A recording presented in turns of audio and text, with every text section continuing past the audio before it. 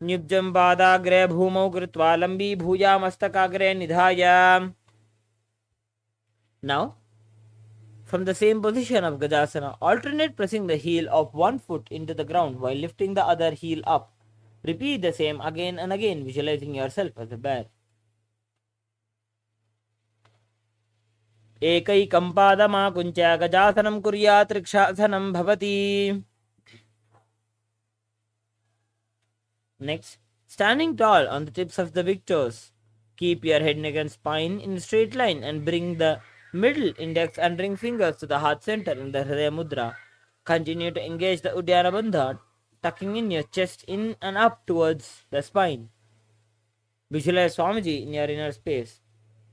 केशेन पादयुगलं बद्ध्वा तिष्ठेदधोमुखः अथ वैश्यावक्षे यत्कृत्वा सत्यवान् भवेत्. Next, entering into the Urdhva Karna, the first karna of the Dvitiya Vinyasa Krama.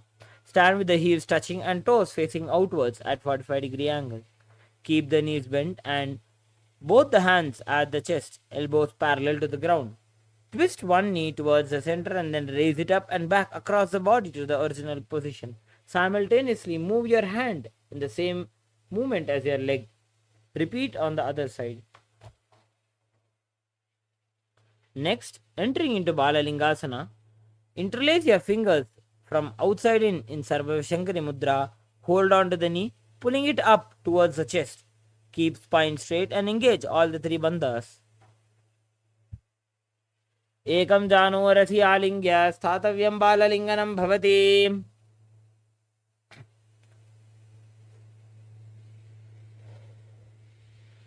Next, we'll be entering into the Padapidhanasana. Take one foot and pull it behind towards the buttocks. Hold it with both the hands. Engage all the three bandhas as you visualize Swamiji in your inner space. स्थित्वैकस्मिन् पादतले कराभ्यां वेष्टयेतनुं पृष्ठे संस्थाप्य यत्तेन पादपीडनमासनम्.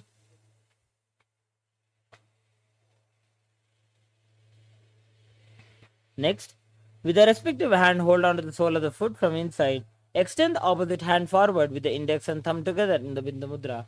Simultaneously kick and pull the foot back and up while leaning forward. Visualize yourself as Lord Nataraja. उत्तानपादं क्रौञ्चं च मरीचिं वीरभद्रकं नटराजं त्रिकोणं च सुप्ताङ्गुष्ठप्रसारणे. We will be repeating the Balalingasana on the opposite side. Bring your hands into the Sarvashankari Mudra again, holding on to the knees, pulling it up towards your chest. Keep the spine straight and engage all the three bandhas, visualizing yourself as caressing a baby. Ekam janursi alingya sthatavyam balalinganam bhavati. Next, take one foot and pull it behind towards the buttock, holding it with both the hands in a straight line and engage all the three bandhas. Visualize Swamiji in your inner space. स्थित्वैकस्मिन् पादतले कराभ्यां वेष्टयेत्तनुं पृष्ठे संस्थाप्य यत्तेन पादपीडनमासनम्.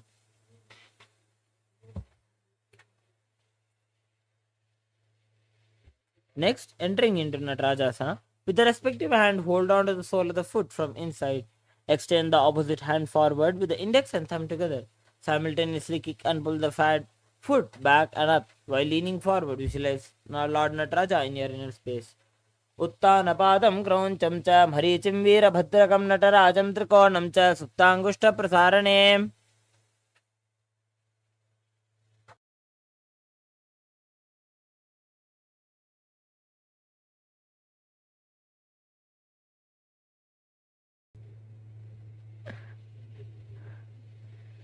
Next, we'll be entering into the Ardharechita Karna.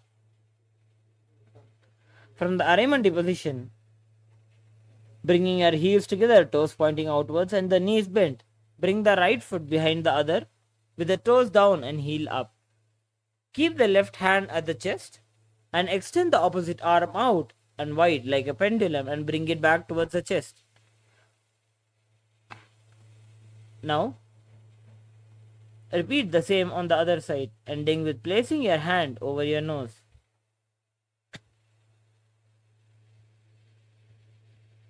Next, we'll be entering into the skeleton dance. Now, Shake your body intensely as you visualize yourself as a skeleton.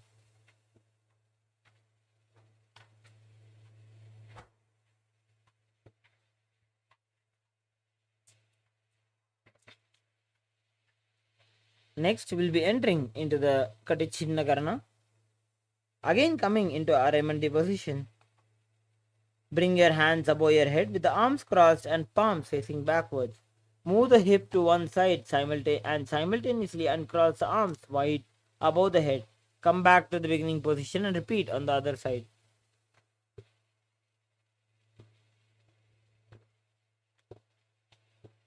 Next, standing tall on the tips of the toes, raise your hands up above the head, beside the ears. Engage all the three bandhas and visualize yourself as a palm tree in Tadasana. Continuously perform the japa of Shivoham internally. महामुद्राबद्ध कोनौ ताड़ासन विभेदकान् विनोत्तानं सदा कुर्यादन्तर्वत्नीपति प्रियाम्. From the standing position, lean forward and down, bringing your hands flat on the ground. Engage all three bandhas and bring your forehead towards your knees. Visualize Swamiji in your inner space. महामुद्राबद्ध कोनौ ताड़ासन विभेदकान् विनोत्तानं सदा कुर्यादन्तर्वत्नीपति प्रियाम्. Next, coming into a plank position, perform the Jalandhara Bandha, that is, tuck the chin to the chest and rotate the head from side to side, visualizing Swamiji in your inner space. Gajasanam sthitva mastakam varam varam dakshina kukshim savya kukshim najet. Next, lower the entire body down onto the stomach and keep the toes pointed backwards. Keep the hands next to the chest and raise the head up using the strength of the lower back. Open your mouth wide and inhale through the hollow of throat. Visualize yourself as cobra in your inner space. Engage the Mula Bandha. Angushtanabhiparyantam adhobhumo vininyaset karabhyam chadaram dhrutva urdhashirsha phanivahi. Next, coming back into a plank position of Shashasana. Alternate bringing one knee in towards the chest, back and forth. Visualize Swamiji in your inner space as you perform the Sahaja Kumbhaka, that is, normally inhaling, holding your breath and exhaling slowly. Gajasana samsthito janudvayamagunche varam varam kartavyam Shashasanam bhavati. Next, entering into the Gajasana. Alternate bringing one knee in towards the chest, back and forth. Visualize Swamiji in your inner space. Gajasana samsthito janudvayamagunche varam varam kartavyam Shashasanam bhavati.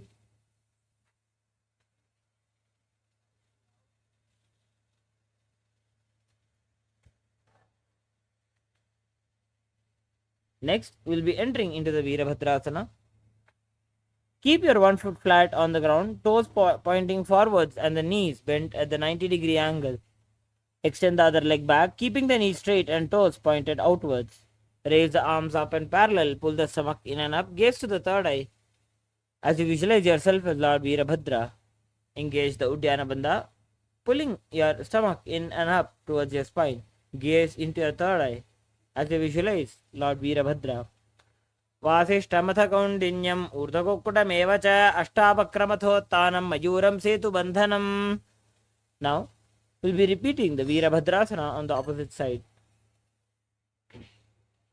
Bringing your one foot flat on the ground with the toes pointing forwards and the knees bent at a 90-degree angle. Extend the other leg back. Raise your arms up, parallel beside the ears. Pull the stomach in and up, gaze to the third eye, visualize yourself as Lord Virabhadra. Vasishtamatha kaundinyam urdhakukutam cha ashtapakramathotthanam mayuram setu bandhanam.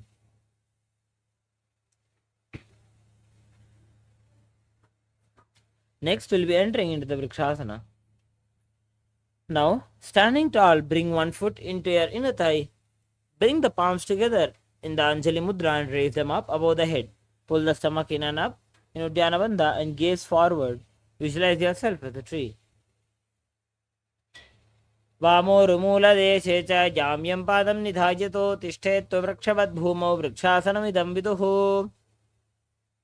Next, we'll be entering into the Garudasana. Place one foot at the opposite hip. Bring the palms together in front of the heart center. Namaskar Udra. Keep the standing leg straight as a rod. Visualize yourself as Lord Garuda. गरुडासनमावक्षे येन ध्यानं स्थिरं भवेत् सर्वदोषाद्विनिर्मुक्तो भवतीह महाबली. We'll be repeating the Vrikshasana on the opposite side. Now, standing tall, bring one foot to the inner thigh, bringing the palms together and raise them up above the head. Pull the stomach in and up and gazing forward. Visualize yourself as a tree. वामोरुमूलदेशे च जाम्यं पादं निधायतो तिष्ठेत् वृक्षवद्भूमौ वृक्षासनमिदं विदुः. We'll be repeating the Garudasana on the opposite side. Now, place your one foot at the opposite hip, bringing the palms together in Namaskar Mudra. Keep the standing leg straight as a rod. Visualize yourself as Lord Garuda. Garudasanamaavakshye yena dhyanam stiram bhavet. Next, we'll be entering into the Trikonasana. Step one leg far back. Keep the front toes pointing forwards and back toes facing sideways. Keep the arm straight and bring the front arm down towards the ground beside the foot while other arm extends towards the sky. Visualize yourself as a triangle in your inner space. उत्तानपादं क्रौञ्चं च मरीचिं वीरभद्रकं नटराजं त्रिकोणं च सुप्ताङ्गुष्ठप्रसारणे. Next, we'll be repeating the Trikonasana on the opposite side. Please flip your legs over. Bend your forward arm down to the ground and the opposite hand into the sky. Visualize yourself as a triangle. उत्तानपादं क्रौञ्चं च मरीचिं वीरभद्रकं नटराजं त्रिकोणं च सुप्ताङ्गुष्ठप्रसारणे. Next is the Nikuttaka Karana. Coming back into the Arimandi position, bring your hands into a parallel posture in front of your chest. Stamp your heel into the ground while you move your hands in a rotatory motion in front of your chest.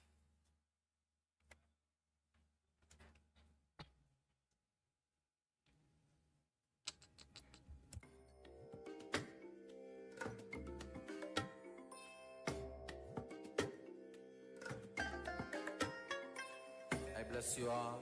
Let you all open all your three eyes and manifest the powers of Mahasadashiva. Om Nithyananda Paramashivoham. Om Nithyananda Paramashivoham. Om Nithyananda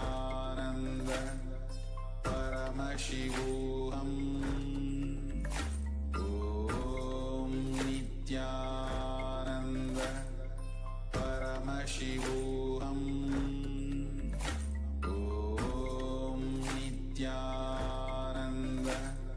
Paramashivoham. Om Nithyananda Paramashivoham. Om Nithyananda Paramashivoham.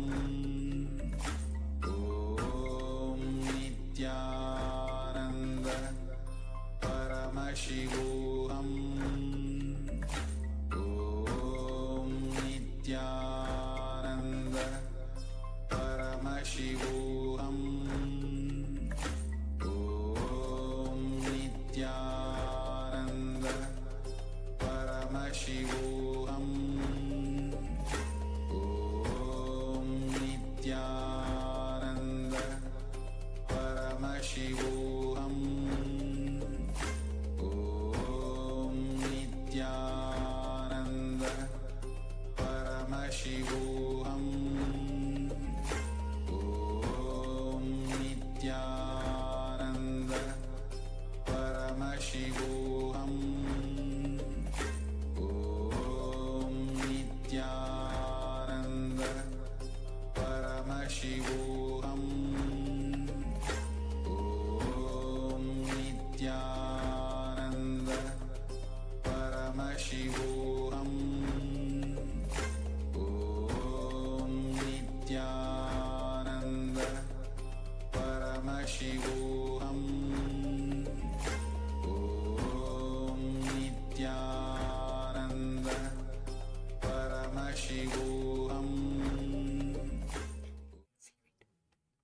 Sorry for the technical glitch.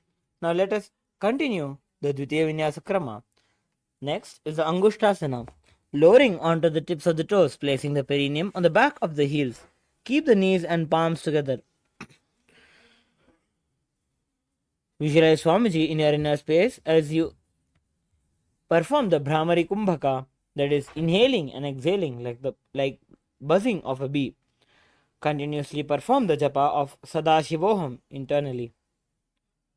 कबन्धासनमित्याहुः गोरक्षासनमेव च अङ्गुष्ठमुष्टिकं येयं ब्रह्मप्रासादितं तथा.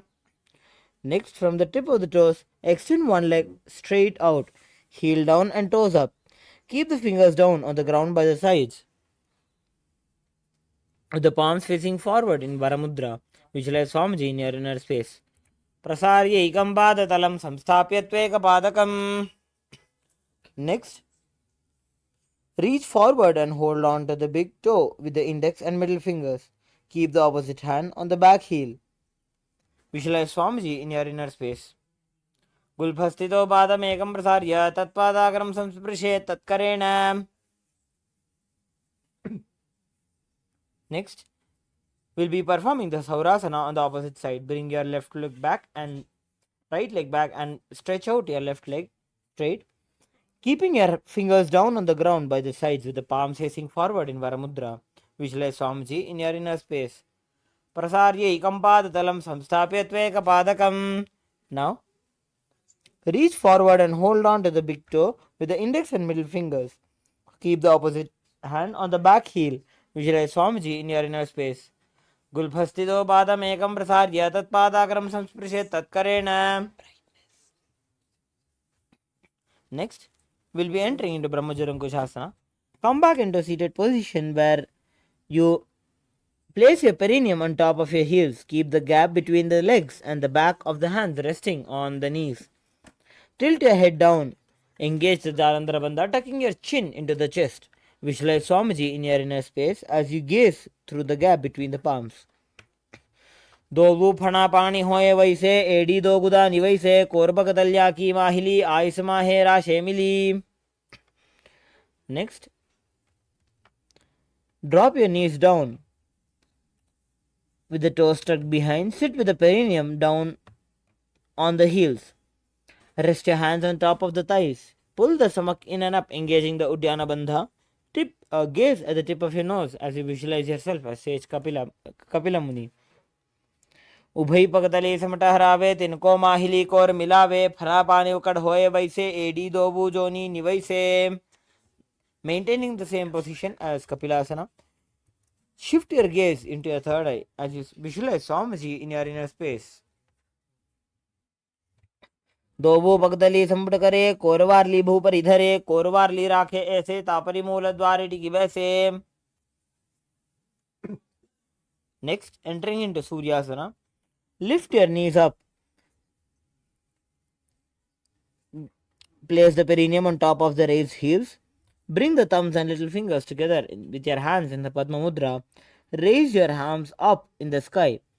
Gaze through the hole between your palms. Visualize Lord Surya in your inner space as we perform the Suryasana. एडी दो गुदा तरियाणे फना पानी बैठक पुनिठाने. Be seated with the toes flat and the perineum on the heels. Keep the hands on the top of the knees and lift the tongue up and against the roof of the mouth.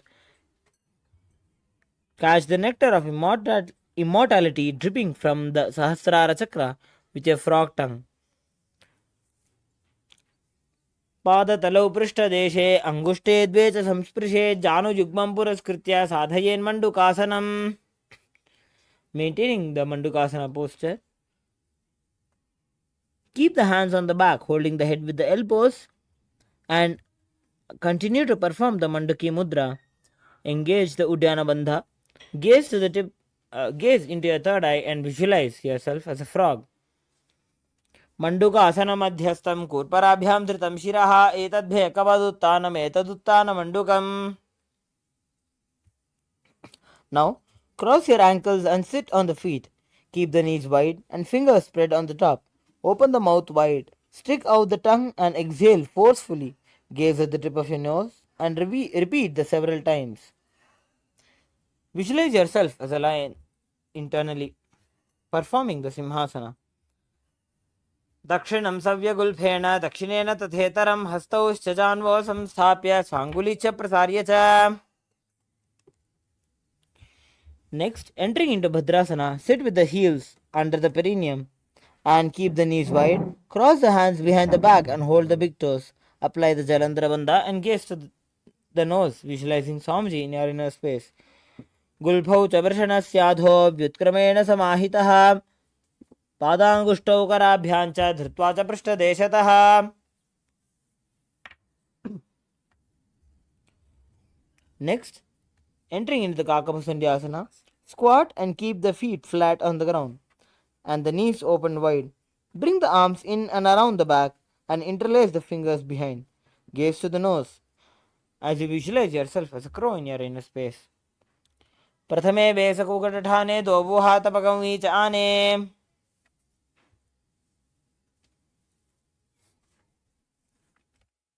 Next, we'll be entering into the Kanipasana. Place the palms on the floor, shoulder width apart. Bring the knees to the back of the arms towards the armpits. Lean the chin forward and down and gaze ahead as you visualize yourself as Swamiji in your inner space in Kanipasana. Asana ko guna ashidishta hoi to achi hoi. Next, we'll be entering into the Kapalyasana, which is an inverted posture. We request all the participants who have serious ailments or if they are pregnant to please avoid this asana and consult your doctor. Now, placing the hands on the ground, shoulder width apart, bring the top of the head on the ground, forming a triangle between the hands and the head.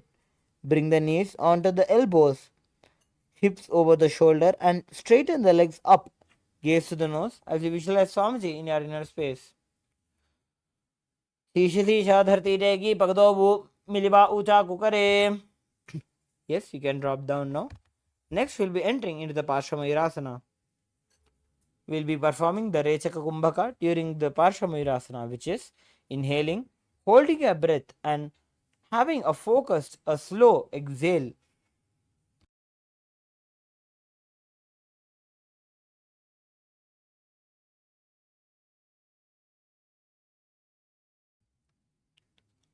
Now, squat on your toes with the legs together and twist the body and place both the hands to one side.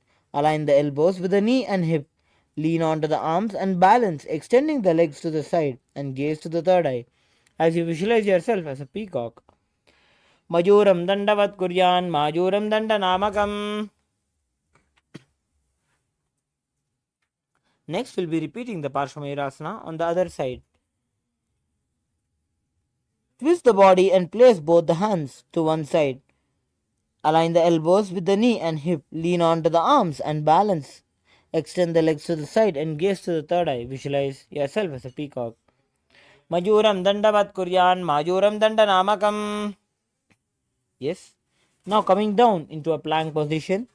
Step one foot outside the respective shoulder, bringing the foot between the hands. Gaze to the third eye. Visualize yourself as Lord Kalabhairava as you engage the Mula Bandha and continue to perform the japa of Sadashivoham internally. Asana ko gunapiti jayi. Next, we'll be repeating the Bhairaganathasana on the opposite side. Step the other foot outside the respective shoulder and bringing the foot between the hands. Gaze to the third eye. Visualize yourself as Lord Kalabhairava. Asana ko guna jholo. Asana ko gunapiti jayi. Next, we'll be entering the Unmukha Pitasana. From the Rakshasana, bring your forearms onto the ground and walk the feet forward, raising the hips up. Lift the chest and the head up and gaze into the third eye. Visualize Swamiji in your inner space. भून्यस्तौ जानुनी हस्तौ चतुष्पदमवाङ्मुखम् उत्थापिताङ्घ्रि युगलकटिस्थलमभिरुका. Next, we'll be entering into Vasishthasana. Now, coming back into the plank position, rotate your body onto your right hand, raising your left hand up. Keep the balancing hand directly beneath the shoulder. Raise your hips and gaze towards the sky. Visualize yourself as Sage Vasishta. ऊर्ध्वकुक्कुटवासिष्ठमरीचिहलमत्यकं परिवृत्तिं चोदरस्य विविधं धनुरासनम्. Repeating the Vasishthasana on the other side, bring your left hand onto the ground and raise your right hand up into the sky. Keep the balancing hand directly beneath the shoulder. Raise your hips and gaze toward the sky. Visualize yourself as sage Vasishta. ऊर्ध्वकुक्कुटवासिष्ठमरीचिहलमत्यकं परिवृत्तिं चोदरस्य विविधं धनुरासनम्.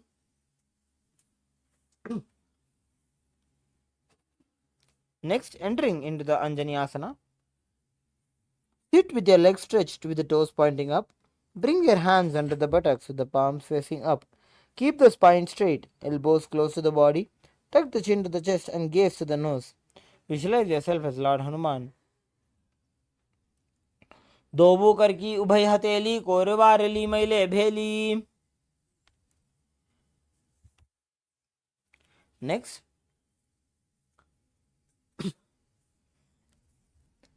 bend from the waist and hold to the big toes with the index and middle fingers. Bring the chest to the thighs and head to the knees and engage all the three bandhas. Visualize Swamiji in your inner space as you continue to perform the japa of Mahasadashivoham internally. जानु परिललाटन्तो पश्चिमं ताणमुच्यते येन केन प्रकारेण सुखं धार्यं च जायते. Next, we'll be entering into Ugrasana. Clasp your hands behind the head and lean the chest forward and down. Bring the head to the knee. Engage all the three bandhas. Visualize Kali in your inner space. स्वपाणिभ्यां दृढं धृत्वा जानूपरि शिरोन्यसेत्.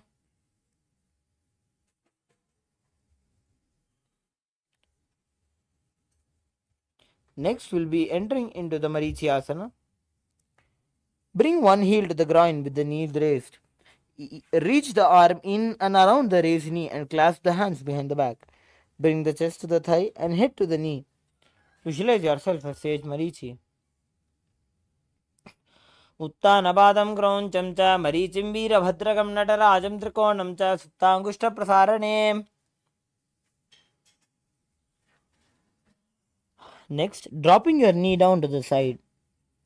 Reach and hold to the front foot, keeping the leg straight. Bring the chest forward and down. Engage all the three bandhas and gaze to the nose. Visualize Swamiji in your inner space. महामुद्रां प्रवक्ष्यामि तन्त्रेऽस्मिन् मम वल्लभे यां प्राप्य सिद्धः सिद्धिं च कपिलाद्याः पुरागताः.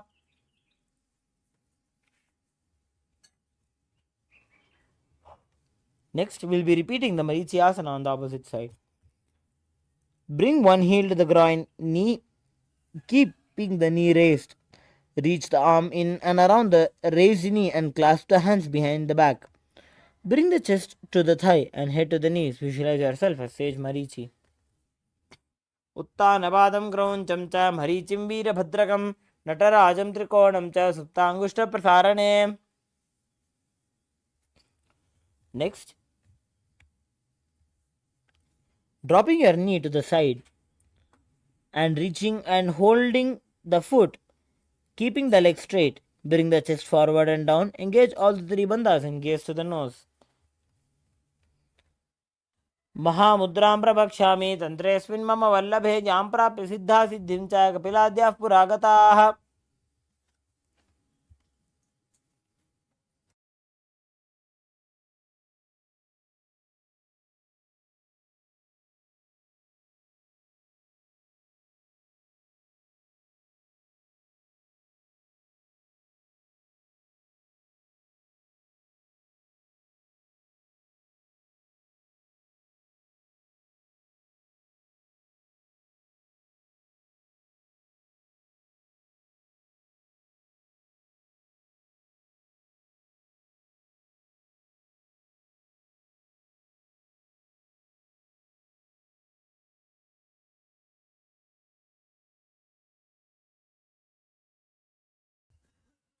Now we move to the next asana, Bhadrasana.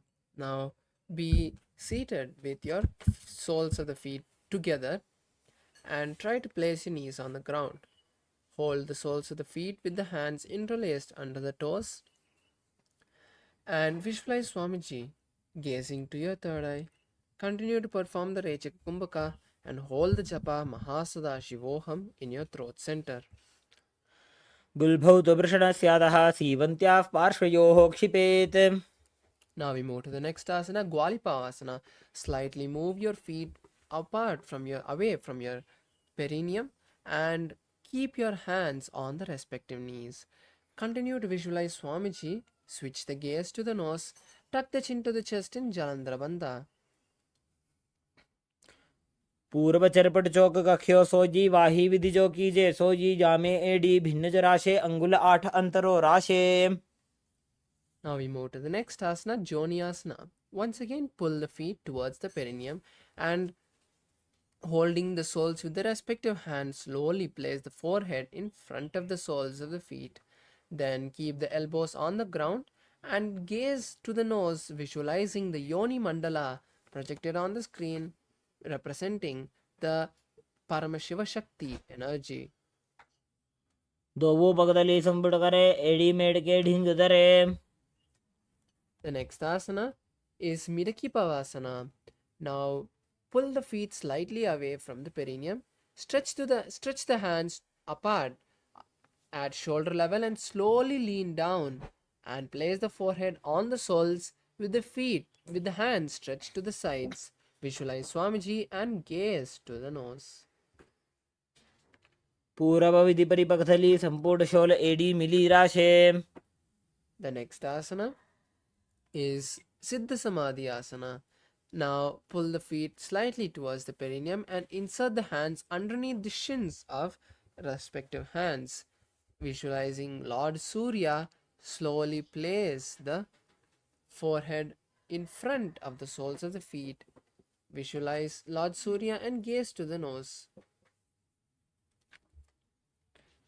दोवो पगदली संपुट करे 16 मेढ आगा में धरे अंगुल 8 अंतरो राशे एडी को ऐसे विधि दाशे. The next asana is Chinaki Pavasana. Now, in the seated position with the soles of the feet together, open the soles of the feet with the respective hands like a book and place the elbows on the knees. Visualize Swamiji and gaze to the nose. दो पगा की AD धरती मगिवा मेढ लगावे. Now we move to the next asana, Charapata Chokasana. Now, in the seated position, with your soles of the feet together, pull the feet towards the perineum as much as you can and place the hands on the knees. Gently press the knees down and visualize Swamiji in your inner space as you gaze to the third eye and perform the Uddiyana Bandha. दोवो पगदली संपुट धारे आगा ने करे जारे पसारे घोड़ा भूसो लगता राशे हाथ दो वो घोड़ा परिदाशे. Now we move to Bhairavasana.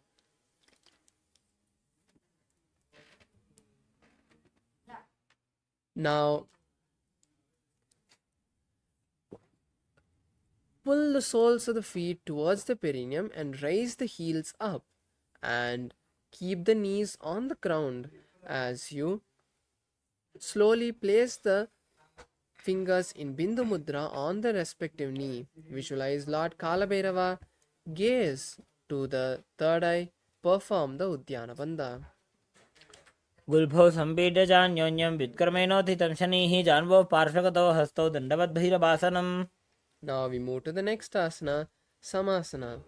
Now be in the same seated position, but place one heel by the perineum and lift the other leg towards the chest with both the hands and visualize Swamiji in your inner space as you gaze to the third eye. समानासनमा वक्षे सिद्धमन्त्रादि साधनात् एकपादमुरो दत्वा गुह्योऽन्यलिङ्गवक्त्रके. Now we move to Apanasana, placing your hands, your raised leg on the respective shoulder. Stretch the opposite leg straight and forward and keep the hands by the side for balance. Visualize Swamiji and gaze to the third eye. Continue to perform the Rechaka Kumbhaka. केवलं पादमेकञ्च स्कन्धे चारोपि यत्ततः. The next asana is once again Samasana on the opposite side. Now this time place the opposite foot by the perineum and raise the other leg with both the hands towards the chest. Visualize Swamiji and gaze to the third eye. समानासनमावक्षे सिद्धमन्त्रादिसाधनात्. Next asana is Apanasana. Place the raised leg on the respective shoulder. Stretch the other leg forward and up and visualize Swamiji as you gaze to the third eye. केवलं पादमेकं च स्कन्धे चारोपि यत्ततः. The next asana is Gomukhasana. Now, in a seated position, cross one leg over the other and place both the hands on the top knee. Interlace the fingers and visualize a cow as you gaze to the nose. Start performing the Sitkari Kumbhaka for the following asanas, which is inhaling through the clenched teeth with the tongue touching the tip of the teeth. सव्ये दक्षिणगुल्फं तु पृष्ठपार्श्वे नियोजये दक्षिणे तथा सव्यं गोमुखं गोमुखं यथा. The next asana is Anusuyasana. Now hold the big toes with the respective hands on the each side and visualize Rishika Anusuya. Gaze to the nose and pull the stomach in and up in Uddiyana Bandha. Hold the new japa Om Nithyanandoham in your throat center. दक्षिण गोड़ नीचे उठाने बाहों ताकि ऊपर आने. The next asana is Anusuyasana 2. Now interlace your fingers behind the back and slowly lean down, placing the chin in front of the raise on top knee. Continue to visualize Rishika Anusuya, gaze to the nose and hold the Mula Bandha. जीमणा गोदा की संधि उपरिड़ा बागोड़ा की संधि. Now we move to Garudasana 2. Now place one foot by the perineum and the other foot flat with the knee by the chest. Place the hands on respective knees. Visualize Lord Garuda and gaze to the nose. डाबोपगमोडी एडी माहिलो गुल्फमूलद्वारनी चैदे. The next asana is Naradasana. Now in this seated position, sit on the heel touching the perineum and interlace the fingers outside behind the neck and turn outside the raised knee. Visualize the great sage Narada and gaze to the third eye. पिष्टिज वाम पगदली केरी भूपरिता ही लगावे फेरी. The next asana is Matsyapitakasana. Now place the foot underneath the perineum on the opposite thigh and with one hand hold the respective big toe and with the other hand wrap the leg which is on the opposite thigh and hold the opposite shin. Visualize Matsya, the fish avatar of Lord Vishnu, and gaze to the nose. वामेन वामाङ्गुष्ठन्तो गृहीतं मत्स्यपीठकं योनि वामेन सम्पीड्य मेढ्रादुपरि दक्षिणम्. The next is Gomukhasana on the opposite side. Now once again cross the feet and interlace the fingers and place them on the top knee. Visualizing the face of a cow, gaze to the nose. सव्ये दक्षिणगुल्फं तु पृष्ठपार्श्वे नियोजयेत्. Now we move to Anusuyasana on the opposite side. Now hold the big toes with the index and middle fingers in Prana Mudra. Continue to visualize Rishika Anusuya, gaze to the nose and perform Uddiyana Bandha. दक्षिण गोड़ नीचे उठाने बाहों ताकि ऊपर आने. We move to the next asana, Anusuyasana 2. Now interlace the fingers behind the back. Slowly lean forward and down, placing the chin in front of the knees and try touching the nose to the floor in front of you. Visualize Rishika Anusuya and gaze to the nose. जीमणा गोदा की संधि उपरिड़ा बागोड़ा की संधि. The next asana is Garudasana 2. Now rise up and place one foot by the perineum and the other foot flat with the knee by the chest. Place the hands on respective knees and visualize Lord Garuda as you gaze to the nose. डाबोपगमोडी एडी माहिलो गुल्फमूलद्वारनी चैदे. The next is Naradasana. Now, in this seated position, sit on the heel touching the perineum and interlace the fingers behind the neck. Turn outside the raised knee and visualize the great sage Narada as you gaze to the third eye. पिष्टिज वाम पगदली केरी भूपरिता ही लगावे फेरी. The next is Matsyapitakasana. Now, place the heel you are sitting on the opposite thigh and with one hand hold the respective big toe, and with the other hand wrap the raised leg and hold the opposite shin. Visualize Matsya, the fish avatar of Lord Vishnu, as you gaze to the nose. वामेन वामाङ्गुष्ठन्तो गृहीतं मत्स्यपीठकम्. Now we move to Matsyendrasana. Now place your left leg on the right thigh and bending the right knee, turn outside of the right knee. Then keep the left elbow on the right knee and the hands on the neck. Keep the right hand on the floor behind. Gaze backwards and visualize Matsyendranatha, the great sage, and gaze to the third eye. उदरं पश्चिमाभासं कृत्वा तिष्ठति यत्ततः. Now we move to Kubasana. Place the right hand now on the right foot, and take the right hand which is on the floor behind and place it on the right ear.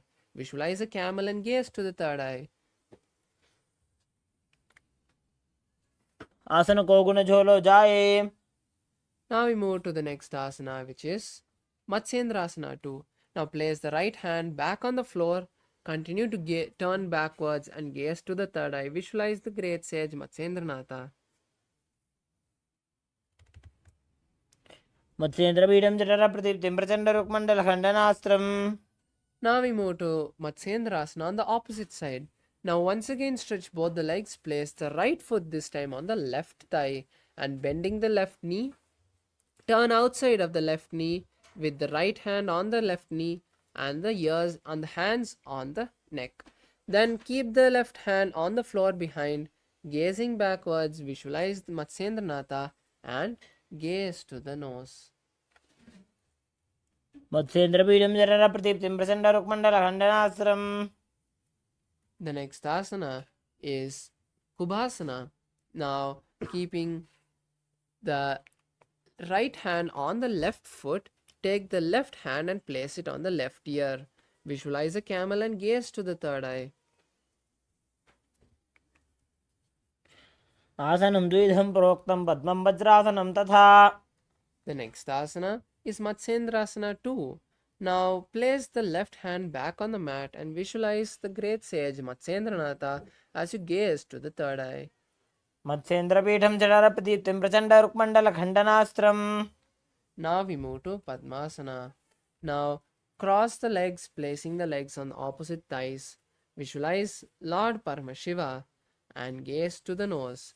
Perform the Mahamudra Bandha and start performing the Sitali Kumbhaka, which is inhaling with the clenched teeth, but this time placing the tongue on the tip of the upper palate. Gaze to the nose. आसनं द्विधं प्रोक्तं पद्मं वज्रासनं तथा. The next asana is Padmasana 2. Now cross the hands and hold opposite big toes and visualize Goddess Parvati as you gaze to the nose. Start performing the new japa, holding the new japa in your throat center, which is Om Nithyananda Mahasadashivoham. उत्तानहु चरणौ कृत्वा ऊरु संस्थो प्रयत्ततः. The next asana is Kukutasana. Now insert the hands through the gap of the thighs and calves and lift the entire body off the mat. Visualize a rooster. Start performing the Saja Kumbhaka, which is inhaling, holding the breath and exhaling comfortably. पद्मासनं सुसंस्थाप्य नान्वोरोरन्तरे करौ.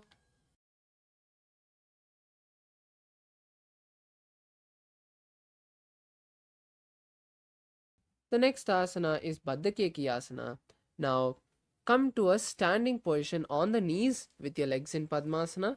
Place the palms on the mat with the fingers pointing towards the body. Slowly lean onto the elbows and placing the navel on the elbows. Slowly lift the knees off the mat and balance on the hands. Visualize Swamiji in your inner space. धरामवष्टभ्यकरद्वयेन तत्कोर्परि स्थापिता नाभिपार्श्वः. Now we move to Mayurasana.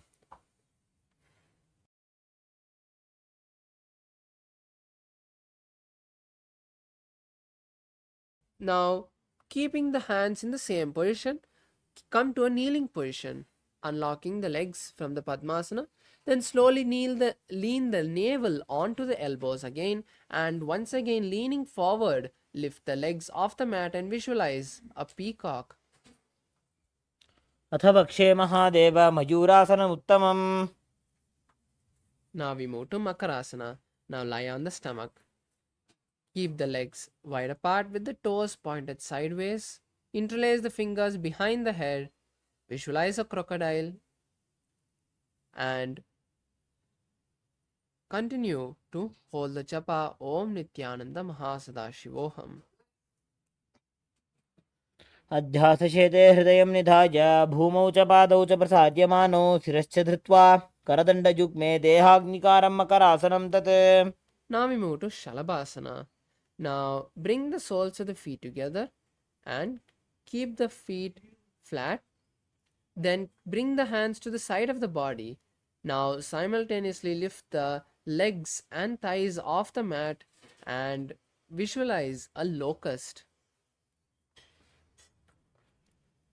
अध्यासशेते करयुग्मवक्षो भूमिमवष्टभ्य करजोस्तलाभ्यां पादौ च शून्ये च वितस्थितोर्ध्वं वदन्ति पीठं शलभं मुनीन्द्राः. Now we move to the next asana, Ushtrasana. Now bend the knees and bring them to the side of the hips. Hold the feet from the inside and gently press them to the floor as much as you can. Then visualize a camel in your inner space. अध्यासशेते पदयुग्मव्यस्तं पृष्ठे निधायापि धृतं कराभ्याम् आकुञ्चयेत् सम्यकुदरास्य गाढम् उष्ट्रं च पीठं योगिनो वदन्ति. The next is Dhanurasana. Now release the legs but keep the knees bent. This time hold the feet from the outside or however it's comfortable for you and simultaneously lift the entire upper body and thighs off the mat, bending the back as much as possible like a bow, visualizing a bow and gaze to the third eye. प्रसार्य पादौ भुजदण्डरूपौ करौ च पृष्ठे धृतपादयुग्मं कृत्वा धनुस्तुल्यविवर्तिताङ्गं निगद्य योगी धनुरासनं तत्. Relax. Now let's come to the seating asana, Bhagasana. Now in a comfortable seated position on the heels, keeping the toes flat, place the palms on the knees and visualizing Swamiji in your inner space, gaze to the third eye. Start holding the new japa Om Nithyananda Paramashivoham in your inner space. उल्टा मोड़ी पावदो वैसे बहुरो जुगति करे एक ऐसे पावन महिला गुल्प जो होबू कुला पाशतीला वेसोबू. The next asana is Gohyasana. This is an inverted asana, so I request any participants with any injuries, ailments or pregnancy to not perform this asana. For the rest of the participants who are not yet adept in this asana, you can take the help of the wall or a partner to perform. Now place your forearms on the mat and interlace your fingers. Then place the crown between the interlaced fingers. Then lifting your knees off the mat, walk your feet forward, stacking the hips above the shoulders and gently kick the legs off the mat and keep the knees bent as you perform this Gohyasana. Visualize Swamiji and gaze to the third eye. दो वो हाथ की कहुनी जोजी पुनः कलाई जाने दो जी. Now we move to Shirasasana as you slowly raise the legs and straighten the knees, keeping the balance. Continue to gaze to the nose and visualize Swamiji. विपरीतं मण्डलं च द्विधैव विदितं हिनः. Slowly relax as you place your foot one by one on the floor. And let's now move to the last but intense sequence of asanas, where we'll be performing the Bhastrika Kumbhaka, the intense exhalations. Now place your palms on the calves of your feet and slowly, keeping balance, raise the legs and bring them towards the forehead. Visualize Swamiji in your inner space. दो वो हाथ बक बाहर आने गोड़ा तरे काकसी ठाने. Now relax your feet on the mat. We move to the next asana, Parigasana. Now cross your hands behind the head and hold on to opposite shoulders. Then leaning back, Raise the legs to a 45-degree angle, visualizing a mace and gazing to the third eye. उत्तानशयनं कृत्वा पादौ मिलित्वा प्रसार्य. Now we move to the next asana, Naukasana. Now relax your legs on the mat once again. Now stretch your hands parallel to the ground, or you can keep your forearms on the mat next to your hips. Then raise your legs to a 45-degree angle once again and balance, visualizing a boat and gazing to the third eye. उत्तानशयनं कोर्पराभ्यां भूमिं वष्टभ्याम्. Now relax your feet on the mat again. Now bring the soles of the feet together and insert your hands underneath the shins of the feet. Then hold the feet with both the hands and pull them to the chest. Then visualize Lord Rudra and gaze to the nose. पकतली सम्पूटकरिहातस्योपक उचायी. The next asana is Unmukha Pitasana too. Now lie down on your back and then bend your knees and keep the feet flat with the elbows together. Then keep the hands touching the heels and lift the hips off the mat.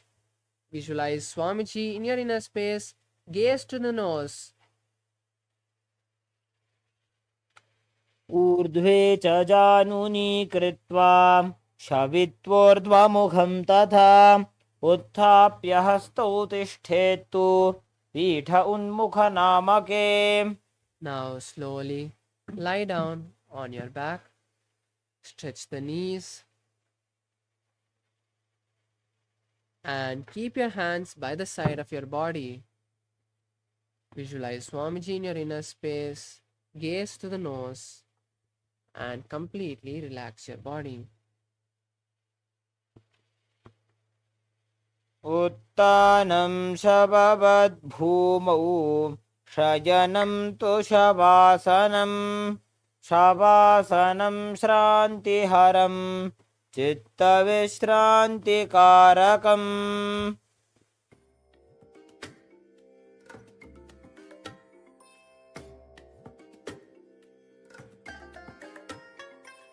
I bless you all. Let you all open all your three eyes and manifest the powers of Mahasadashiva. Om Nithyananda Paramashivoham. Om Nithyananda Paramashivoham. Om Nithyananda Paramashivoham. Om Nithyananda Paramashivoham.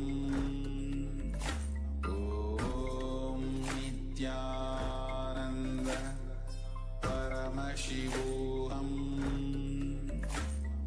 Om Nithyananda Paramashivoham. Om Nithyananda Paramashivoham. Om Nithyananda Paramashivoham. Om Nithyananda Paramashivoham. Om Nithyananda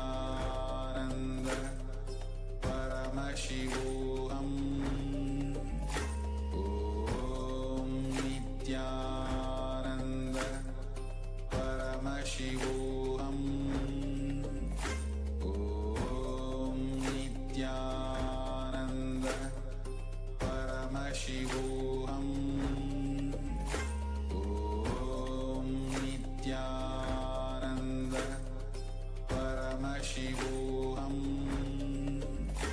Om Nithyananda Paramashivoham.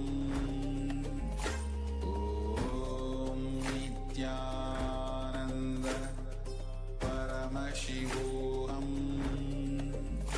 Om Nithyananda Paramashivoham.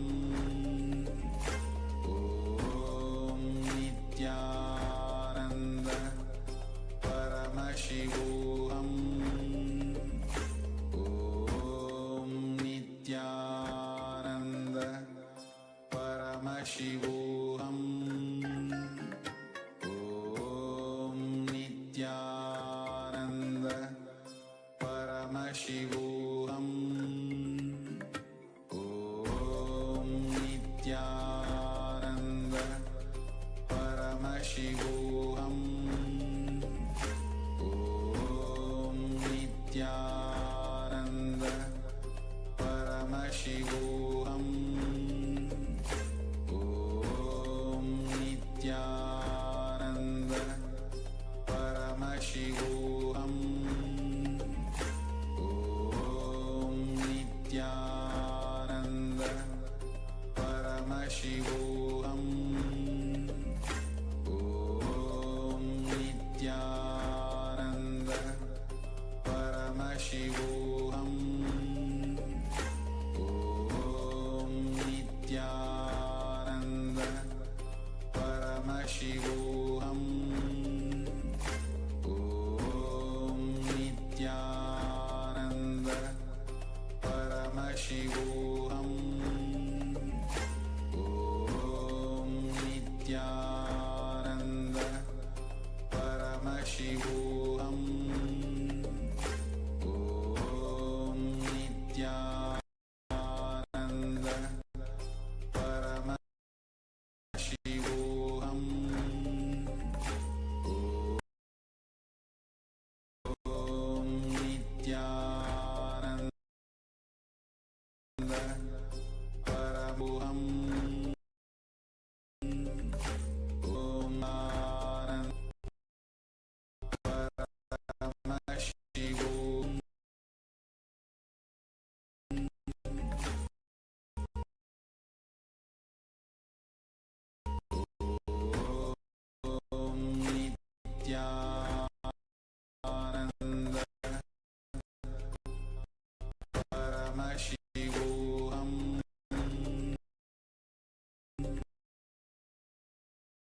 Nithyananda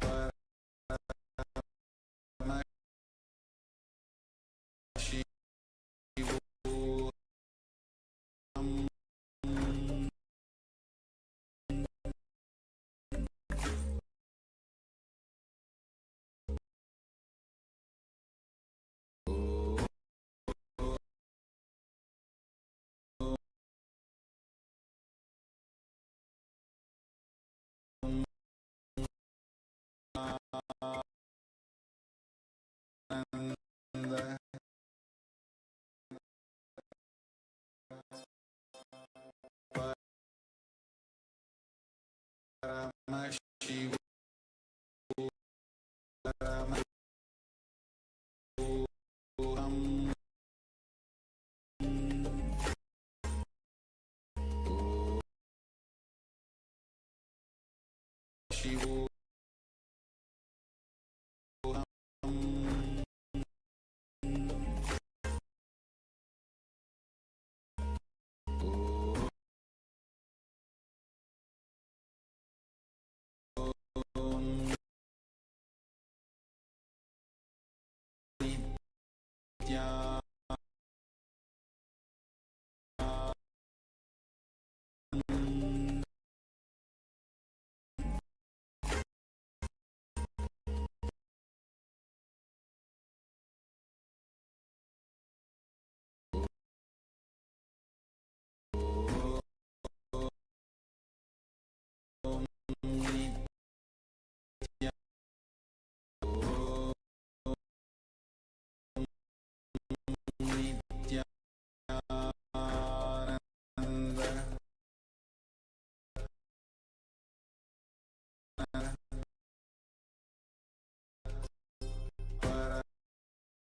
Shivoham Om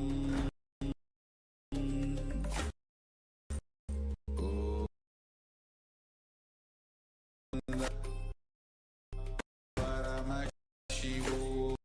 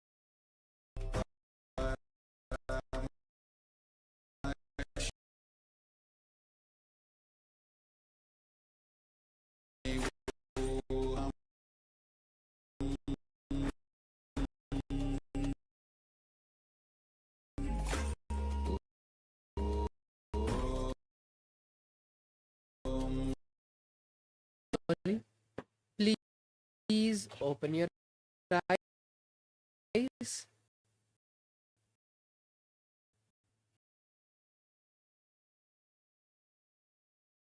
Body.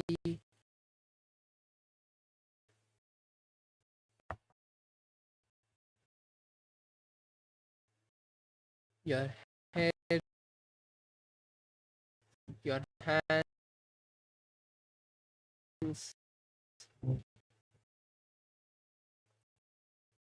and now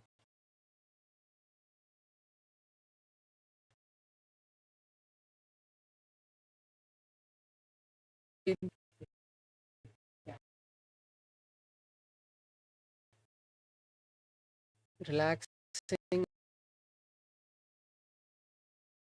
every muscle.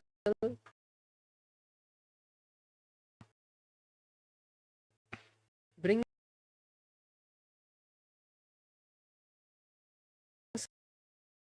for Paramashivoham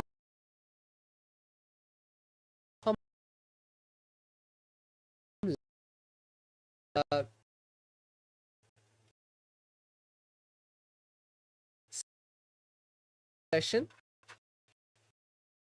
So we'll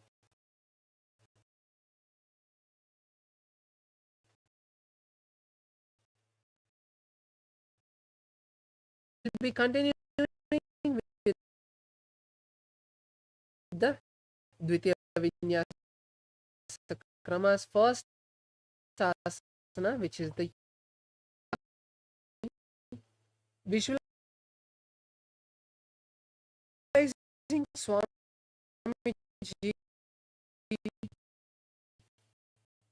in your inner space.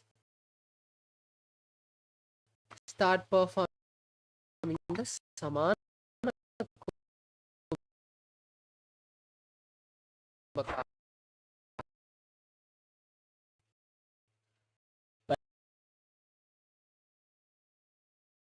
प्रियङ्गं तत्समाख्यातं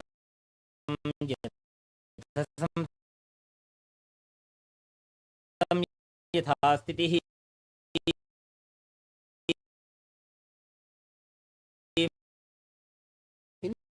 Bindu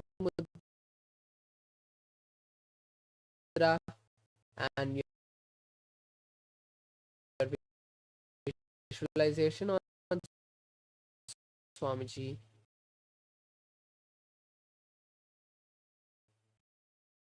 Like,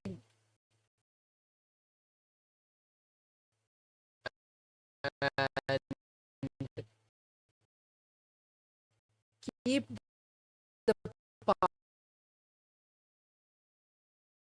palms on the respect.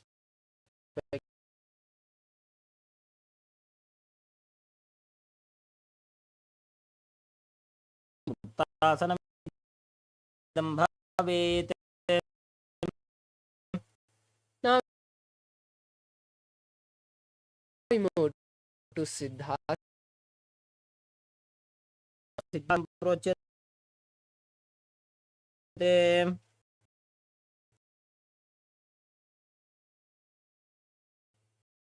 The next asana, Siddhyasana.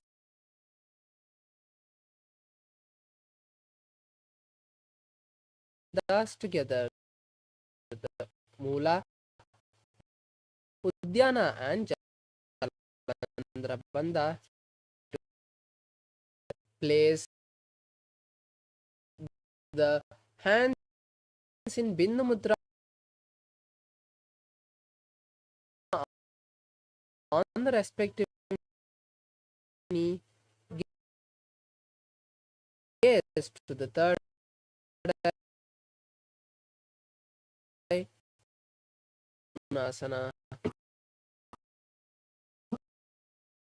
Now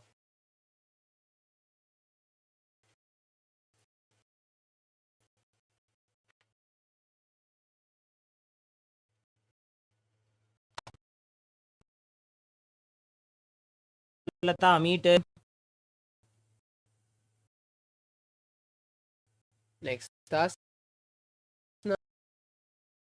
is Siddhyasana.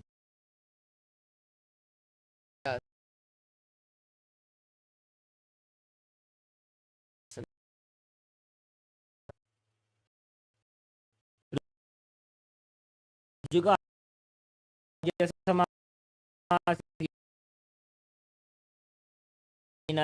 सिद्धासनमुदीरितं प्रसार्य पादौ तु दुभ्यामङ्गुष्टमादरा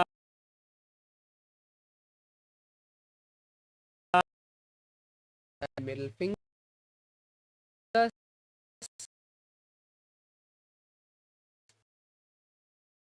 closing the nose with the ring finger and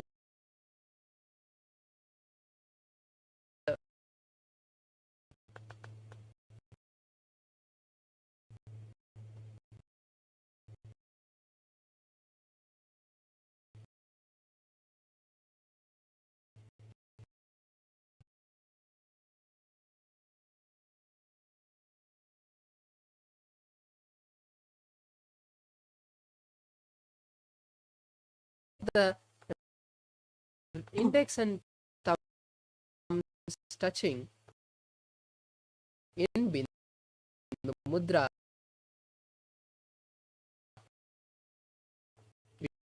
Visualize the space of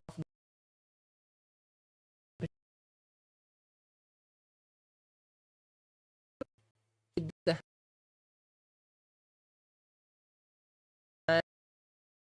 hands and legs in the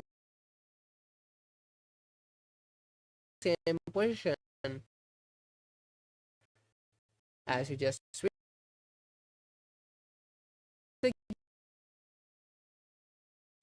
Keeping the palms on the वामपादकथली जाहिमा hili koru. And continue to visualize the Yoni Mandala. Just switch the gaze to the third eye. The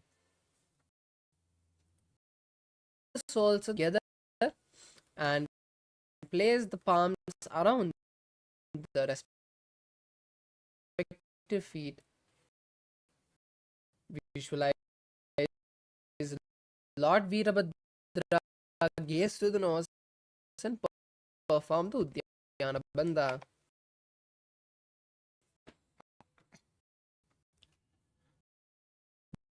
Gulbhau cha vrishana Kumbhaka, which is inhaling through the left nostril, holding the breath, inhaling through the right nostril, holding the breath, and then inhaling through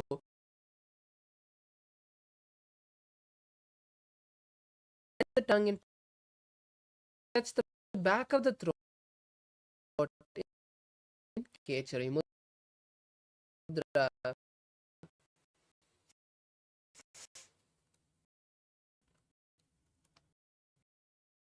Elephant drinking water. Perform the Uddiyana Bandha. Gaze the nose and start performing the Rechaka Kumbhaka asana. Now rise up and insert your hands underneath the gaps of the shins, and then interlace your fingers. Nishwa samyutam.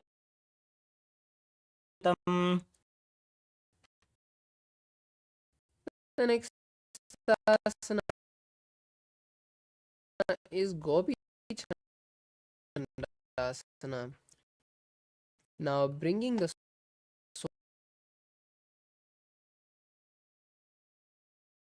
Dipka का उठा कंठ को पराशे.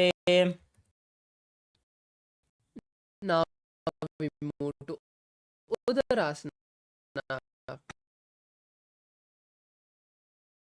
Place the feet on the mat. उपगदली संपुट ठाने उभय हस्त करी उरद हिताने अंगुष्ठ दोवु समटहरावे चिबुक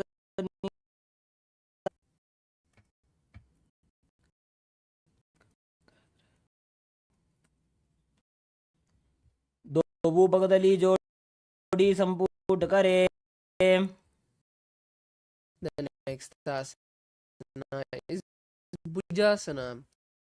Now place your knees on the respective shoulders. सनम च परमं भुजासनम इहोच्य. The next asana is Kalyanasana. Now तिनको गोनी ठाने.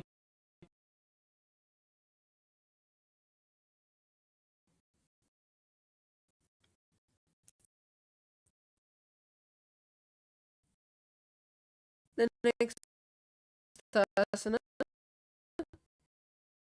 is Sankatasana. Now and visualize sound.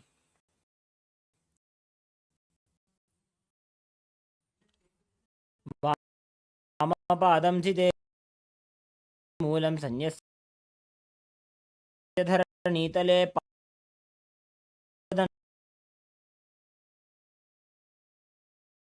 On the top knee,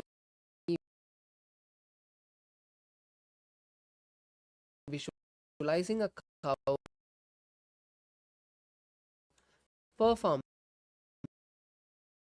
the Udyana Bandha.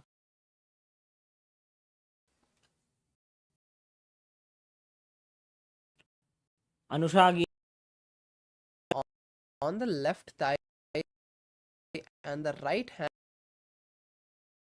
from behind the, on the left thigh. Then slowly lower the body and place the forehead on the mat. Visualize Swamiji in the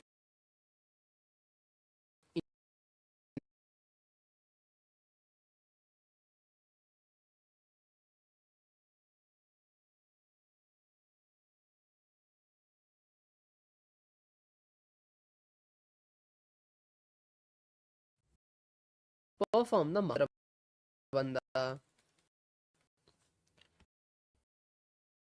ऊर्मूले इतरपादस्य कनिष्ठिका प्रदेशगुल्फं संस्थाप्य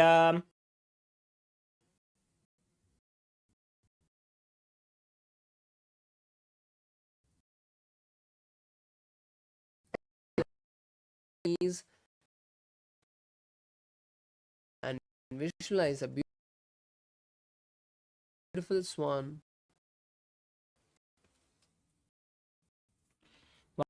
वामपादं चितेर्मुखरपञ्चडं ऋषीन्दगल्यं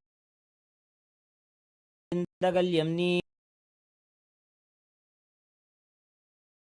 Now we move to Machandrasana on the opposite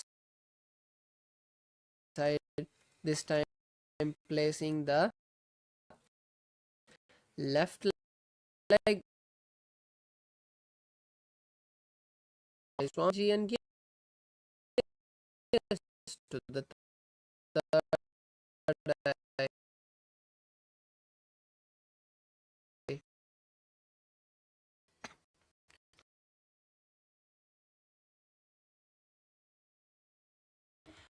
वामजङ्गपरदक्षिणठाने वामहस्तपिष्टेदिमणचर्णजोयी वामजङ्गपरि ऊर्मूले इतरपादस्य कनिष्ठिका प्रदेशगुल्फं संस्थाप्य. Now we move to Pashasana. Now uncross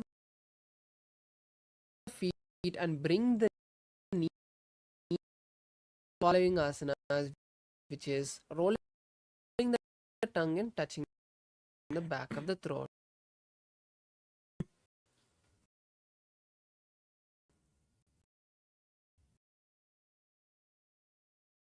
The same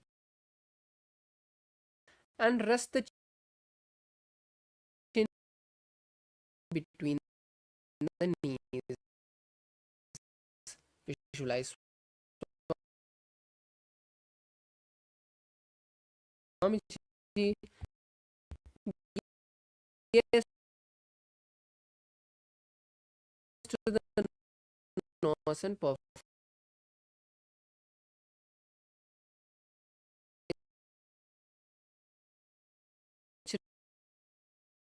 You place your hands underneath the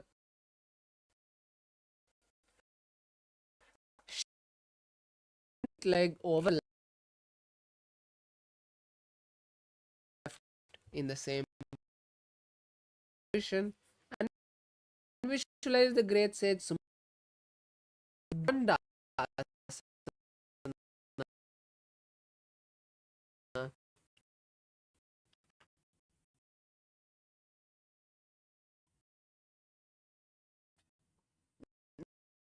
Now be seated with your legs stretched forward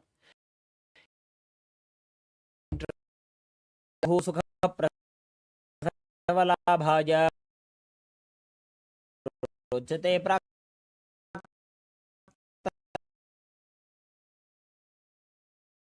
प्राक्नेपथि.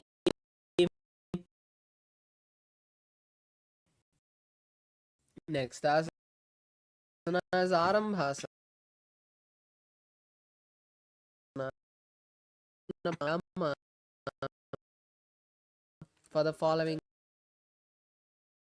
asanas, which is inhaling,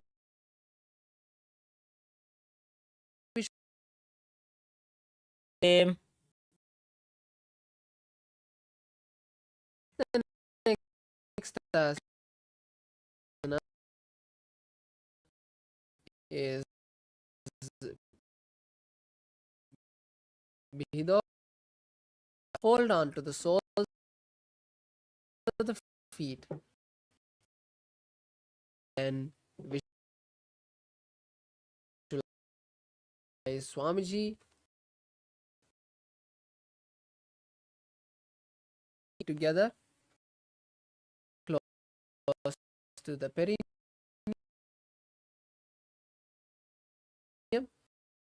Insert the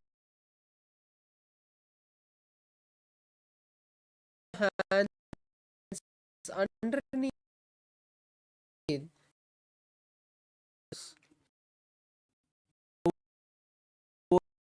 AD में लिखे दीजिए हाथ पसारी.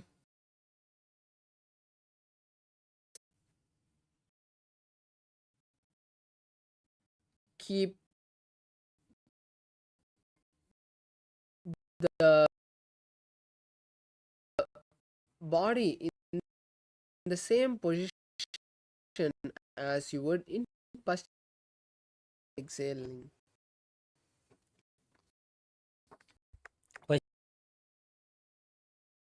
संसिद्धिं कृत्वा एकं पादं ग्रीवायां धृत्वा Left leg behind the neck. Hold the leg behind your head with the right hand.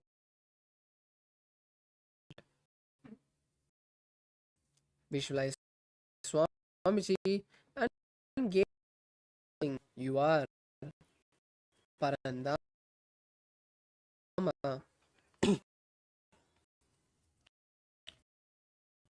उत्तानशयित एकैकं पादं ग्रीवायां कुर्वन्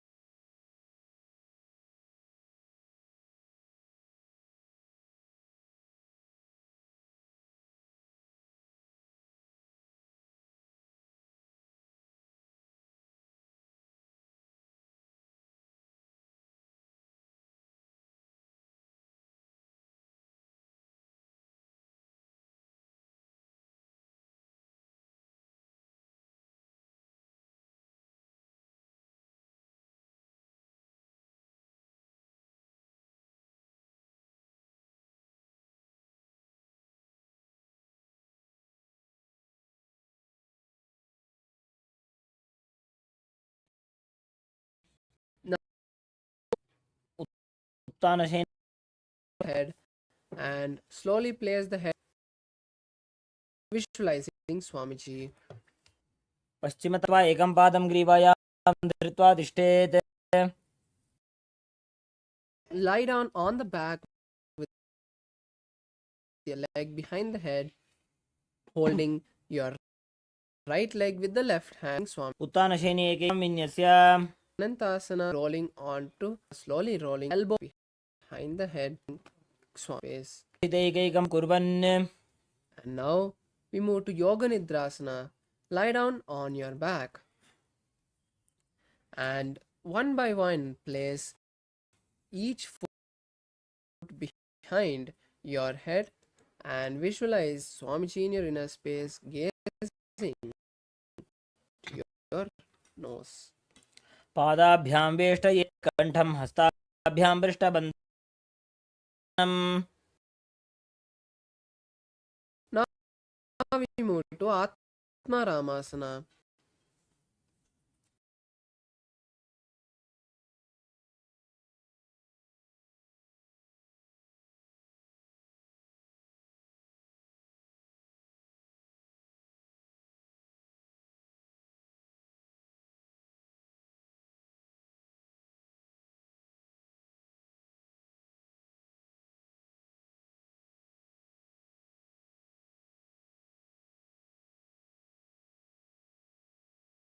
Now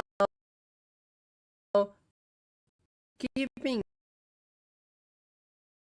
your knees behind your each shoulder,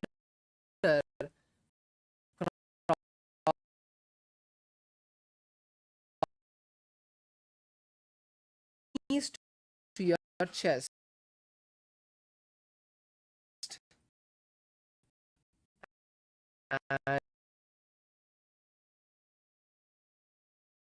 and stretch the hand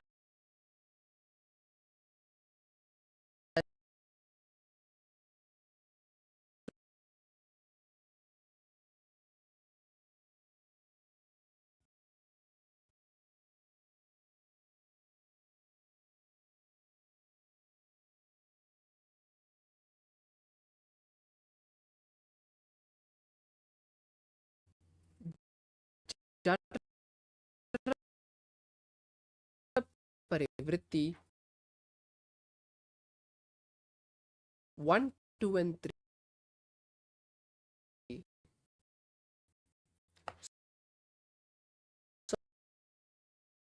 Swamiji, throughout the sequence of 6 asanas, now with the right hand turning to the left side.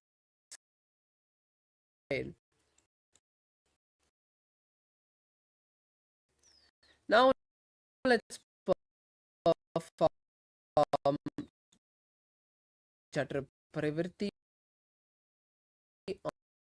on the left side, bringing the knees also, and Chatra Parivritti 3,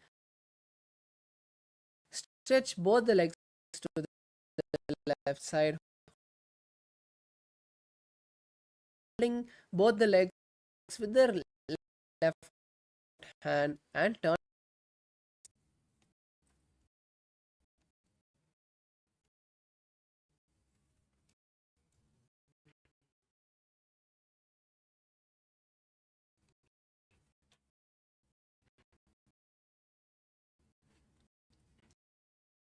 Now lie down on your mat with Kasna. Lower your mat in the same position and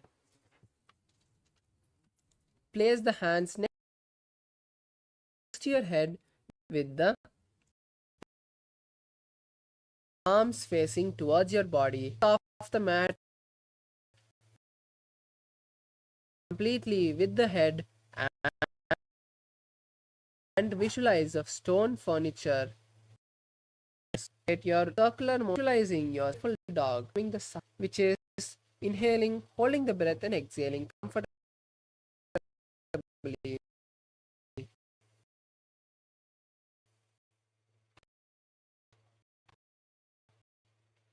शवत् शरीरं संस्थाप्य जानुनी नाभुवानीज.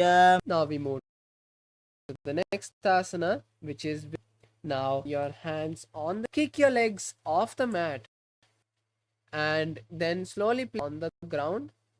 Visualize Swamiji in your inner space and start rotating your legs.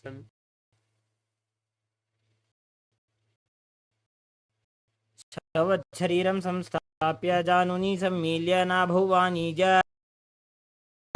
Now we move to Viparita Karani. Need to stop the rotation and continue to visualize Swamiji. करणी विपरीताख्या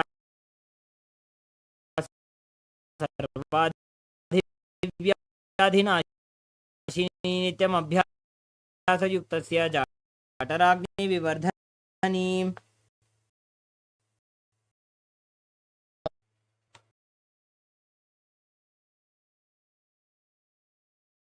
नरकासने स्थित्वा नासिकाप्रदेशे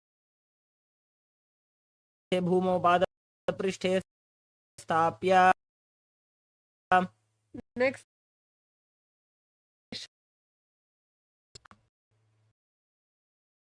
तानं शयित्वा कुर्वीत शयितपश्चिमतानकम्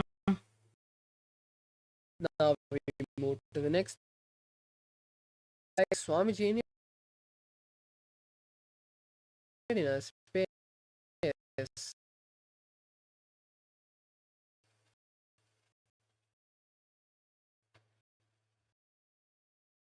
परिवृत्तिकुक्षिभागे त्रिधा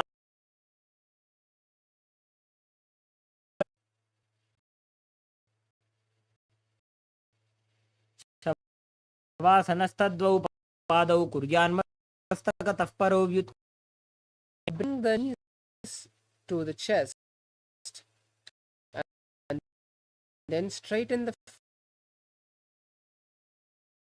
feet vertically and hold on to the big toes with your index and middle fingers, keeping the knees as राजं त्रिकोणं च सुप्ताङ्गुष्ठप्रसारणे now we move to the next asana, Supta Padangushtasana. Just bring the हरिचिम्बीरभद्रकं नटराजं त्रिकोणं च सुप्ताङ्गुष्ठप्रसारणे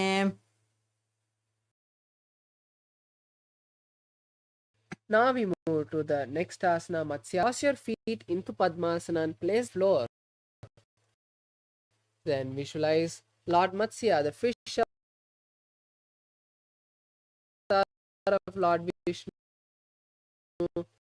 and gaze to the nose. Keep your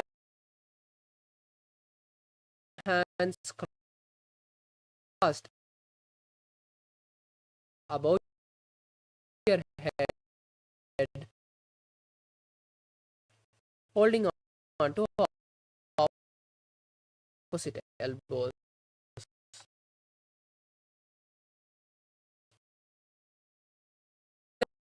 Just in the same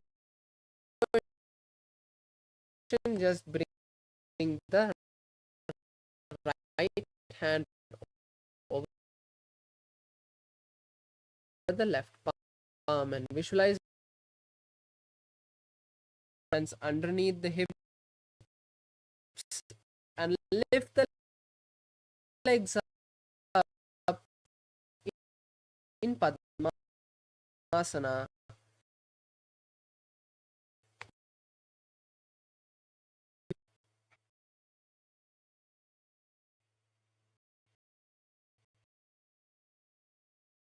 अथवा क्षेत्रसंक्षेपात् सर्वा Bend. Then place the left leg on the right knee, fingers hook forward, visualizing a scorpion and gaze to the third eye. Bring the left knee to the upper body and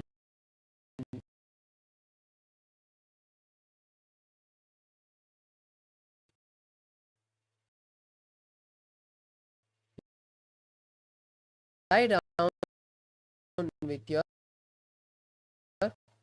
hands interlaced behind you, visualizing Swami Senior in a space.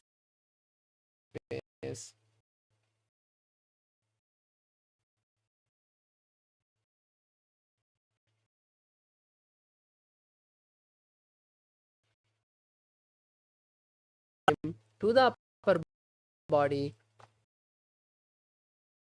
try touching the respective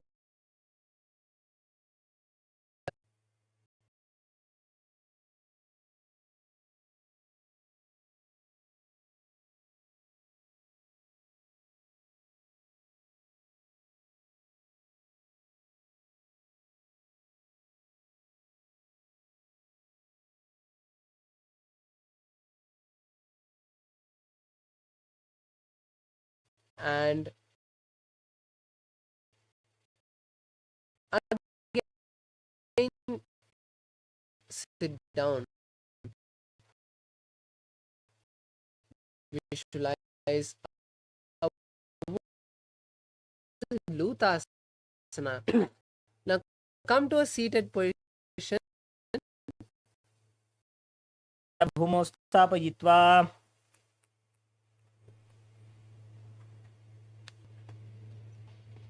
To the Saratas, lie down by yours.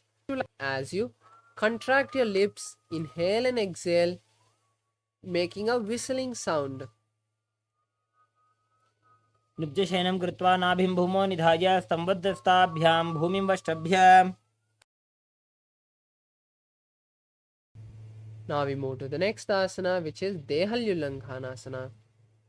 Now come to a plank position and jump both your feet repeatedly between your hands and back to a plank position. Visualize Swamiji and see yourself transcending your body and mind.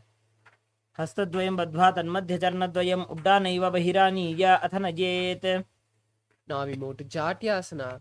Now keep all four limbs on the mat and walk back and forth like an elephant.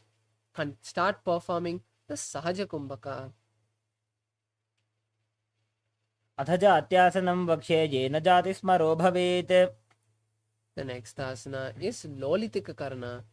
Now come to a half squatting position and stretch your hands to the side. Tilt your head backwards. Now simultaneously rotate your head in all different directions as you roll one hand at a time towards the center of the body and then back out.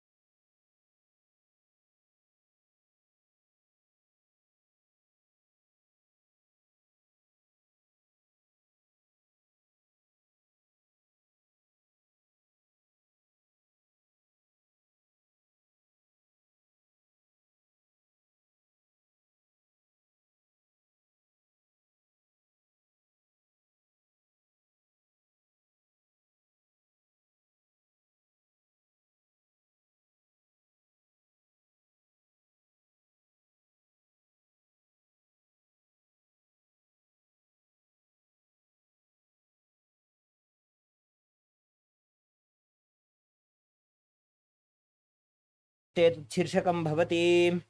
Now we move to the next asana, which is Parshvajanukarna. Now stand on one foot and raise the other foot to the chest. Hold the raised foot with the respective hand and the palm in a fist. Place the other hand on the respective thigh. Relax as we move to Tandavasana. Now stretch one leg and sit down and stand up. Keep the hands stretched. Visualize Paramashiva dancing. एकेन पादेन स्थातव्यं ताण्डवासनं भवति. Now we move to the next asana, Brahmanasana.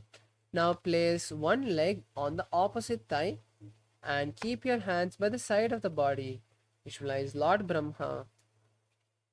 ब्राह्मणासनमावक्षे यत् कृत्वा ब्राह्मणो भवेत्. Now we move to the next asana, which is Garudasana 3.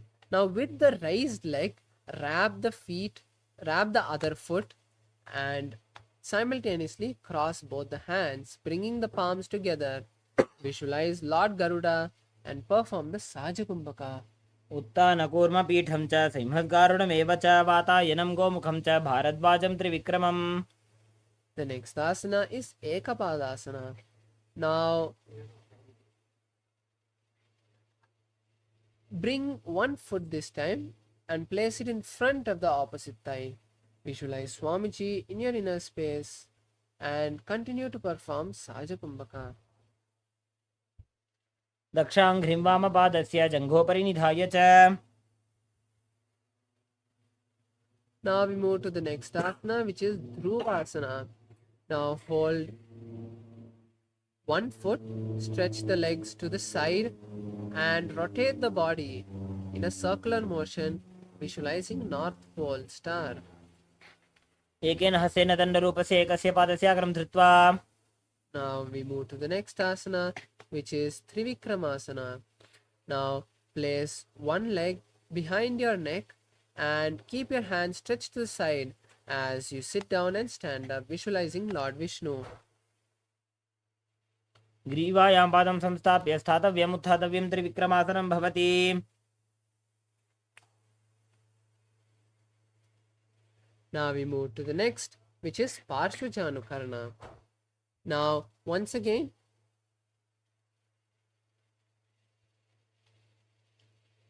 bring one knee to the chest and hold the raised leg with the opposite hand, with the respective hand, and keep the palm in a fist. With the other hand, place it on the hips. Visualize Paramashiva. Now we relax and move to Tandavasana on the opposite side.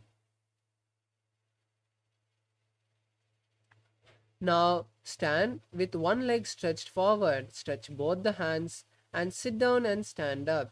Visualize Paramashiva dancing. एकेन पादेन स्थातव्यं ताण्डवासनं भवति. Now we move to the next asana, Brahmanasana on the opposite side, as you place the one foot on the opposite thigh and stand with both your hands by the side. Visualize Lord Brahma blessing you. ब्राह्मणासनमावक्षे यत् कृत्वा ब्राह्मणो भवेत्. Now we move to the next asana, which is Garudasana 3 on the opposite side. Now place with the raised leg, wrap the opposite foot and then simultaneously wrap the hands, bringing the palms together in front of your face. Visualize Lord Garuda. उत्तानकूर्मपीठं च सिंहद्गारुडमेव च वातायनं गोमुखं च भारद्वाजं त्रिविक्रमम्. Now we move to the next asana, which is Ekapadasana on the opposite side, as you place one foot in front of the opposite thigh, visualizing Swamiji in your inner space, keeping the hands by the side of your body. दक्षाङ्घ्रिं वामपादस्य जङ्घोपरि निधाय च. Now we move to the next asana, which is Dhruvasana on the opposite side. Now hold one leg with the respective hand and stretch the leg to the side of your body. Rotate the body, visualizing a star. एकेन हस्तेन दण्डरूपस्य एकस्य पादस्य अग्रं धृत्वा. Now we move to the next asana, which is Trivikramasana on the opposite side. Now place one foot behind your head and sit down and stand up, visualizing Lord Vishnu. ग्रीवायां पादं संस्थाप्य स्थातव्यम् उत्थातव्यं त्रिविक्रमासनं भवति.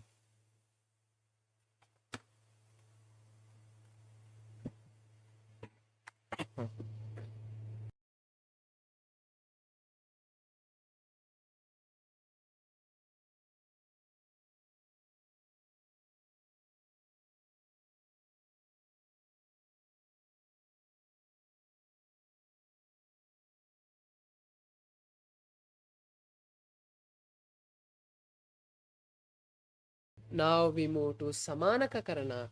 Just stand with your hands by your side, closing your eyes.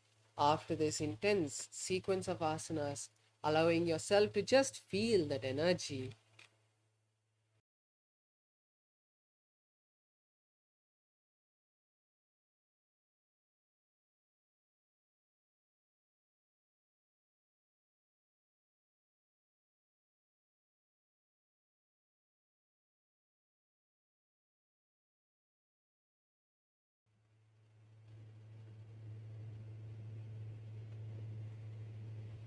Now let's get ready for the final 100 asanas of this sequence.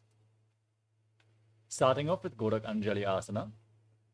As you stand on the mat, squat down and bring your arms from the outside in between the legs. Interlock your fingers in front of your navel in Parusha Mudra. As you visualize the great sage Goraknath, the founder of the Natha Yoga Hindu Sampradaya. Start breathing in Jivachara Kumbhaka. Inhale deep, hold your breath, and freely move the prana through your body, through the limbs of the body, upwards and downwards along with your mind. प्रथमहि उभो होजे बाहुरी नीचो पुनिहोवे. Next is Kanchi Asana. From a squatting position, now interlock your fingers around your lower back, behind your back, as you visualize Swamiji in your inner space. ऊरुमध्यात् हस्तौ निवेश्य नितमं धृत्वा पादतलाभ्यां भूमिं वष्टभ्य.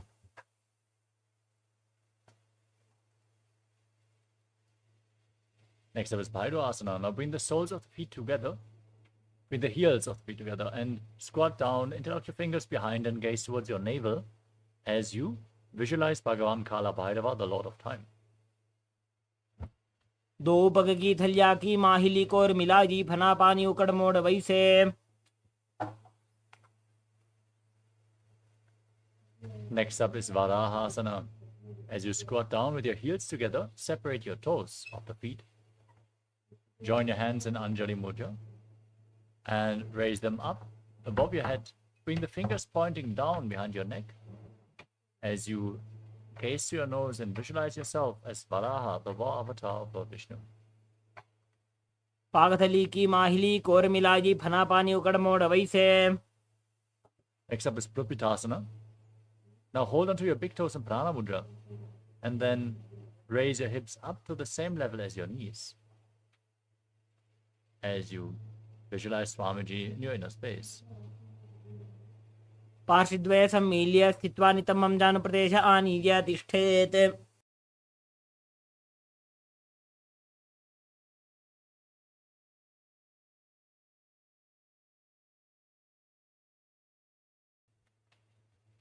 Next up is Prakasana.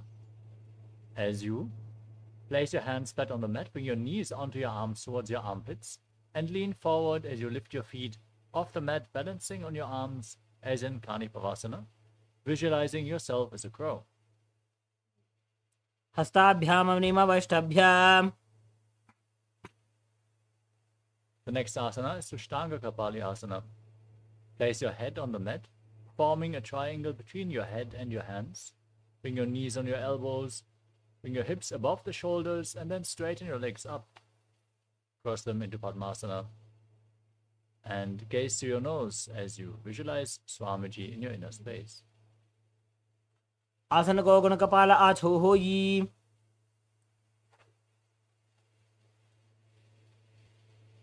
Next up is Guptasana. Sit in a kneeling posture. Keep your heels outside the hips, the toes touching behind. Place your hands on the knees, gaze to your nose, and visualize you are sitting in the secret seat with Paramashiva and Guru.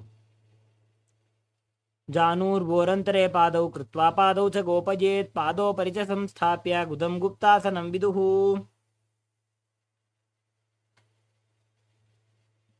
The next asana is Vrikshasana too. You can lean against the wall or ask a partner to assist you in the performance of this asana. Everyone should perform this asana to purify all the 7 chakras. Now place your hands on the ground and raise your legs up into a handstand. As you breathe calmly through your nose in Sahaja Kumbhaka and visualize yourself as a tree with deep roots growing into the ground. सप्तचक्रक्षालनाय वृक्षासनविशेषकान्.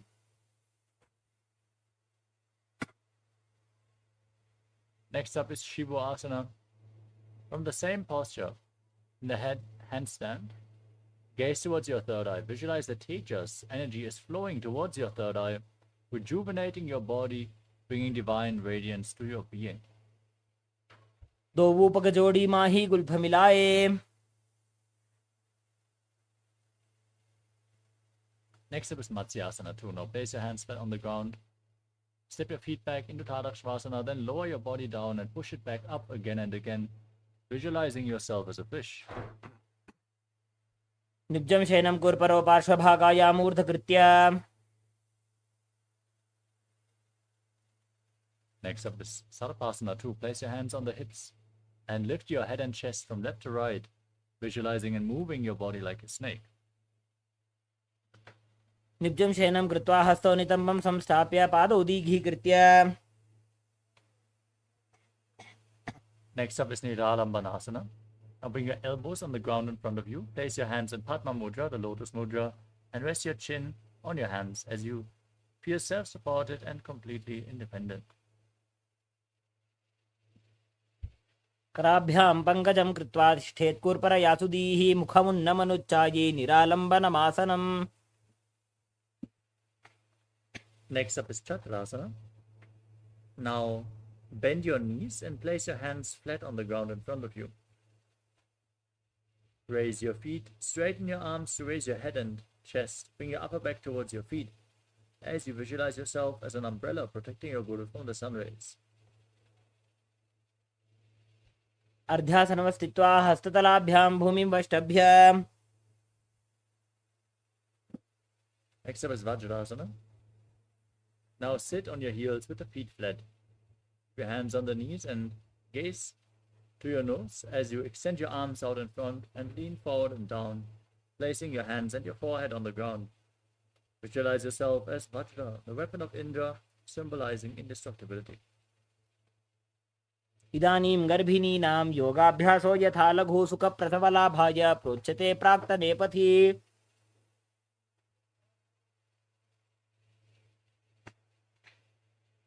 Next up is Meshasana. As you place your hands flat on the mat, raise your hips into Gajasana position, then alternate striking the ground with your hands as you visualize yourself as powerful as a ram. गजासन संस्थितो एकैकं बाहुं भूमौ ताडयेत् मेषासनं भवति. Next up is Ajasana.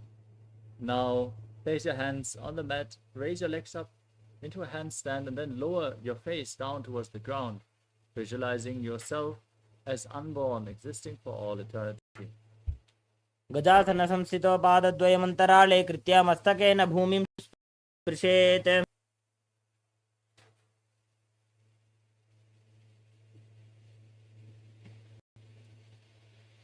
Next up is Thanantarasana. Now sit in a kneeling posture and hold onto your feet. Bring the toes towards your perineum and then place your hands on top of your knees. Gaze to your nose and visualize Swamiji in your inner space as you breathe in Ujjayi Pranayama. Make an ocean-like sound with your mouth on the in and exhalation. पूर्व विधि परिहाता की काकसीस्यो फणा शरामोडी. Next up is the Angamotanam. Now interlock your fingers in front. your wrists pointing outwards, and then move your arms up, down, left, right, in all directions, giving massage to various different joints and muscles of your body. Then interlock your fingers behind and repeat the same movement behind you as well. हस्तयोः अङ्गुलीर्बद्ध्वा हस्तयोर्मध्यात् सर्वमङ्गं निष्कासयित्वा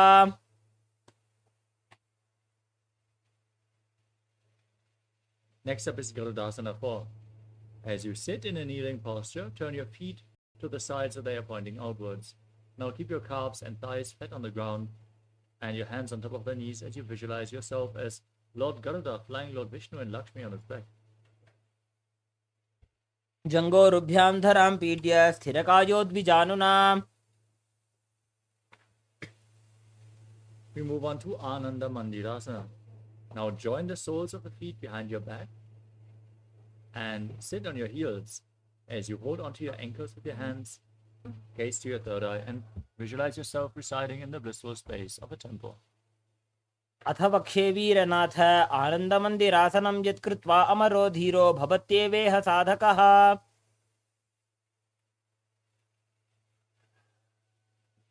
Next up is Mandukasana 2. Now cross the feet behind and sit on the heels as you place your hands underneath your knees. Engage Uddiyana Bandha and Mula Bandha. Visualize yourself as a frog and press your tongue up against the palate of the mouth in Manduki Mudra. पृष्ठं सम्पीड्य गुल्फाभ्यां जान्वङ्गे सवलयाकृतिः हस्तौ पादतले क्षिप्तो मण्डूकं पाददोषहृत्.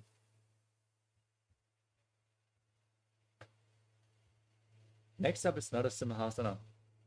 Now tuck the toes and sit on raised heels. Place your hands on the ground in front of you, thumbs touching. As you gaze to your nose and visualize Narasimha, the lion man avatar of Lord Vishnu, as you forcefully exhale again and again with your force, with your tongue stick out of the mouth. दोवु फणापाणि होय वैसे AD Mailer गुदानि वैसे समशरीरनी काटहरावे NASA अग्रदृष्टि को ल्यावे.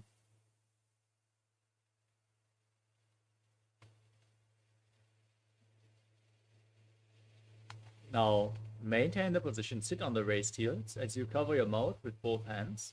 Bring your thumbs underneath your teeth and close your mouth. Inhale through the right nostril, exhale through your mouth in Vishaka Pranayama as you gaze to your nose and visualize yourself as Devi, victorious over all your fears. दो पका की AD Joji गोड़ा फनोवान पुनि होई.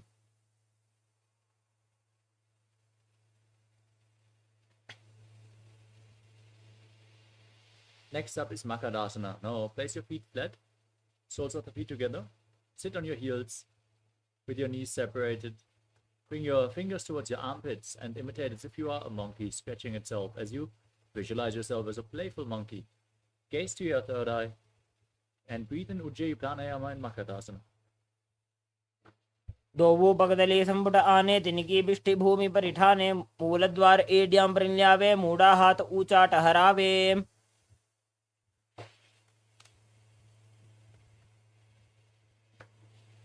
Next up is Vajrasangadasana.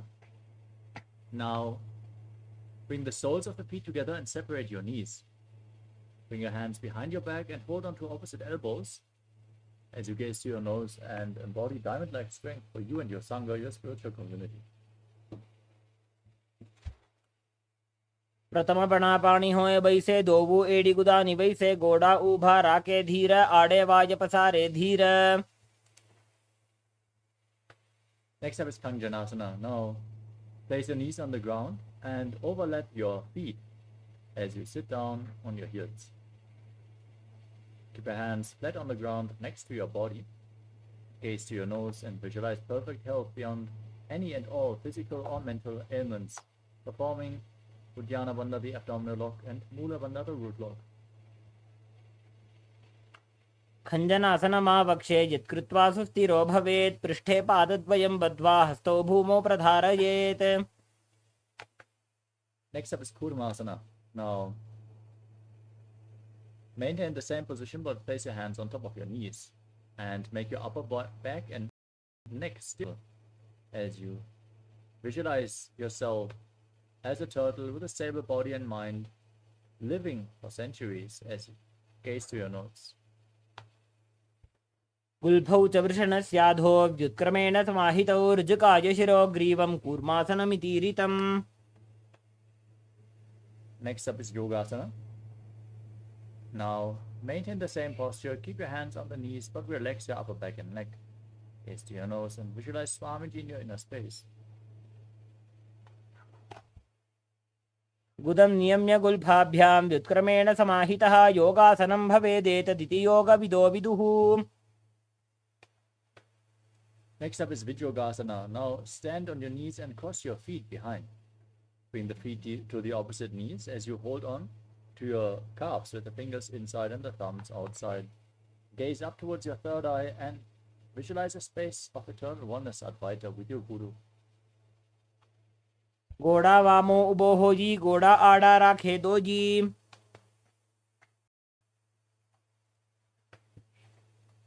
Next up is Ushtrasana 2. Now stand on your knees with the feet flat. Hold on to your heels as you lean back, push your hips forward, tilt your head back, and visualize yourself as a camel. मेरुदण्डग्रन्थिदाढ्य सम्पिपादयि शुप्पुमान् कपोतोष्ट्रासनाभ्यास कुर्यान्मितहिताशनः.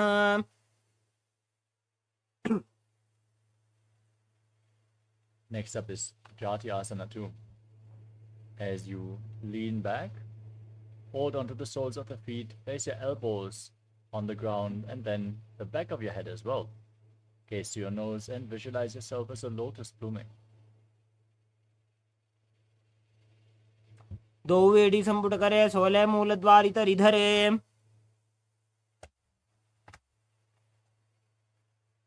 Next up is Virattasana. As you lay back, place your back on the ground and raise up again and again. You can hold on to your feet for support as you gaze to your nose and visualize the healing and liberation of all causal subtle forms of your body. जंगा पृष्ठभूमो निधाय जंगोदरजोः ऊर्नि संस्थाप्य पृष्ठवंशं वारं वारं स्पृशेत्. The next asana is Kapotasana.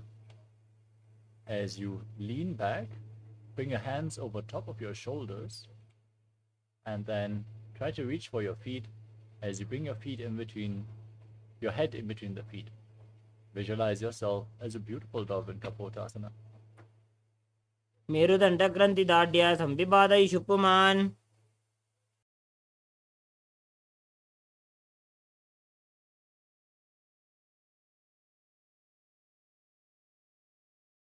Next up is Padasana. Now stand on your knees with the toes tucked. Hold on to opposite elbows as you gaze to your nose. Visualize Paramashiva in your inner space and chant the Mahavakya Om Nithyananda Paramashivoham internally. As this is the boon fulfilling posture, receive your boon from Paramashiva. जानुनी भूमौ संस्थाप्य हस्ताभ्यां बाहु परस्परं धृत्वा सरलं तिष्ठेत्. Next up is Varahasana 2. With the toes tucked, sit on the raised heels and lean forward and down, placing your forearms on the ground. Rest your head on your hands and visualize yourself as Varaha, the boar avatar of Lord Vishnu. सूर्यं चन्द्रं भेदनानि आसनानि निकथ्यते. Next up is Mundasana with your forearms on the ground.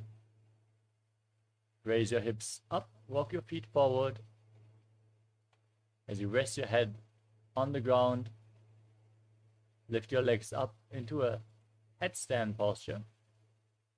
Gaze to your nose and visualize yourself as a lopped tree as you breathe in Sahadra Kumbhaka. अधो मुण्डासनं वक्ष्ये सर्वेषां प्राणिनां सुखम्. Gently lower your legs down and come to a kneeling posture.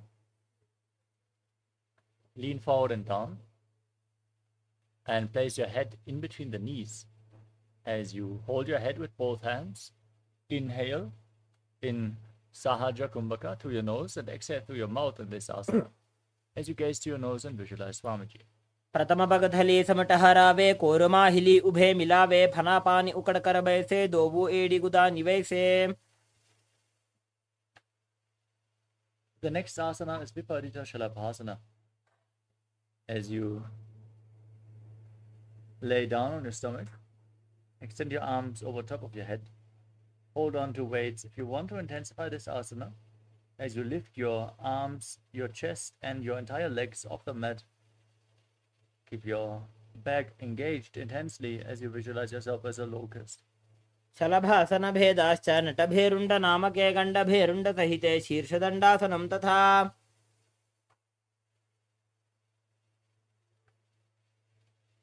Next up is Kapalasana. As you lay on your stomach, bring your hands next to the hips, palms flat. Place your forehead on the ground as you raise your legs off the mat without lifting your upper body. Visualize a skull representing the mind with purified thoughts and the strong will to attain enlightenment in Kapalasana, the skull posture. कपालं भूमो निधाय ऊर्ध्वं पादौ नजेत् कपालासनं भवति. The next asana is Akasha Kapotasana. With your hands flat on the ground, push them into the mat, bend your knees and lift your legs up over top of your body.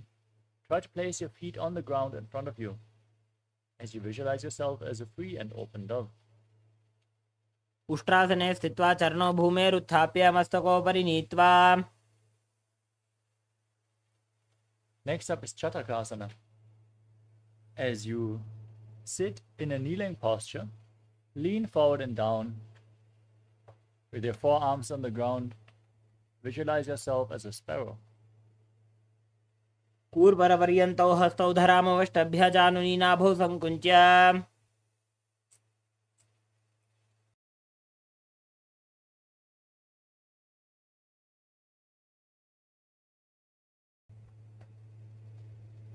The next asana is Vrishchikasana too.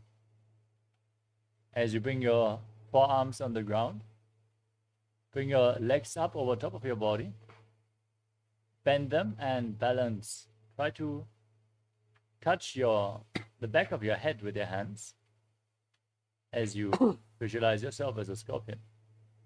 विच्छेव पुच्छप्रतिमाङ्घ्रिपार्श्वे धृत्वा स्वशीर्षे चिबुकं विधार्यकौ.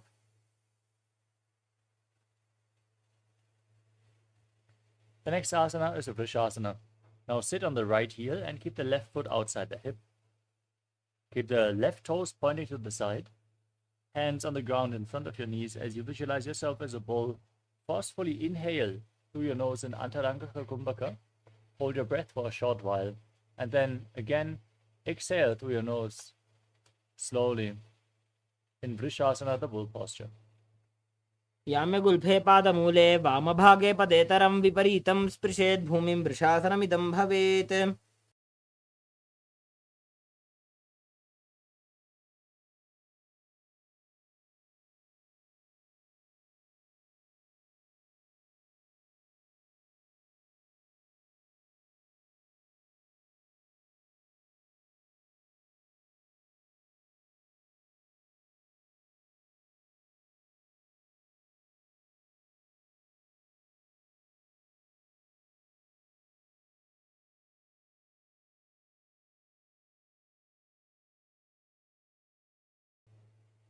Next up is Lolasana.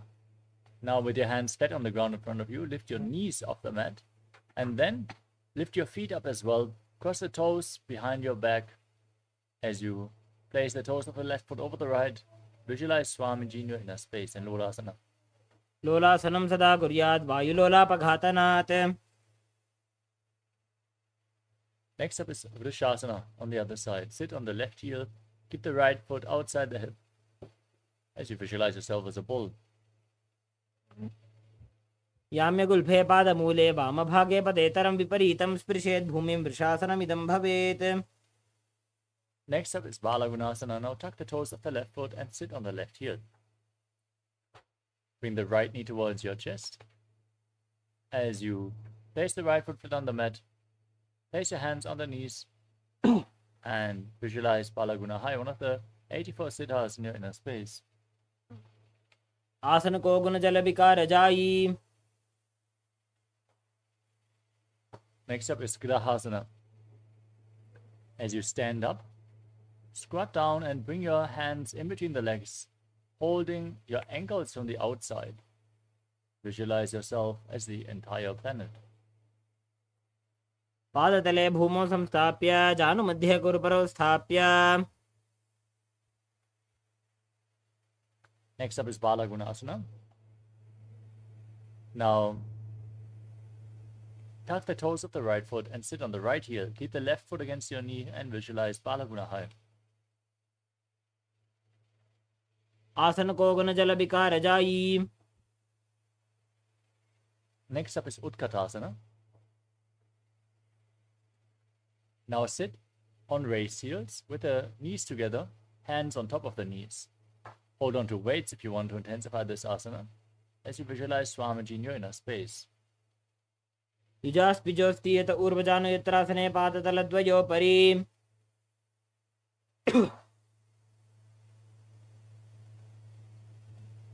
Next up is Vajra Sangarasana too.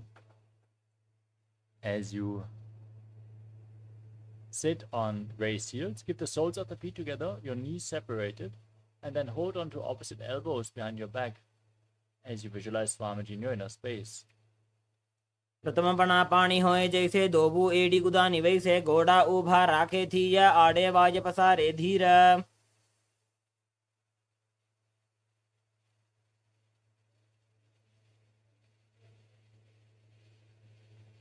Next up is Anilasana. Now place your hands flat on the ground and step your heels on top of your hands. दो हाथ भूमि पर इठाने कहुनी जाड़ी नाभिलग आने. Gaze to your nose and visualize you are able to live off of air alone in Anilasana.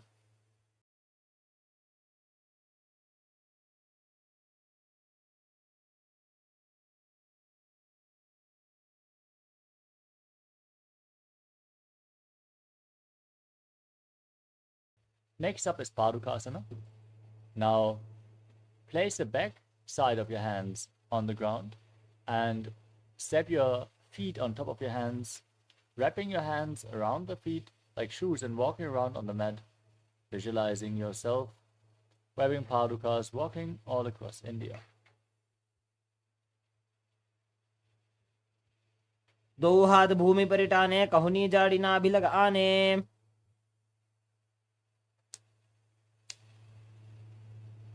Next up is Kukkurodhanasana. As you lean forward and down, place your hands on the mat and kick your legs up and let them fall back down. Visualize yourself as a rooster. हस्ततले भूमौ कृत्वा पादतले च ऊर्ध्वमुड्डानं कृत्वा.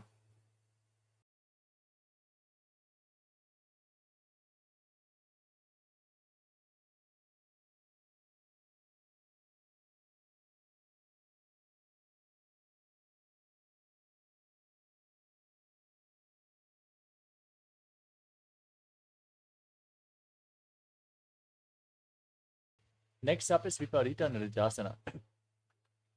As you place your hands on the mat and kick your legs up into a handstand, move around on two hands, dancing, as you feel yourself become free of all inhibitions. हस्ततलाभ्यां भूमिं वष्टभ्य ऊर्ध्वपादाग्रे कुर्वन्. Next up is Kunjarasana. Now separate your feet, lean forward and down, keep one hand on the mat and hold your head with the other hand. As you visualize Swamiji in your inner space, breathe calmly through your nose in Sahadra Kumbhaka. अथ वक्षे महादेव कुञ्जरासनमुत्तमं करेणैकेन पादाभ्यां भूमौ तिष्ठेत् शिरःकरः. Now place the other hand to the mat. Repeat Kunjarasana on the other side. अथ वक्षे महादेव कुञ्जरासनमुत्तमं करेणैकेन पादाभ्यां भूमौ तिष्ठेत् शिरःकरः.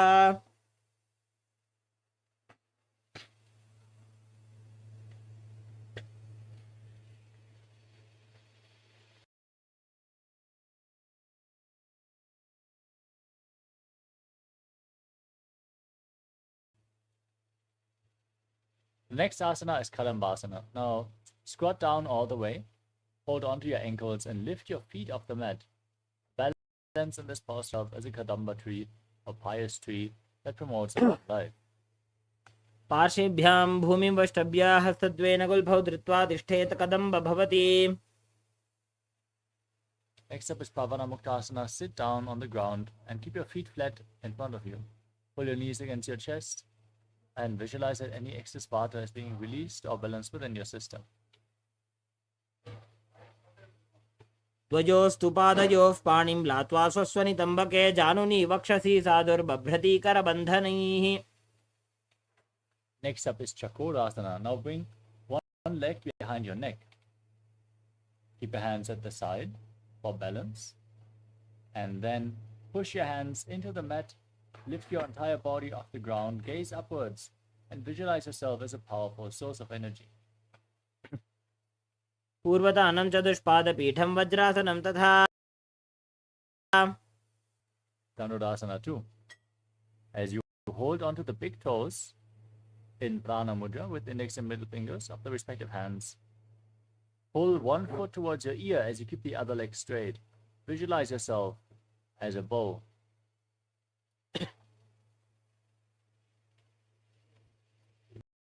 पादां गृहीत्वा श्रवणावधि धनुराकर्षकाकृष्टं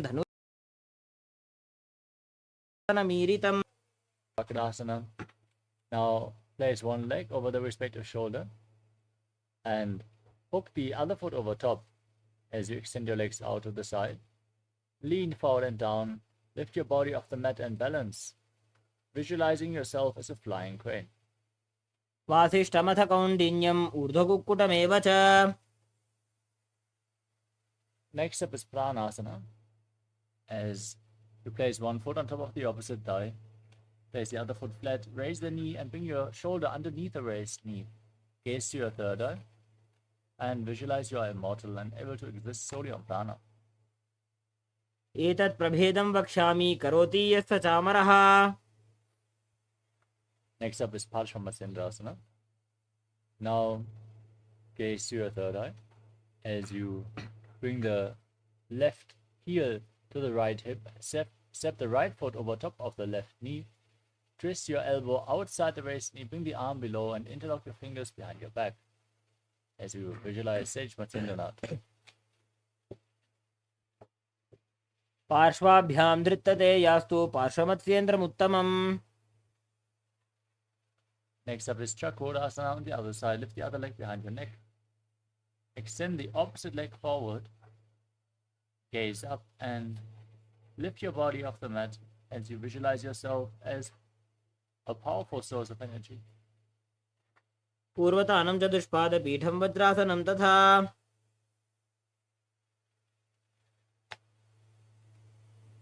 Next up is Dhanurasana 2.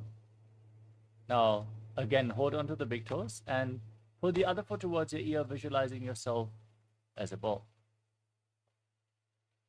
पादाङ्गुष्ठौ तु पाणिभ्यां गृहीत्वा श्रवणावधि धनुराकर्षकाकृष्टं धनुरासनमीरितम्. Now repeat Ashtavakrasana on the other side. Lift the right leg over the shoulder, hook the left over top, extend your legs out to the side as you balance, leaning forward, visualizing yourself as a flying crane. वासिष्ठमथ कौण्डिन्यम् ऊर्ध्वकुक्कुटमेव च. Next up is Pranasana.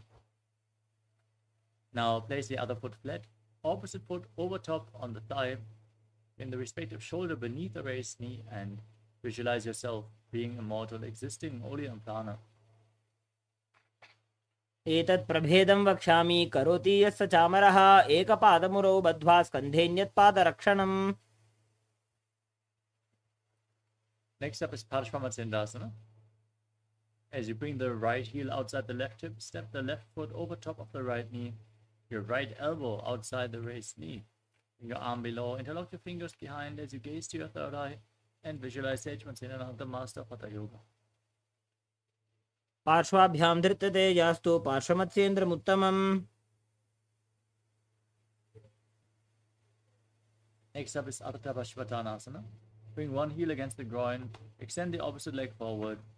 As you lean forward and down, visualize Swamiji in your inner space and breathe in Jivachala Kumbhaka. Move the prana freely within your body by the force of your will. एकं पादं प्रसार्य एकं पादस्य पार्श्वनासीवनी सम्पीड्य. Next up is Kranchasana. Now bring the right foot outside the hip, the foot flat on the mat. As you lift the left foot up, holding it with both hands, bring it in front of your face as you visualize yourself as a crane. उत्तानपादं क्रौञ्चं च मरीचिं वीरभद्रकं नटराजं त्रिकोणं च सुप्ताङ्गुष्ठप्रसारणे. Now repeat Ardha Paschimottanasana on the other side. Bring the right heel against the perineum and lean forward and down, holding on to the left foot as you visualize Swamiji. एकं पादं प्रसार्य एकं पादस्य पार्श्वनासीवनी सम्पीड्य. Next up is Kranchasana. Now bring the left foot flat on the ground. Hold onto the right and extend it up in front of your face as you visualize yourself as a crane. उत्तानपादं क्रौञ्चं च मरीचिं वीरभद्रकं नटराजं त्रिकोणं च सुप्ताङ्गुष्ठप्रसारणे.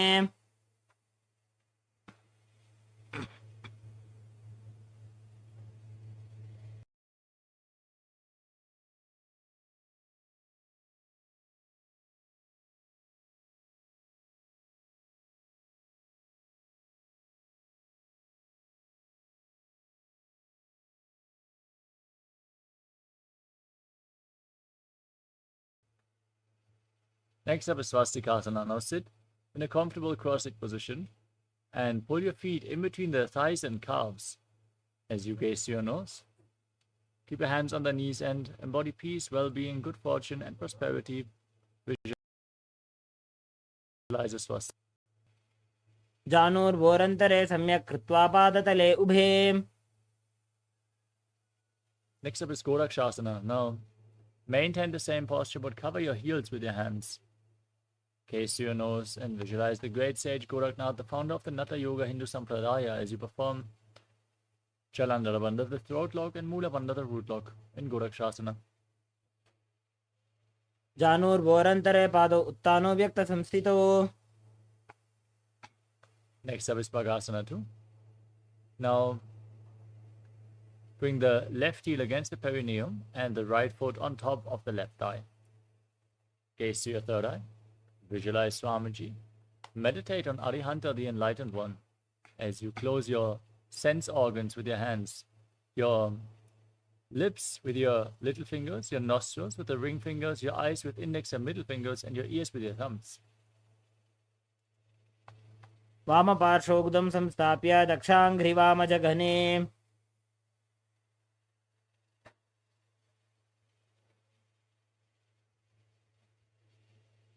Next up is Yogasana 2. With your feet on top of opposite thighs, place your hands on the ground with the palms facing up. Gaze to your nose, visualize Swamiji and breathe in Kakachantra Kumbhaka. Keep your mouth in the shape of the beak of a crow and inhale through your mouth. Cool down your system in Kakachantra Kumbhaka. उत्तानौ चरणौ कृत्वा संस्थाप्योपरि जानुनोः. Next up is Urutva Kukkutasana. Now bring your hands in between the legs and at the side of your body. Keep your hands at the side of the body. Palms flat on the ground and lift your entire body off the mat. Visualize yourself as a rooster as you balance. वासिष्ठमथ कौण्डिन्यम् ऊर्ध्वकुक्कुटमेव च. Next up is Siddha Haratali Asana. Now bring your hands in between the legs, place them, gaze to your nose, stay seated on the ground, don't lift your body up as you visualize Swamiji in your inner space. प्रथमपद्मासन कोकरे हस्तदो भूगोडासन्दिदरे. Next up is Hamsasana. Now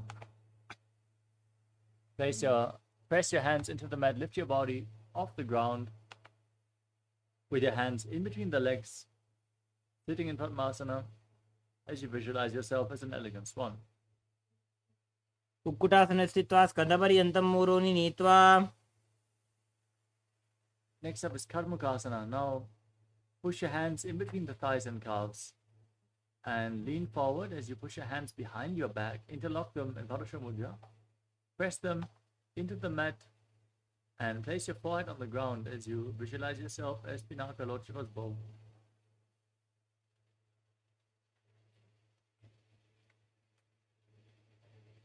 प्रथम पद्मासन को करे, गोड़ा संधि माही कर इधरे.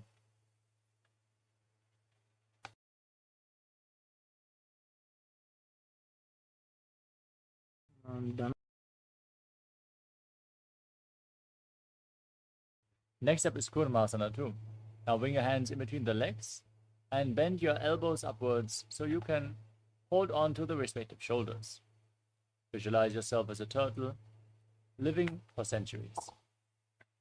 By जंग पर दक्षिण पावा, दाई जंग पर by ल्यावा.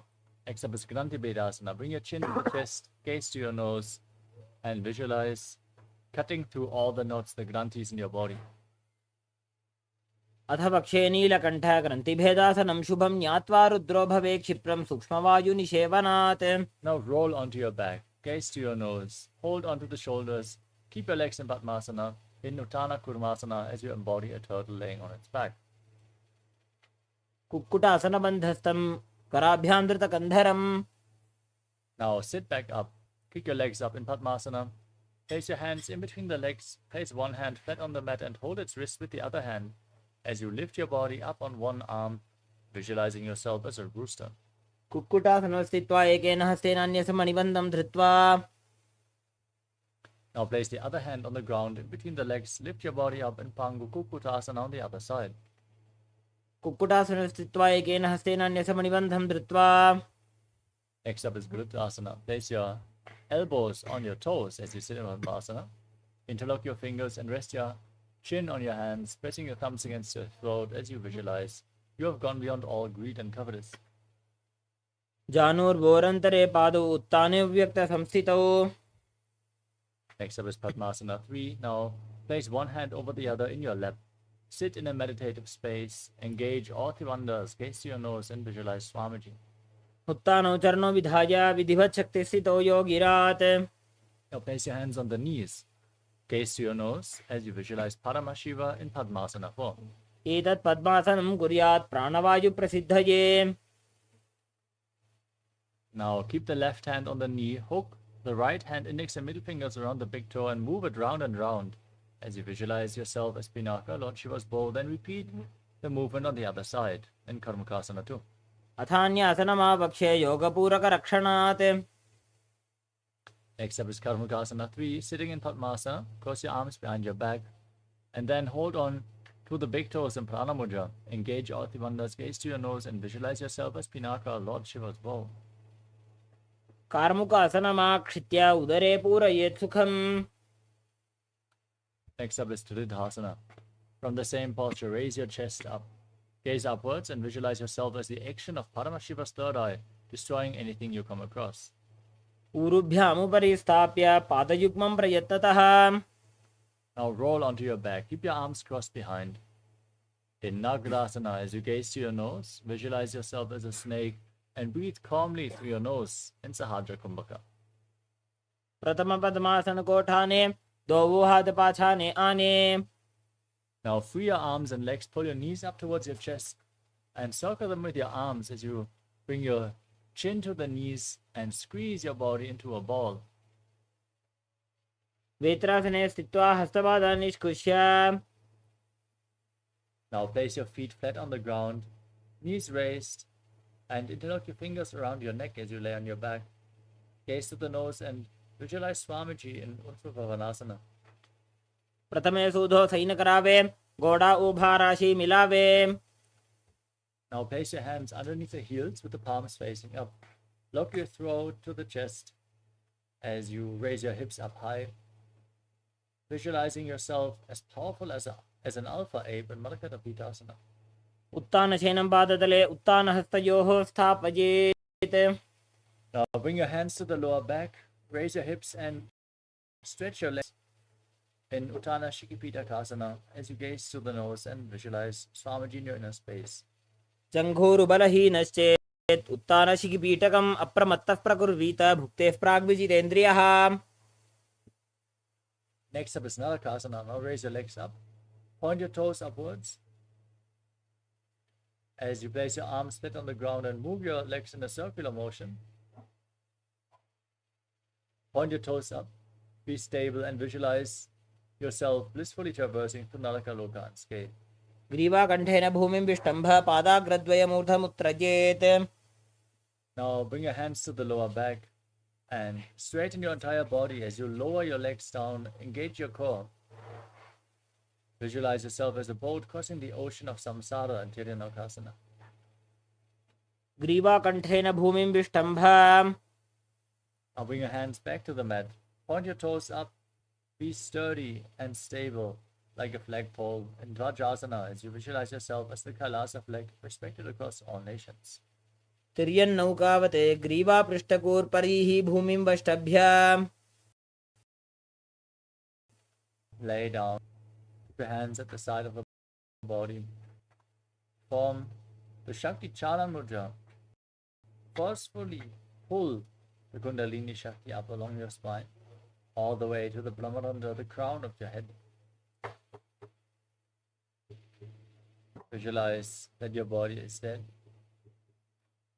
And Swamiji, the Supreme Pontiff of Hinduism, is liberating you. Internally chant the Mahavakya, Om Nithyananda Paramashivoham. उत्तानं शववद्भूमौ शयनं तोषवासनं शवासनं श्रान्तिहरं चित्तविश्रान्तिकारणम्.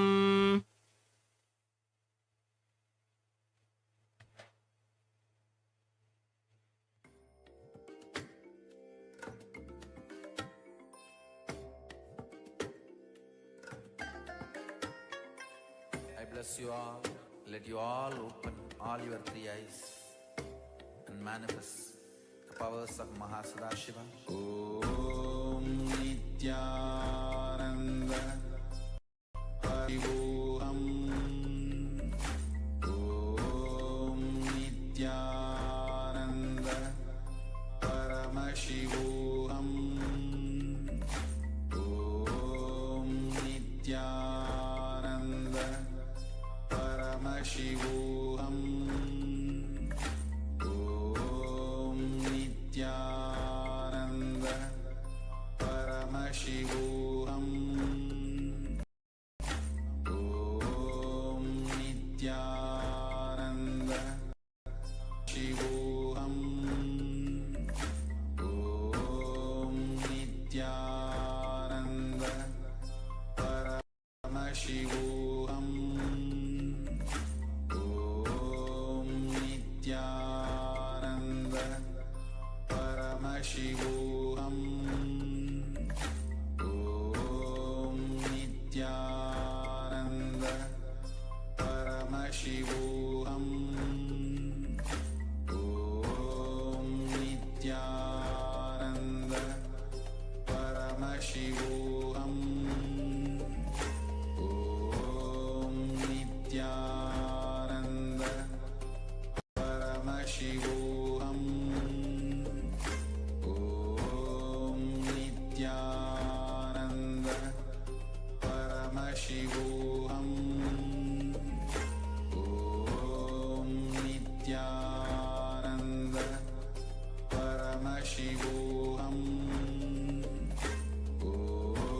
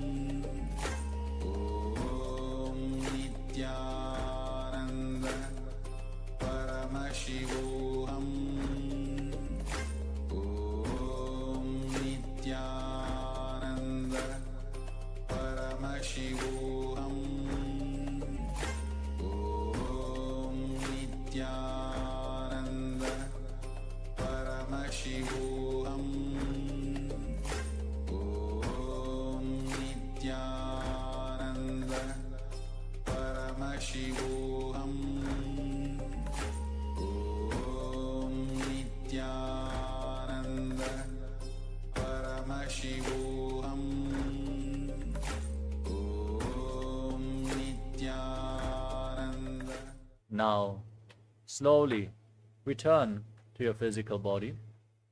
Wiggle your fingers and toes, your wrists and your ankles, your elbows and your knees. Pull your knees up towards your chest.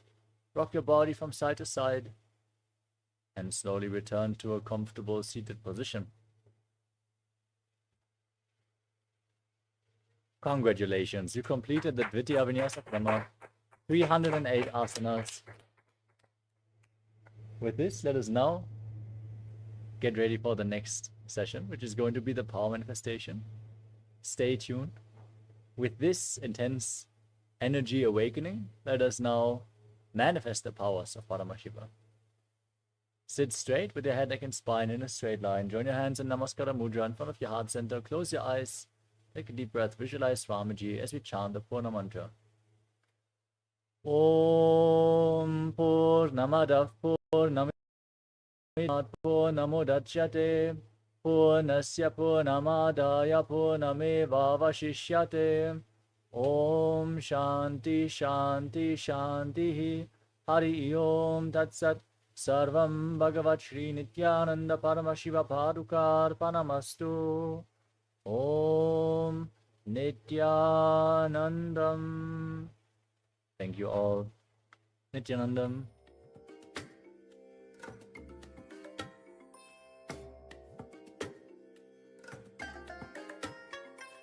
I bless you all. Let you all open all your three eyes and manifest the powers of Mahasadashiva. Om Nithyananda Paramashivoham. Om Nithyananda Paramashivoham. Om Nithyananda Paramashivoham. Om Nithyananda Paramashivoham. Om Nithyananda Paramashivoham. Om Nithyananda Paramashivoham. Om Nithyananda Paramashivoham.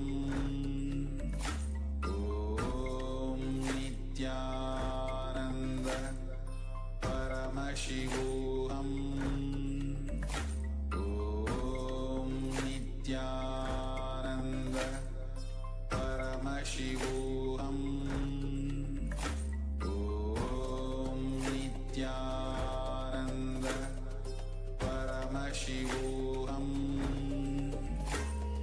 Om Nithyananda Paramashivoham. Om Nithyananda Paramashivoham. Om Nithyananda Paramashivoham. Om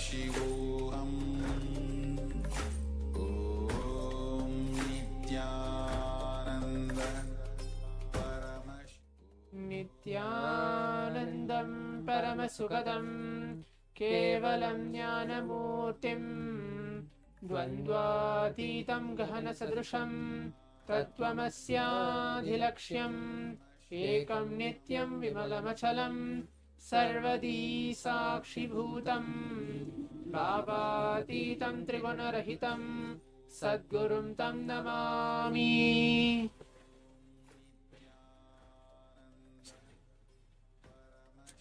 Nithyananda, we welcome each one of you, all the Paramashivoham Level 1, Level 2 and the Level 3 participants.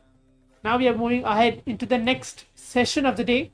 After the Nithyananda Yoga, the complete 308 asanas blessed by the Supreme Pontiff of Hinduism, we are moving towards manifesting Shaktis, or manifestations, 21 minutes of the entire session. What we're going to do today is as similar as the previous days, as today we are entering into the day 16 of the Paramashivoham. We're going to manifest the power of third eye, read and see with our eyes completely blindfolded. So what do we do? What did we do yesterday? What did we manifest yesterday? Yesterday, we all did the level of seeing hand gestures, seeing mudras, and able to identify them, mimic them, blindfolded as well. Today, we're going to move on to the next level, taking us higher and more advanced, and it's going to be rapid and quick power manifestation session. Today, it's going to be reading 5-letter words, actually reading words directly now, and moving forward, we're going to be reading sentences, and then finally, just being completely demoralized as the. So today, we're going to read 5-letter words blindfolded. Hope all the participants are ready. Before entering to the power manifestation, requesting each of the participants to please bring your eye bands, pen and paper. Please be seated. If you have your Atmalinga as well, please keep that with you for this entire round of the power manifestation, this entire 21 minutes. Yes, and now let's enter into the Shastra Pramana, the scriptural reference. The beautiful scriptural reference that are revealed by Paramashiva. These scriptural references help us to connect with Paramashiva and understand the techniques from Paramashiva himself. So now I'm going to be chanting the Shastra Pramana and giving you the translation so you can hear the direct words of Paramashiva himself. Sarvam katayishyami yoga yukta shruno priye yat swarupam nijam shuddham vyapakam sarvatomukam. This is the beautiful Shastra Pramana of the power of third eye reading. Let me now share with you the translation for this beautiful verse. Paramashiva says, I am the abode of the three bodies of Shrishti, manifestation, Sthiti, maintenance, and Samhara, dissolution, absorption for rejuvenation, from my increasing and pure and the greatest core of Netra, the divine eye. This is called the Mrityunjaya, the conqueror of all death, and is the giver of liberation to all beings.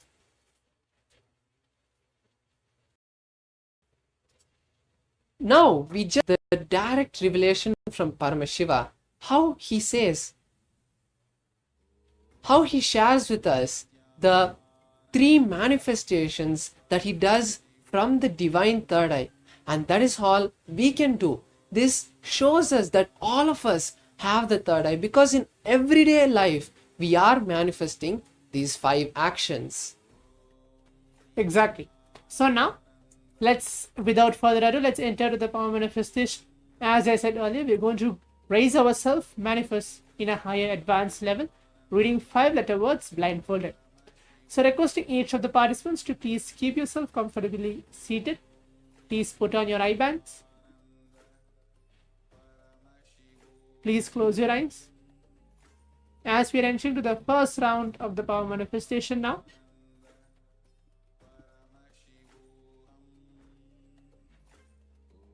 keep your eyes closed. Vision of Hinduism now. For the next few seconds, just remember him. Be in that very space of oneness to receive him now. Start chanting the Mahavakya along. Om Nithyananda Paramashivoham.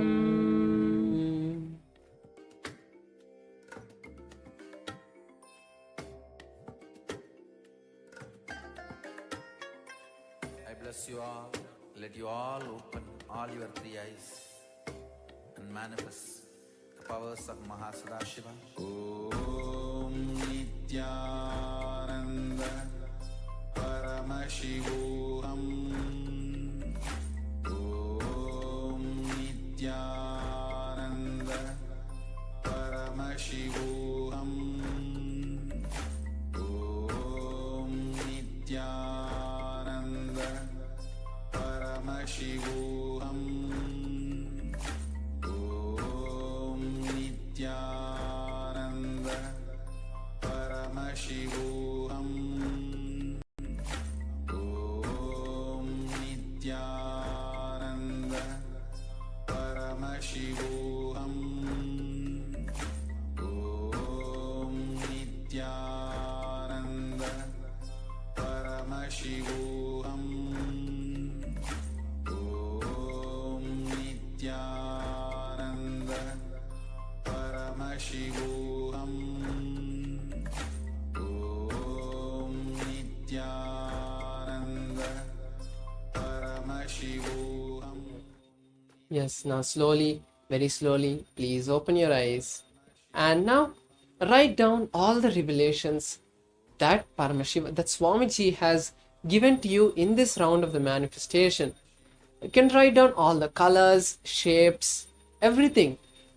The more detail you write down, the more you will see, you start seeing in your third eye. That is the way the third eye works, because the more and more you start allowing your belief to be embedded on this science of Paramashiva, that strengthening your cognition, that you are able to see. So whatever you see, obviously if I asked you to write down everything you saw in this exact moment, you would write down in all detail. The same way when you do with third eye, you strengthen your cognition on this power of the third eye. So now write down and share with us in the chat everything that you have seen. And I hope this you have had enough time to write. And now let's see the picture itself, what was projected to you. Yes. So in this very picture, as you can see, the first round of the power manifestation, it's the 5-letter word, which is happy, Happy, and there is a smiley face as well, the ball, which is in yellow in color, and the background is kind of a blur brown color, which is there in this very picture as well. So if any of you are able to actually manifest, that's wonderful. Now let's prepare ourselves. Let's move on to the second round of the power manifestation. Please again keep your eyes closed. Please blindfold yourself, put on your eye bands. But before that, requesting each of the participants for being seated here in the Zoom rooms to please turn on your cameras and please give your complete participation and listening throughout this entire 21 minutes of the power manifestation. Please close your eyes as we visualize Swamiji on our inner space and chant the Mahavakya. Om Nithyananda Paramashivoham.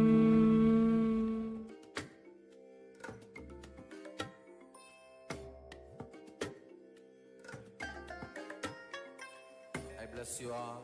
Let you all open all your three eyes and manifest the powers of Mahasadashiva. Om Nithyananda Paramashivoham. Om Nithyananda Paramashivoham. Om Nithyananda Paramashivoham. Om Nithyananda Paramashivoham. Yes, slowly, very slowly, please open your eyes. And now, once again, start sharing, writing down all the revelations that Swamiji has given you in this round of the manifestation. And as you write down, you can just listen to another powerful cognition that you must hold when you manifest this power of third eye reading. So when you manifest this power of third eye reading, it is very important to always be in that visualization of Swamiji, continuously visualizing him. And it is not that, oh, if I visualize Swamiji, how will I see the answer? That is not the way third eye works. When you keep visualizing Swamiji and be in the space of listening, you enter that space of unclutching. And that is where the answer will automatically be revealed to you. So with this, I hope all the participants, you have shared what you have seen in this round of the manifestation. And once again, let's verify our answers. Yes. So this is the image which is there in this second round of the power manifestation.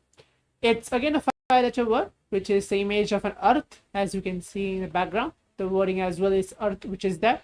There's a light blue, kind of the outer glow, which is there. And there are like many stars in the entire image of this second round of the power manifestation.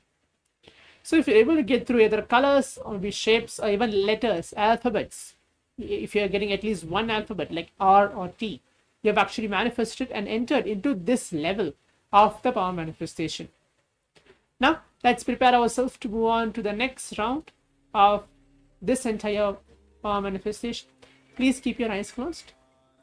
Requesting all the participants to please keep your eyes blindfolded. As I can still see many participants named as Luka Brindo, Sarthik Patel, Shaikun, please turn on your cameras and please be seated. As now we are entering to the third round of the power manifestation. Please close your eyes. Again, put on your blindfold.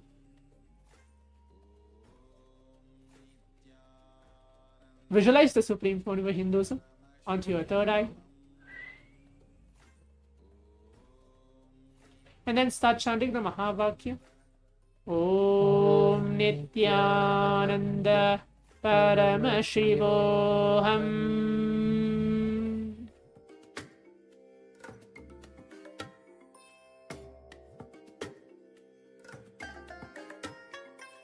I bless you all.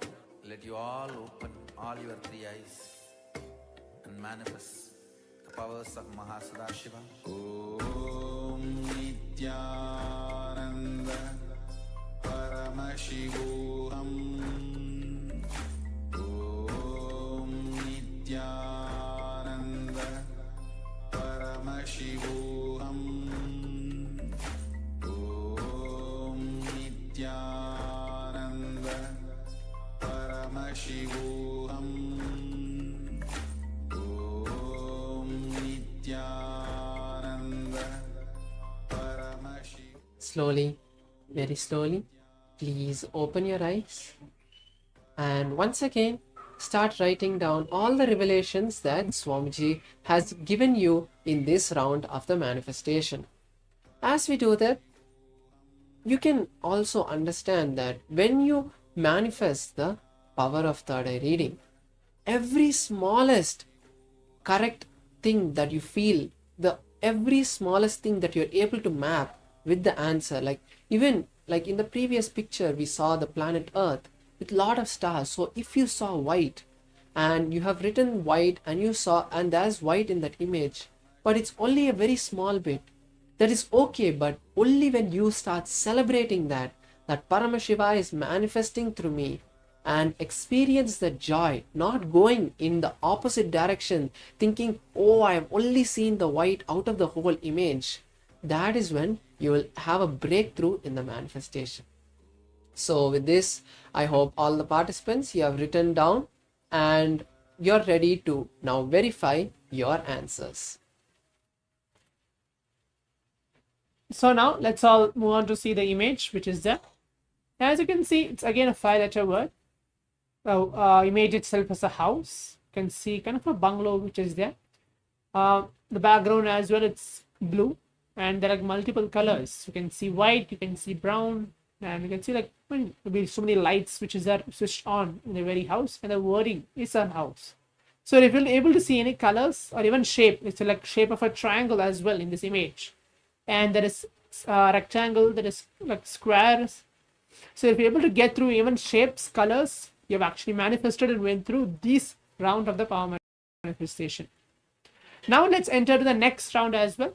Let's prepare ourselves as we're going to move on to the next round. Hope all the participants are able to get along through this entire power manifestation now. It's going to be quick, intense, and we're going to actually keep manifesting more and more till we become adept in this very science of third eye. Please keep your eyes closed. Please blindfold yourself now. Put on your eye bands.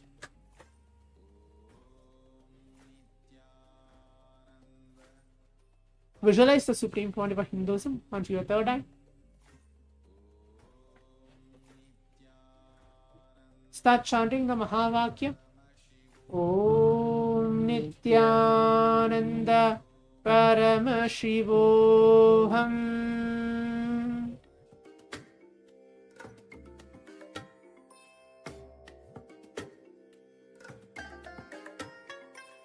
I bless you all.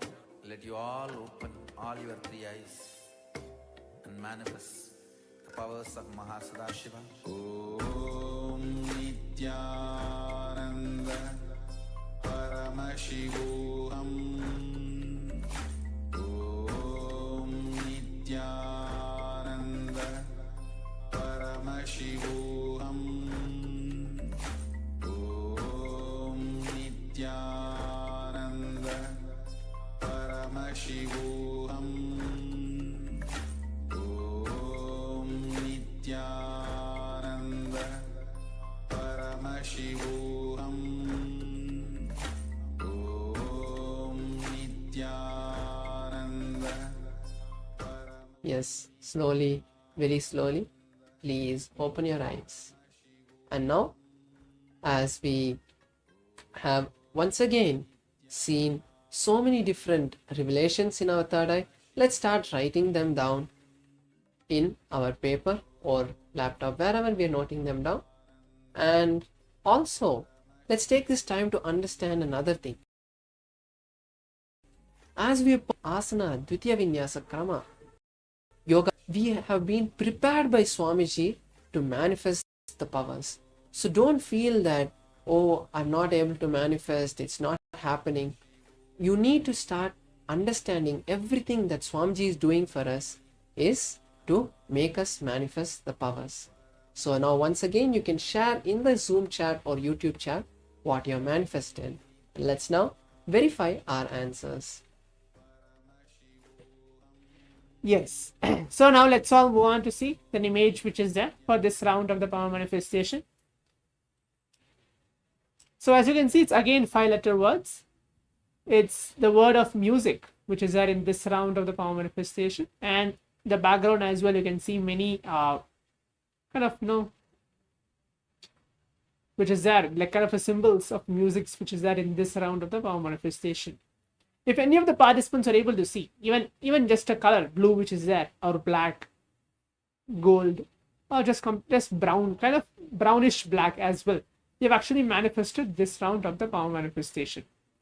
So now, as this is the coming to the conclusion, I think we have manifested 4 rounds. If any of the participants are able to manifest any one of the 4 rounds, or all the 4 rounds exactly correct, that's wonderful that you have moved into the next level of reading these 5-letter words, reading it blindfolded.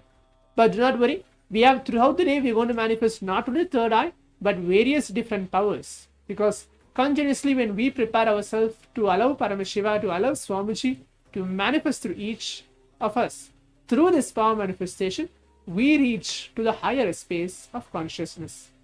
So hope all the participants are completely excited that this complete power manifestation happened for the next 21 minutes as we completed now. Now let's all prepare ourselves. In the meantime, you can go ahead and share onto the social media, either going ahead into the Facebook, Instagram, or Twitter handles of the Supreme Pontiff of Hinduism, and share your experience. What did you experience in this entire round? What breakthrough did you have in person? Share it. Now we're going to move on to the next session very shortly. Stay tuned. Thank you, Nithyananda.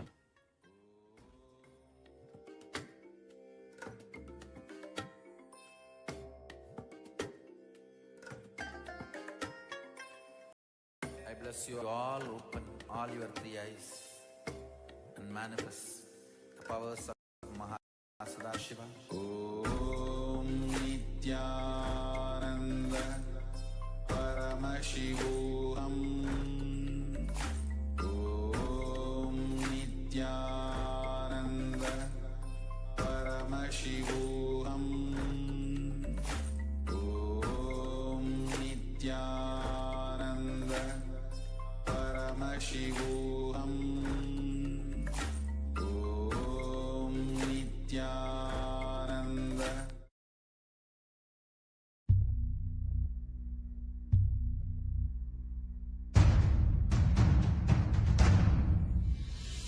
Sit as Paramashiva. Inhale and exhale deeply with 25 heads and 75 eyes and 50 hands. Visualize, meditate, connect with him. He is a living, alive being. Drop your form into his form and dissolve. Remember, you are a Sarupya Mukta, means your form is dissolved into his form. All my disciples, now I am initiating Salokya Samipya Mukti, Sarupya. Om Nithyananda Paramashivoham. Om Nithyananda Paramashivoham. Om Nithyananda Paramashivoham. Om Nithyananda Paramashivoham. Om Nithyananda.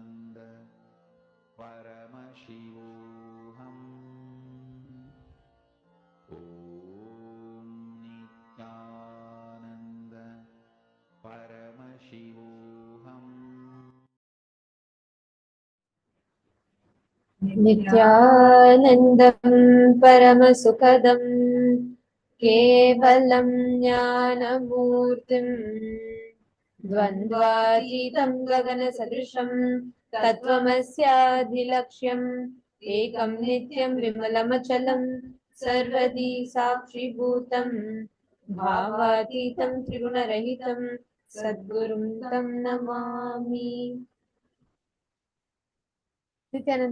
Nithyanandam to all the participants, every one of you that are here with us. Welcome. Welcome to today's Paramashivoham Level-3 Season 6 program. Today we're all going to be learning about one of the most important, one of the most crucial aspects for success in our lives. Today, the deities being Ganga Dharamurti and Ganga Visarjanamurti. Get ready to have a beautiful day filled with um, a lot of information, a lot of revelations that somebody is going to be revealing to us about understanding the secret to success. What is that one quality that needs to happen that will help you drive you to success? And how to handle when we keep losing motivation in life? How to handle our boredom? We are going to be learning answers for all of this in today's program. How have you all been enjoying the program so far? Can I request each of you to post what is it something new or this time in the last so many days? What is the exact change you would say that you had through the program?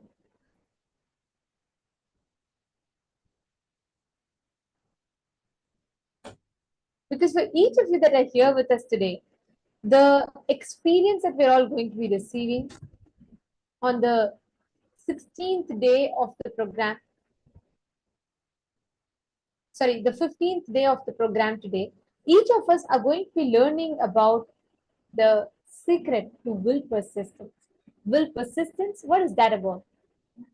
All of us think, okay, I was born, maybe born with a silver spoon and I had everything, so I could manifest life. So you'll say it's all destiny, it's all fate. Some of us think I had to struggle for every bit of what we receive in life. It was a struggle.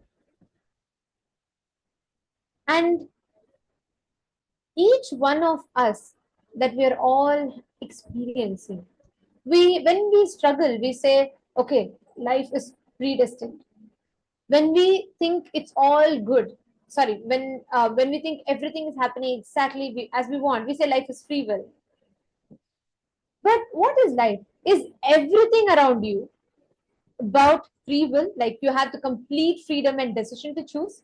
Life happens completely as per how you will? Or is everything around you determined or destined to be a certain way? You will be finding out how. And I have a short story to tell you for that. So once there were two brothers, okay, who wanted to really know about their future. So they go to meet a sage, and this sage is known for predicting the future, and exactly as he reveals, the future used to happen. So these two brothers are curious. They decide to go to the sage, and the brothers paid their respect to the sage and asked him, "Please, can you tell us about their future?" Anyways, the sage advised them, "Look, I can tell you about the future, but it's not good for you. Because your future can change later even if I tell you now based on the things that can happen, so it's not good for you." But the brothers were not, they were determined. They didn't want to give up. They said, no, no, no, we want to know about our future. We want to know how our life is going to be. Then the sage said, all right. And the sage looked at he went into his samadhi, he contemplated, he came out and he looked at the elder brother, and he said, 1 year from now, mark the date, exactly 1 year from now, you will be a king. The elder brother is like excited. The same way, the sage looked at the younger brother and said, exactly 1 year from now, you are destined to die at the hands of a murderer. The whole world came crumbling down for the younger brother. He said, oh my God, I'm going to die in a year's time. So both the brothers finished the reading, they got the reading, they started walking back home. The elder brother was overjoyed. Like his joy knew no bounds. He was going to become a king. At the same time, the younger brother was depressed. He said, "Oh my God, what is it? I am destined to become a, I know I'm destined to die. I'm destined to die, that too at the hands of a murderer. I'm going to be murdered." Now the elder brother started creating his fantasy world. He started dreaming of becoming a king, and he started he started fantasizing. He said, "Oh, when I become a king, I would be such a big palace. I will collect a lot of gold. I'll collect a lot of jewels, and I'll be so rich." He started dreaming. He started fantasizing. On the other hand, the younger brother, who was destined to have less than a year to live, he started spending his time in spiritual activities. He started saying, "Anyways, I'm going to die. Only 1 year's time I have. Let me live my 1 year with integrity. Whatever I can, let me do so I die peacefully." So he started using his time to serve people, going to temples, spending time doing meditation. Soon he came out of depression. 11 months passed. One day, the elder brother invited the younger brother to join him on a journey because the elder brother wanted to look for a piece of land to build a grand palace that he was planning to build. Since very soon he would become a king, he wanted to build a big palace, luxurious palace. He wanted to have enough servants and everyone to serve him. And they were crossing an open land, and that time the elder brother stumbled upon a half buried pot. The brothers dug out the pot and opened it. It was a pot filled with gold coins. The elder brother was thrilled. He started shouting, "This treasure is just for me. This is just for me. This is just for me to set up my palace and my whole kingdom." Just then, a thief, a bandit, jumped from the bushes and he gave a blow on the elder brother's head, tried to snatch the pot from him. The younger brother jumped at the bandit to protect his elder brother, but the bandit attacked him with a dagger and he had in his hand and wounded him slightly. So during the whole struggle, the thief, the bandit, dropped the pot and he ran away. And the elder brother was very thankful to the younger brother for saving his life. The younger brother took the blow on himself. So he said, "I'll offer you half of my gold coins." But the younger brother politely refused the offer, saying, "Anyways, I'm not going to live so much time. I'm going to die in a month's time. So you please keep it." The elder brother, he said, "Come on, this is just one pot of gold. I am destined to become a king. Why waste time saving this money? Let me just spend it." So he spends it luxuriously, living a lavish lifestyle. He goes on buying whatever he wants. He's just wasting, splurging that money. Soon, 1 year passed. There was no sign of any crown for the elder brother. The younger brother was also enjoying good health. So now they're all confused. They're saying, "1 year passed. I was supposed to die. You were supposed to become a king." They both decide to go back to the sage again and they decide to visit him. And they both go to the sage and they say, "Look, 1 year ago you told both of us that I'll die and he'll become a king. What is happening? We don't see any such signs." Then Sage also was curious, so he closes his eyes, he goes into meditation. Then again he comes back and tells, "Look, I told you that destiny can be changed." He looked at the elder brother and he said, "Your destiny changed because of your irresponsible action over the past months. Just because you took the whole thing so much for granted, you changed your course of life because of your actions that you took. So you the what crown you were supposed to get reduced to a pot of gold."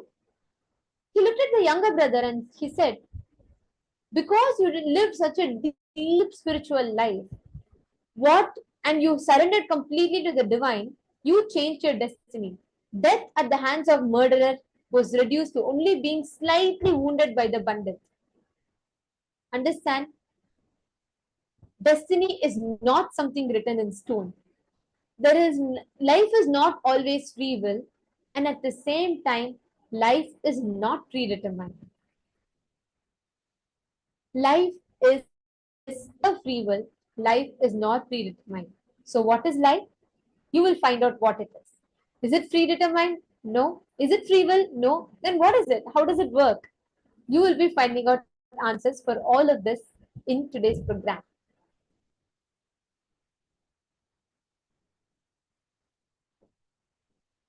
Today, we are going to be learning about Today we are going to be learning about this quality of will persistence and super determinism. how to weaken that superdeterminism in us. Swamiji is going to be revealing it to us. And we're also going to be understanding how we can be successful forever. The darshan we are going to be having today is a darshan of Ganga Dharamurti and Ganga Visarjana Murti. We're going to learn about the story of Ganga Mata. Who is Devi Ganga? How she descended from the Satya Loka all the way to planet Earth. And we are going to be learning about her story today. So first, before that, let's understand what is the space of Satya Loka. What is Satya Loka? How the 14 worlds exist? And what is the highest plane within these 14 worlds? This is the Satya Loka. Let's listen to the revelation now from Swamiji.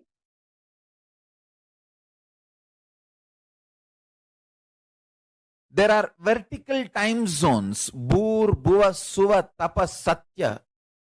The Satya Loka, where Brahma resides, there, one day of Brahmaloka is 4.32 billion human years. Understand?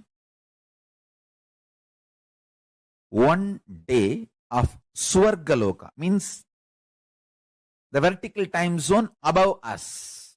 Bhur, Bhuva, Suva, Tapa. It goes and Satya, then beyond Satya is Vaikunta, beyond Vaikunta is Kailasa.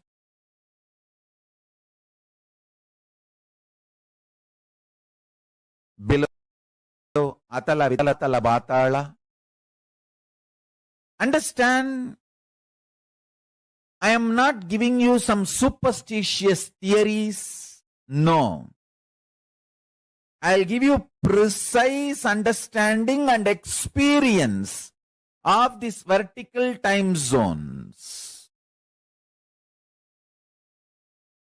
And understanding about these vertical time zones as a direct utility for your day-to-day life. It can bring tremendous physical health, mental health, psychological wellness, a very powerful way of existing, and above all, life of Paramashivoham. You can exist embodying the space of Paramashiva, state space of Paramashiva, and manifest powers of Paramashiva.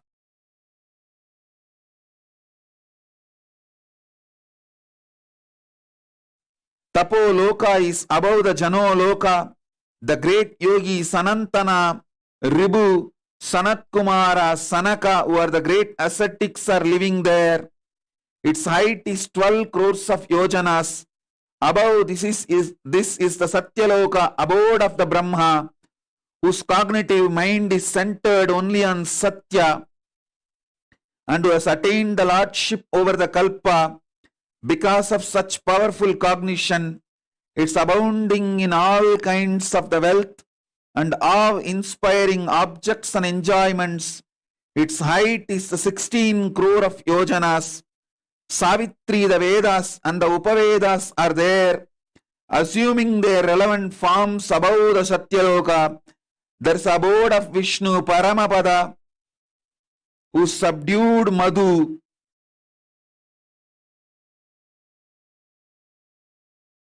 Discovering the principle on which all the universes function, all the dimensions and planes, 11 dimension, 14 plane, actually 3 planes fall in one dimension itself. One plane does not fall into any of the dimensions. 14 planes, 11 dimensions. All of them function on one principle. For example, if you are habituated for New York lifestyle and enter into old Varanasi, you will have a big cultural shock. If you are habituated to old Varanasi and enter into London, you will have a big cultural shock. Listen carefully. The American dollar may be useful in America. Indian dollar may be, Indian currency, rupees may be useful in India. Malaysian ringgits may be useful in Malaysia. But gold is a universal currency. The whole planet Earth, anywhere, the gold can be used as a currency. Same way, there is certain culture, mental setup, software useful in New York. There is certain mental setup, culture, lifestyle useful in Bangalore. There is certain culture, mental setup useful in Varanasi. There is certain culture, mental setup useful in Germany. If you move to a different place, you will have a cultural shock. But there is one culture, one principle common to the whole 14 planes and 11 dimensions, the whole Brahmanda. If you develop this one principle in you, you have a cosmic currency, you will not have shock in any of these planes. Any transition into any plane, whether you go to Pitruloka, Bhuloka, Bhuvaloka, Tapaloka, Tapoloka, it's called, Satya Loka, Brahmaloka, Vaikunta, Kailasa, Goloka, Patala. It is like you have cosmic currency. That principle is oneness.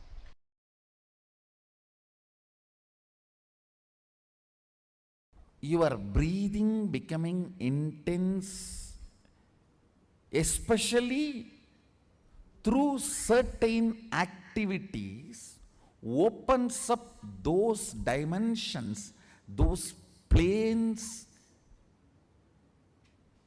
and your brain awakens the ability to have access to those dimensions. Listen. Now, you are intensely listening to this truth, and even if it is going above your head, you are trying to let me.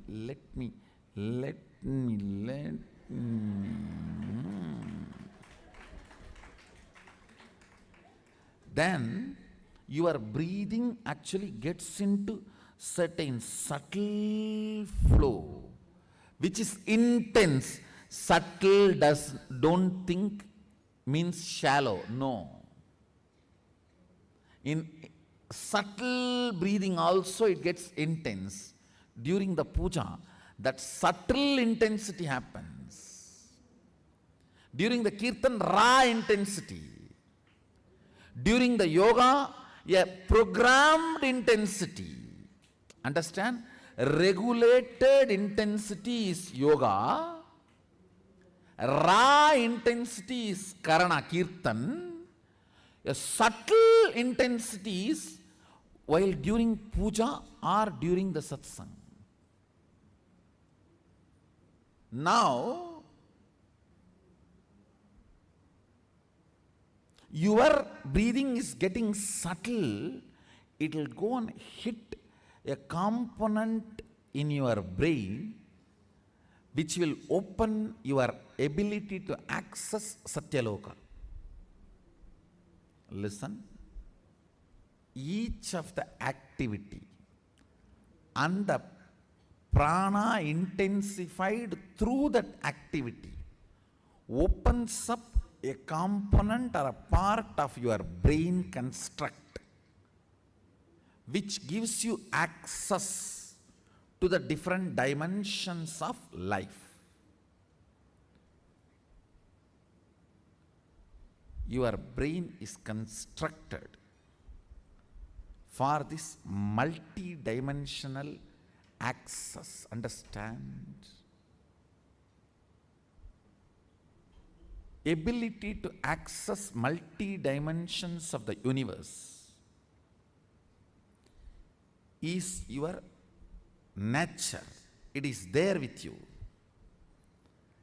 Just the breathing need to be intensified through different methodology to open up those dimensions so you can have access.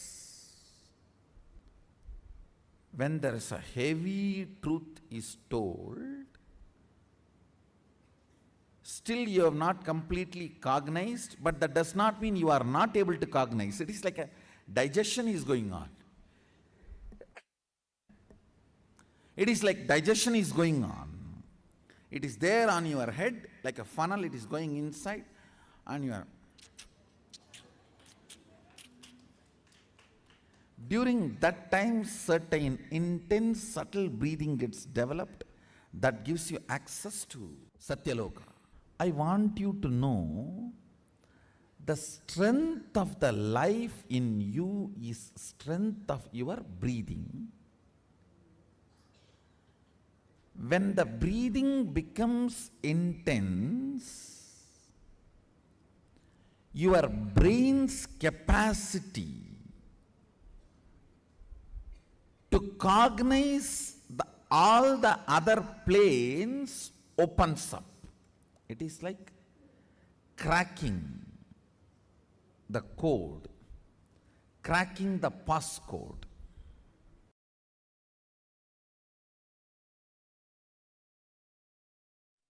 Listen, if you are experiencing oneness, it is Maharloka. If you are experiencing oneness during the multiple expression, even though there are many people, but you know you are in all of them, that is Jana Loka. Even if you listen to these powerful cognitions, you will be irreversibly empowered.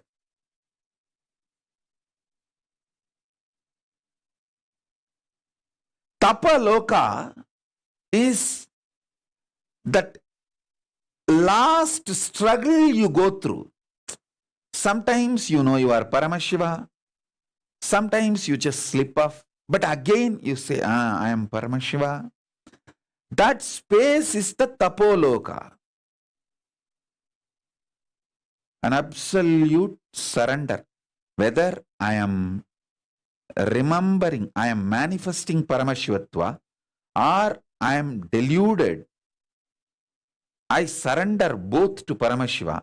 When you take that decision, you are lifted to Brahmaloka. You move to the Brahmaloka. The deep surrender lifts you to Brahmaloka. So understand. Then from there you move to Parandama, Vaikunta, and Kailasa, then Mahakailasa itself.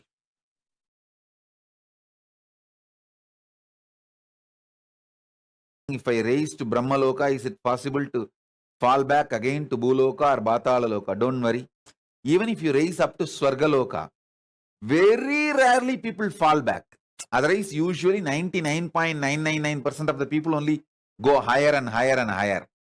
Exemption, rare stories only this falling back. Like sometimes rarely you hear some fellow raped his own mother. It's like a rare exemption. Like that, some rare people fall down from Swargaloka to Bhuloka. Otherwise, 99%, 99.99%, they just go only higher and higher and higher. Gayatri mantra raises you up to Swargaloka.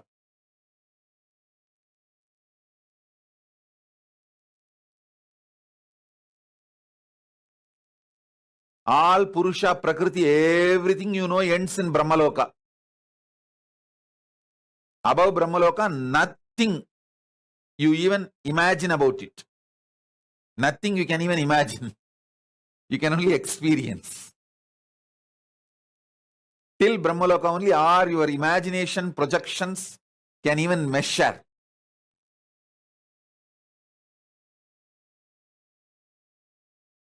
Yes, listen. Are you all ready? Shall we enter into the Brahmanyana session? The Satya Loka, pure intelligence session. Oh God. Till now what was going on was only introduction. Now only we are entering into the subject. Come on. See. What is Brahmanyana? Aham Brahmasmi. Tattvamasi. Ayam Anma Brahma. Sarvangalvidam Brahma. Prajnanam Brahma. Listen, I'll explain everything. I'll explain everything. First, listen to all these words I am uttering. Aham Brahmasmi, Tattvamasi, Prajnanam Brahma, Sarvangalvidam Brahma, Ayam Anma Brahma, Shivoham, Soham, all these statements mean the same.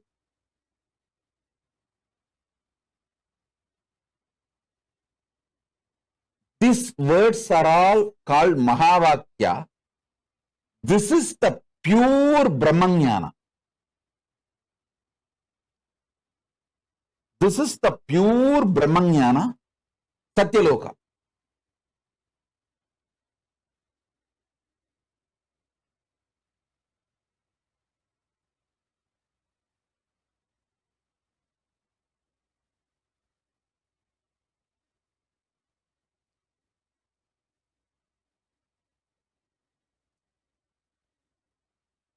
Tattvamasi means you are that. Aham Brahmasmi means what you experience as I in you. That is the ultimate. Prajnanam Brahma means the knowledge. Pure knowledge about Brahman is Brahman. I am Atma Brahma. What you experience as Atma is Brahman. Sarvangalvidam Brahma. Whatever is, which you can imagine, not imagine, whatever is Sarvangalvidam Brahma.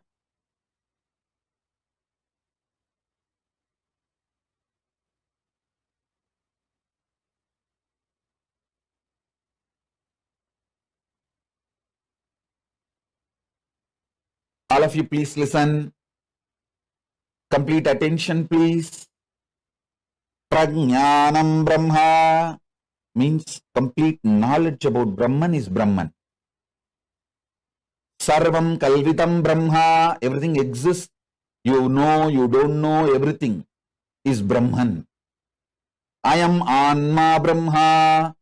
Your very soul, core is Brahman. This knowledge leads you to Brahmaloka, space of Parabrahma. Listen.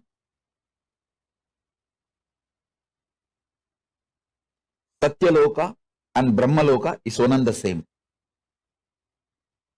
Even if you reach Satya Loka, that's enough. From there, automatically you will merge into Parabrahman.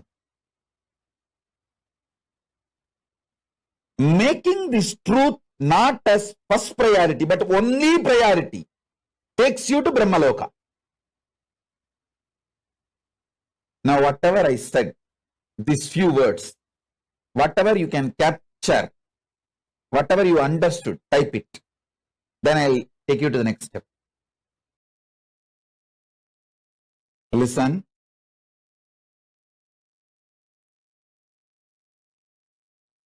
Making Brahmanyana not just your first priority, making that as your only priority makes you manifest pure intelligence.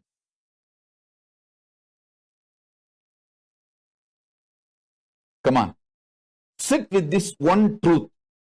I'll infuse the Brahmanyana in you. Sit with this one truth now. You can keep your eyes closed or open. Come on.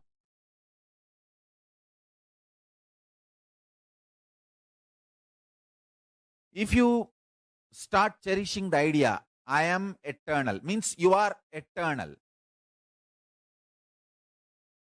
Aham Brahmasmi. Start cherishing the truth.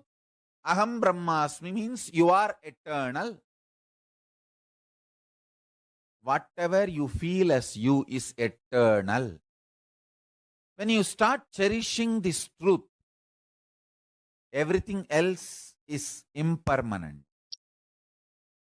You will see all the psychological, physiological, neurological ups and downs in your life drastically reduces. More and more you get centered on the truth, powerful cognition, you are eternal. Aham Brahmasmi. Other than you being eternal, everything else is not you. When you cherish this one powerful cognition, internalize it, so much of powerfulness will manifest in your life. It raises your physical health, mental health. Nobody can put a value for you. You decide the number. Your utility for yourself and others increases. Wealth is nothing but your utility for yourself and others. If you are able to increase that, your wealth increases. It has nothing to do with education. Understand? Qualification is different, competence is different. Life is all about competence, not about qualification. Qualification may be an initial visiting card, good visiting card, but that doesn't make you successful. Competence makes you successful. Powerful cognitions makes you competent.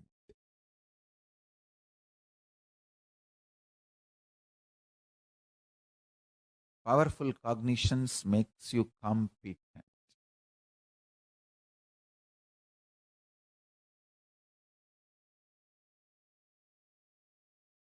The most sweetest word Parabrahman wants to hear is Aham Brahmasmi. You declaring, I am Brahman, oh God, I am Parabrahma. Paramashiva is waiting for you to declare, hey, Paramashivoham. Understand this. Understand one thing. Evolving in cognitions is absolutely celebrated in multidimensional logic. This is one of the most important truth. Ontology of Paramashivoham Jnana. In Paramashivoham Jnana ontology, there is no space for jealousy. There is no anxiety. There is only one thing. If gods are anxious, they may be anxious for you to become them. You to realize oneness with them. That's all.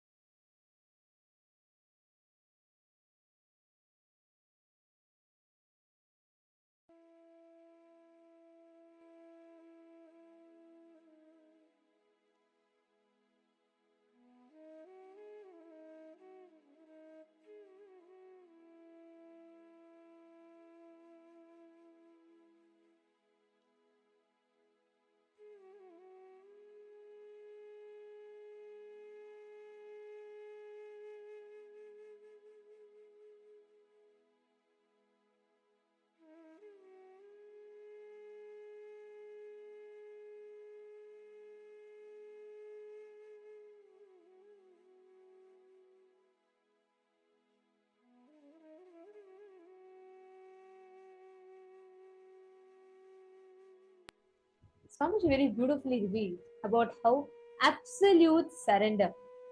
When you just declare, Swamiji, I do not know whether, I am divine, not divine. I may or may not have experienced it. Whether I am manifesting, I am Paramashiva, or if I think I am deluded, both ways. Because you told me, I am you, Swamiji. Your self-doubt may come and deny, your self-denial may come and stop you, your self-hatred may say you're not at all Paramashiva, how can you be Paramashiva? But beyond all that, your deep surrender, that immediately opens up Satya Loka to you. There's a very beautiful story about the deep surrender where Bhakta Prahalada, he's a ardent devotee of Vishnu, young kid, like just 5 or 6 year old. He has never even met Vishnu. Just with his deep surrender, he starts connecting deeply with Narayana, Vishnu. His own father will come and he will just throw him from the cliff. That young boy will not even get shaken. He will say, what is that? If I fall, I'll fall on Vishnu's lap. He'll say, ocean is there, Vishnu is lying down. So he'll come and protect me. Because of his surrender, Vishnu had to come and protect him. Same way, the father will get some, deadly poison from a snake. And he will let that, put the snake on Prahalada. Prahalada will say, what is that? Vishnu, the snake is where Vishnu lies down on the snake. So how can snake harm me? So he will say, snake cannot touch me. He will continue to say, he is just a 6-year-old kid. And he will just be in such surrender, snake cannot do anything to him. The snake will just come, coil around him once and then just go off. That's all. Nothing could touch Prahalada. The milk would be poisoned. Prahalada is the son of a demon king, Hiranyakashipu. And every aspect, the father will try to break the child so that the child can somehow say, Father, you are God, Narayana is not God. He's a demon king, right? But nothing would touch Prahalada. He will say, come what may. Anything that happens, I am fine, but Vishnu is he's my ultimate. Whether I know or not. Father will say, you have never even met Vishnu. How are you saying? He will say, whether I know or not. He is ultimate. Because he is ultimate, I love him. That's all. The deep surrender made Mahanarayana, Mahavishnu appear as Narasimha. Vishnu took a whole avatar just for the 6-year-old kid. That is the space, the authenticity, the surrender of Prahalada. Surrender opens you up to Satya Loka. Are you all understanding? Are you all catching? This surrender, deep surrender, makes you instantly experience the whole space of Satya Loka.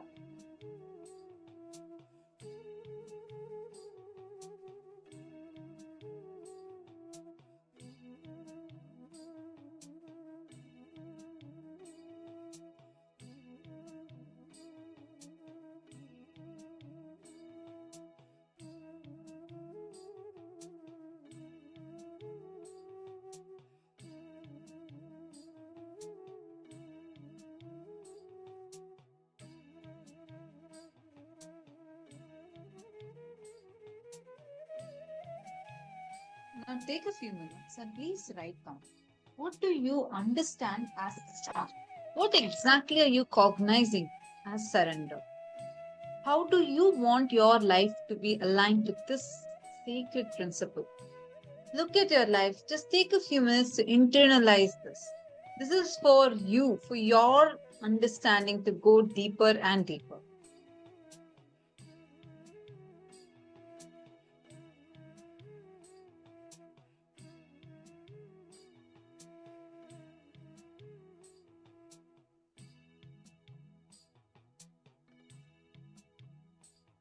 Ma Chunni Leo, are you able to hear us clearly, Ma?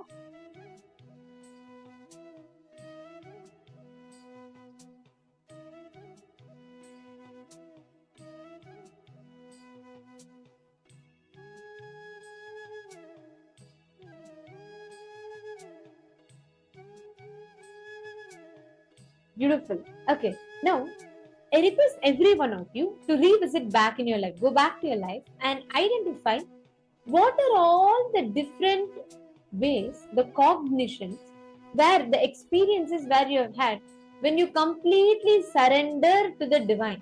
When you completely, let's just say, Swamiji, you told Swamiji, because you told me, and whether I may not even know, my mind may not even believe I am God, but because you told me, I surrender.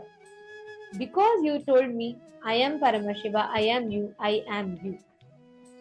That aspect, that deep surrender, immediately will open you up to Satya Loka. Now understand. Now all of you take a few minutes, spend a few minutes and look in. See what do you understand as surrender. All the participants that are here with us. Ma Sarlananda, Ma Jagni Jagdish. Ma Jagni Jagdish, may I request you to please. I see your cameras on, but everybody is a ceiling fan. I request if you come on the camera. Ma Veralucia, Ma Heidi Shlak, Ma Ananda Parameshwari, Ma Ratna Prabha, Ma Gokila. Ma Gokila, I really wanted to say it. I see you a lot more sitting in the sessions. That's very nice. Nice to see you sitting a lot more in the sessions, despite of your time zones. So that's wonderful. See, I request all the participants that are sitting here with us, internalize it as you're saying, internalize. Take it a little deeper and ask any questions that you have. Let us work on making ourselves have this experience. Ma Orieta, Ma Nithyananda, all of you take a few minutes and share what did you understand. Ma Ninghu, what did you understand?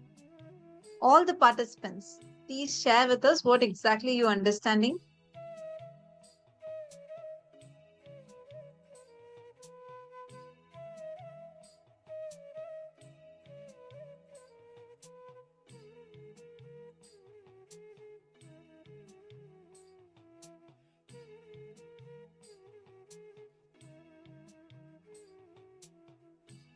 Now, as all of you are sitting and writing your understanding about surrender, we are now moving to the next part where we are going to be doing a quick round of power manifestation. This is just an introduction where you are learning about what is Satya Loka, the plane that we are going to be experiencing today. But what we are going to be seeing is in the further sessions, we have a session where you're going to understand that secret about life is neither free will nor predestined. Life is super determinism. We're going to be learning about this. So stay tuned. Let's enter now into the power manifestation session. And joining us, we have Manitya Yoga Pranananda, who's going to be taking us through the power manifestation and what exactly the power we are going to be manifesting today.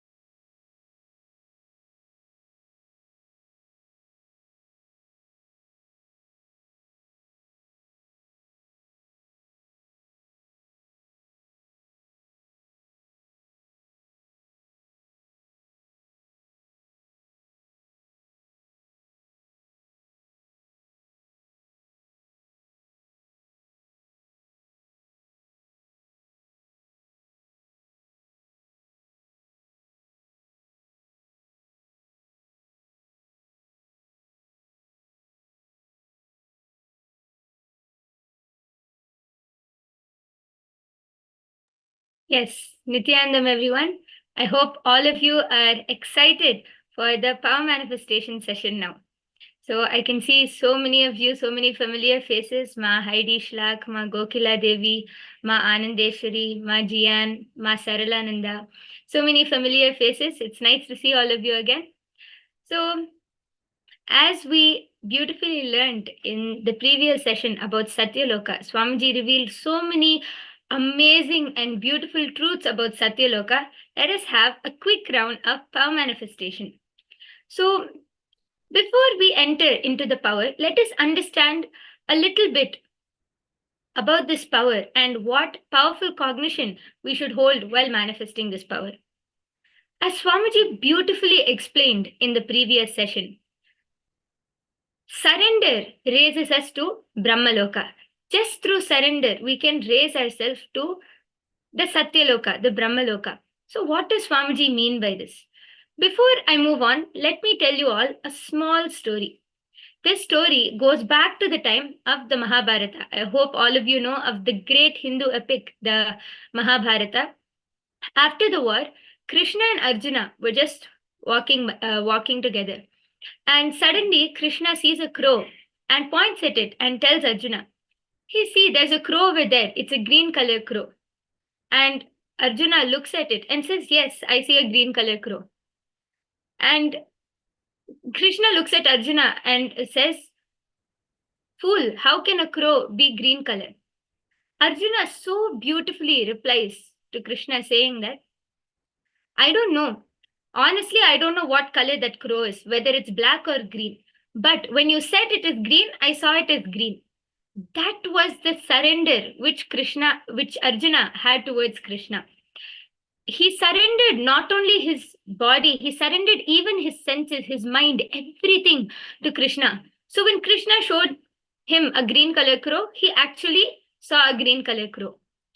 Because he didn't put his, naturally, if Arjuna would have used his logic, what he would be thinking, "Oh, how can that crow be green color? It's supposed to be black. There's no such thing as green crows." But he didn't let his logic come in. He had a complete surrender of his senses, of his mind, of his body to Krishna. That's why he was able to see a green color crow.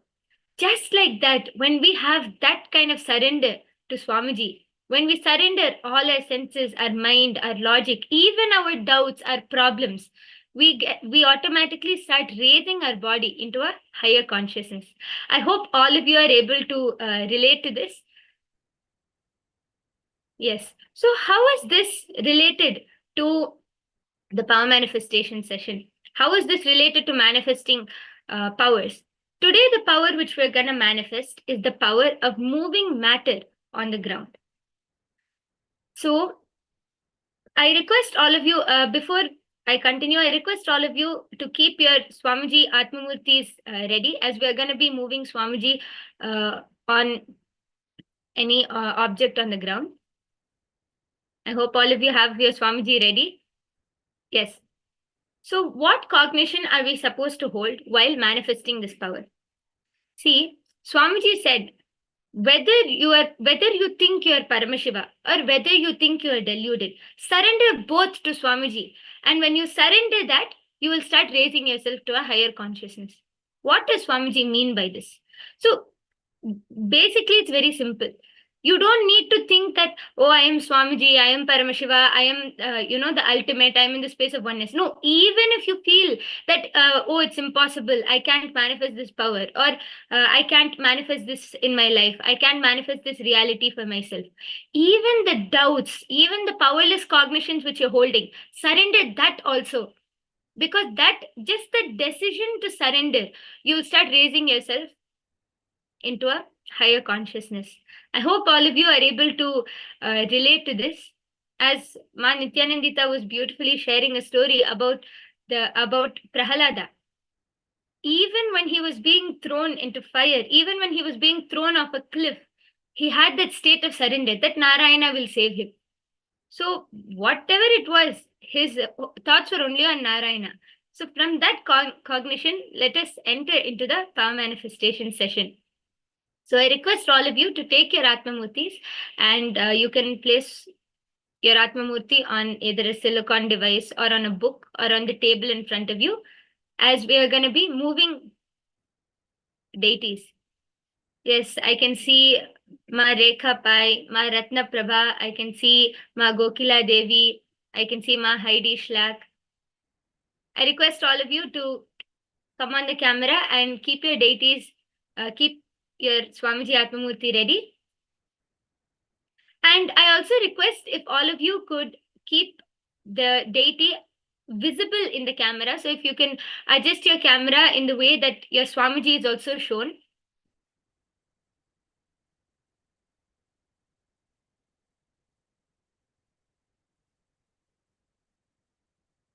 Yes.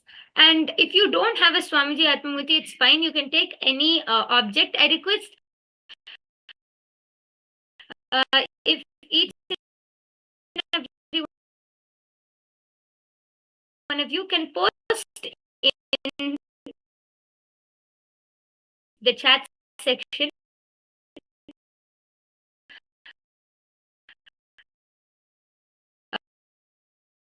uh,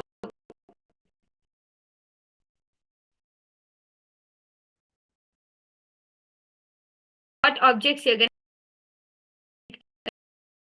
to keep for manifesting this power.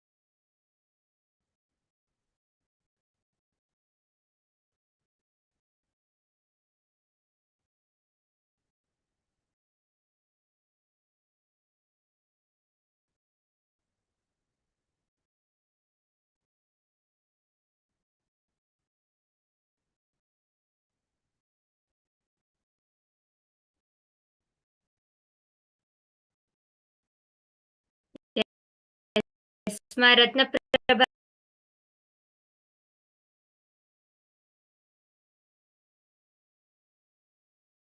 Whether the Atmamurti, the Atmalinga is moving.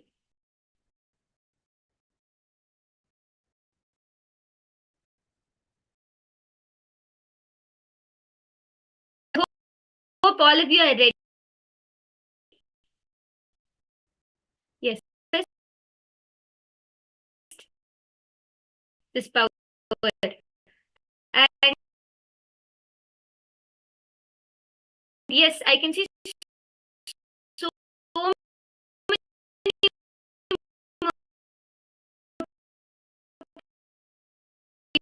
people who are there and guide you into this power manifestation for you to have a better.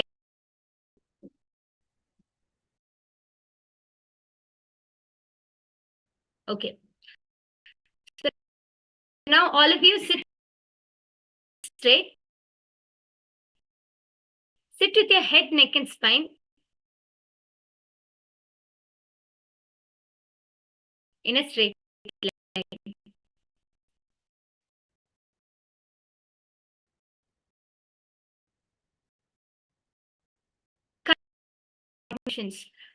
Even the even when your logic is coming up,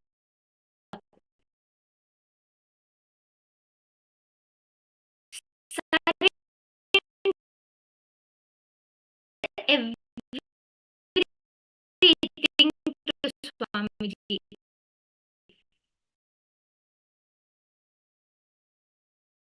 You to sit with your head, neck, and spine in a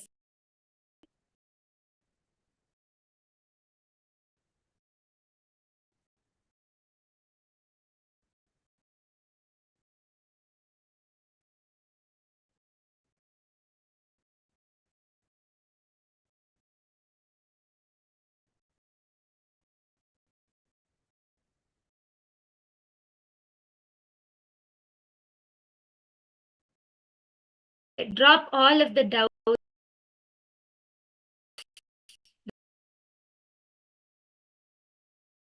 Powerless cognition.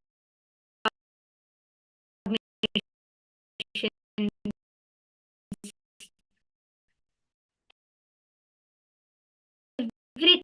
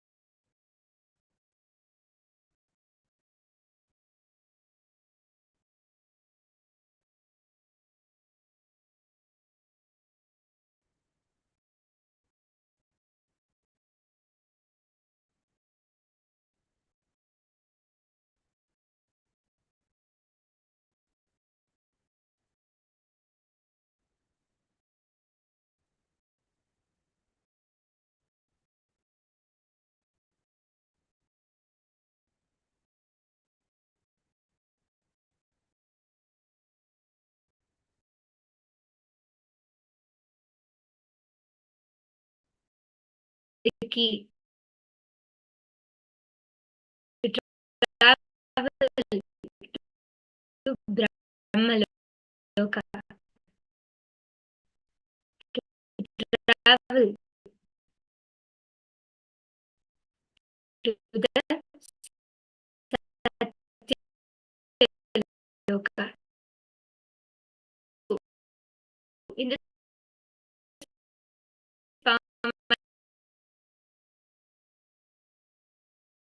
manifestation session,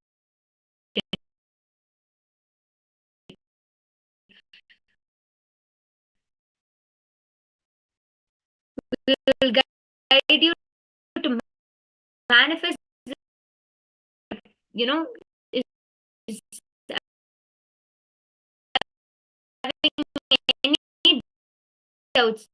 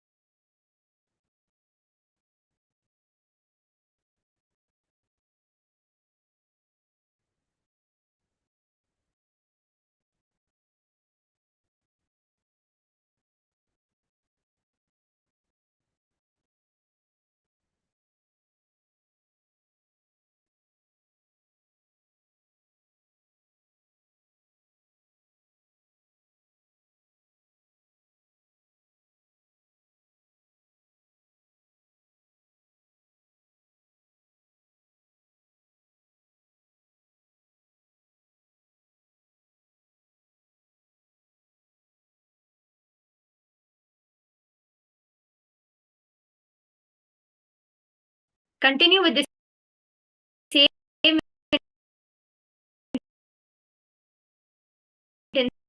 I can see the great. All of you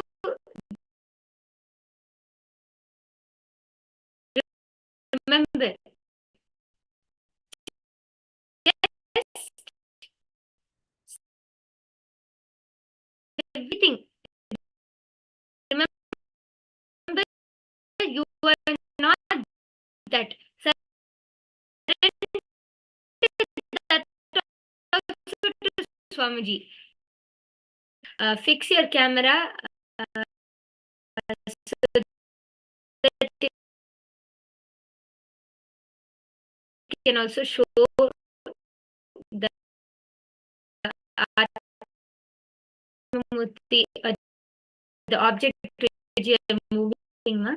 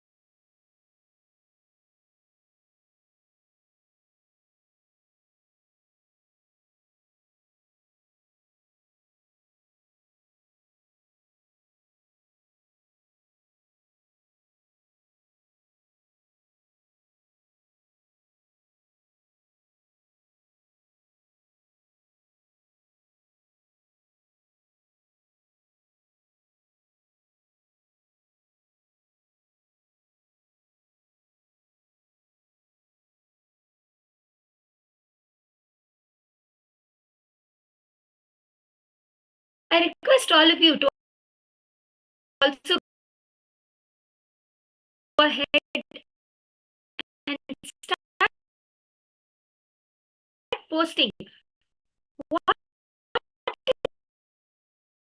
your experience.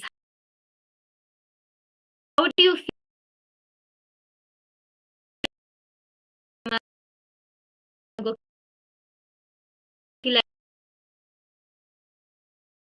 Devi,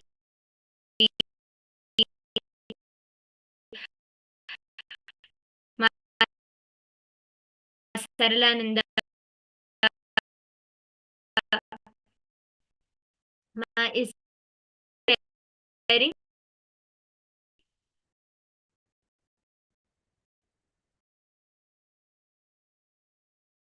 Lead and live what Swamiji has told. Yes, very beautiful. Ma.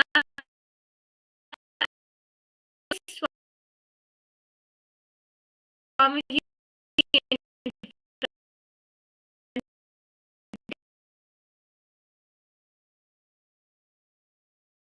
you to just come and really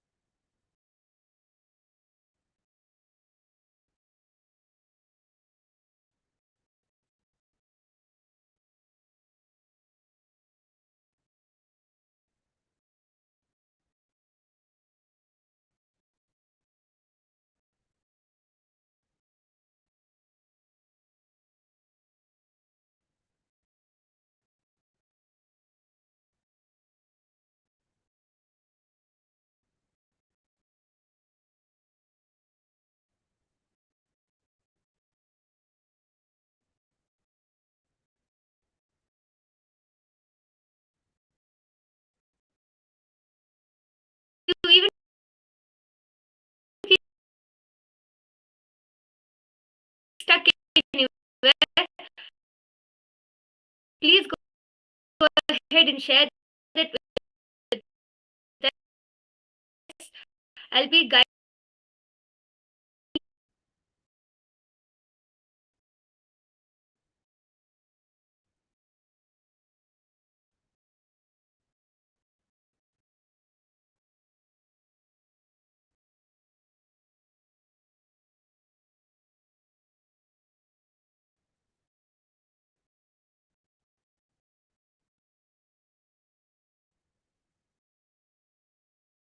Kema Virupaksha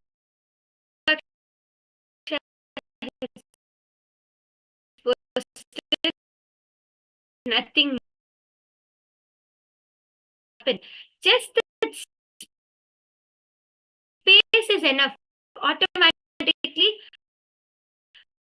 the power will everything is Swamiji's feet. Surrender even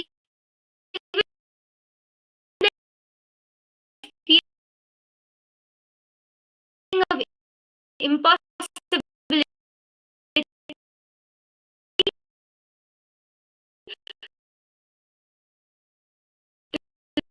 to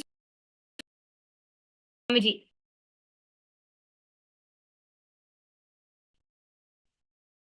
Amazing, great job, Ma. Why don't you go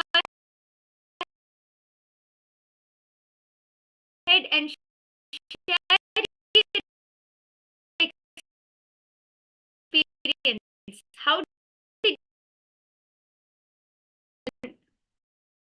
please go ahead and post your experience? Agitated when the Acharya is talking non-stop while I'm trying to be in oneness with Bhagwan.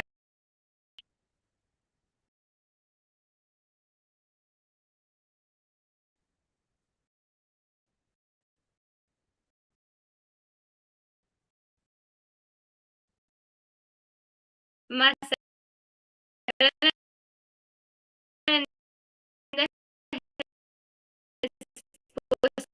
posted gratitude throughout your life.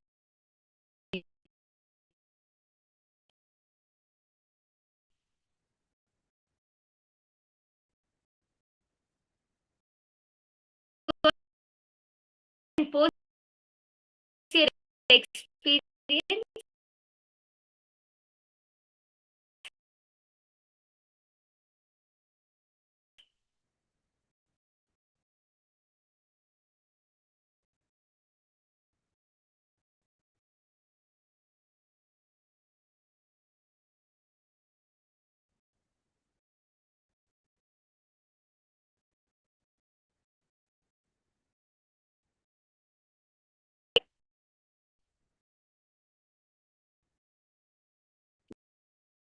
Next session.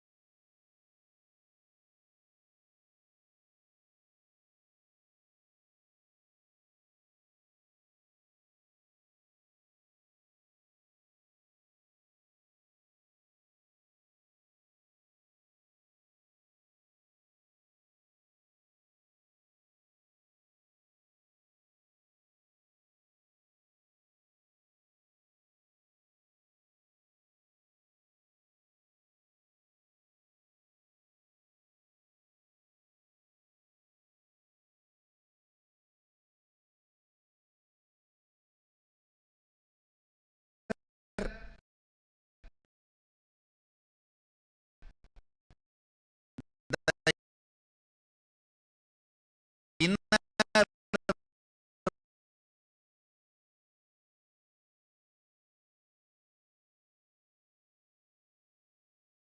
world success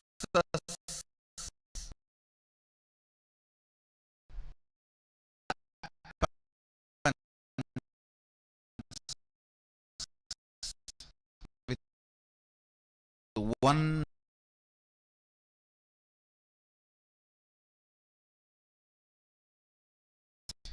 health should be like this.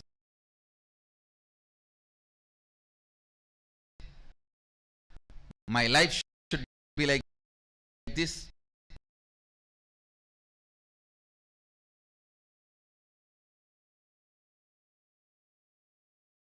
My environment that fails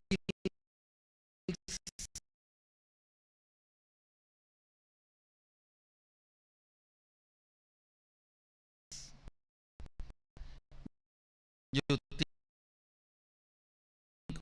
oh, it is constant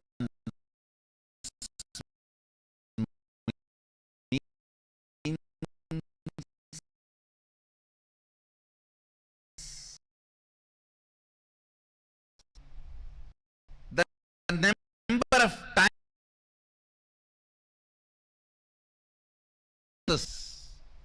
please understand,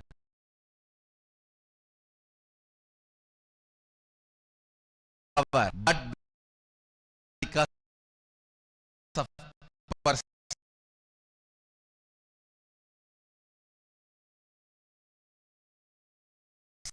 persistence.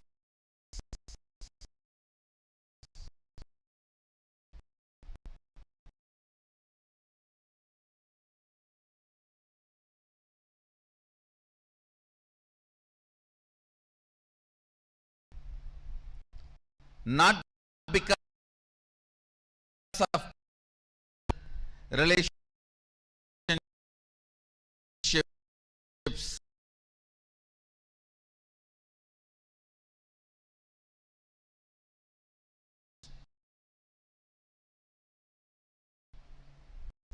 whatever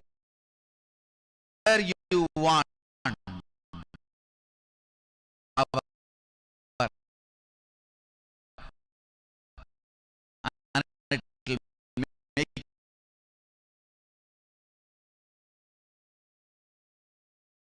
you always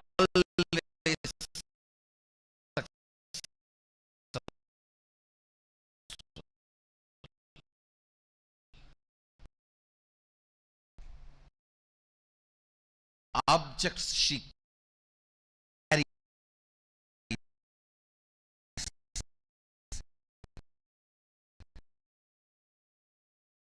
She opens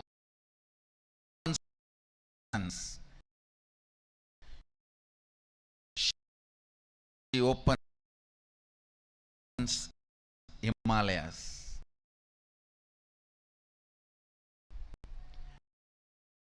Whenever you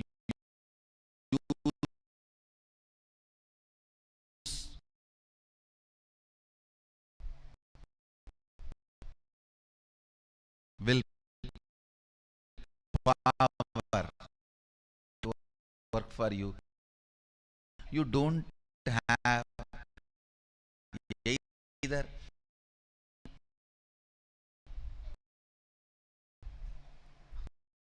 It may be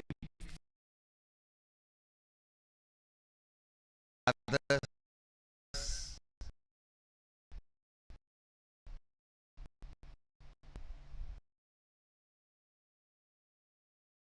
no, when it does not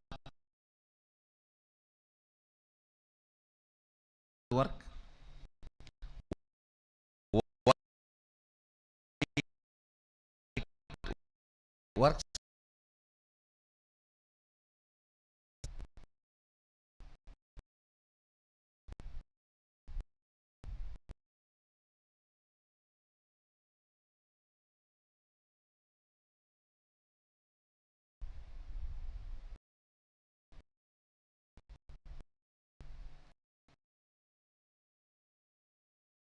don't even need to spend your whole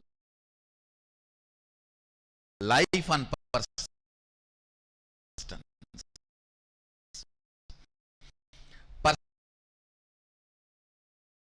Decision to persist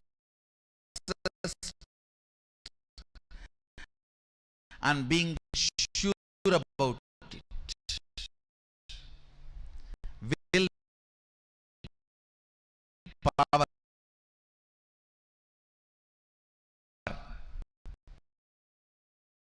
Look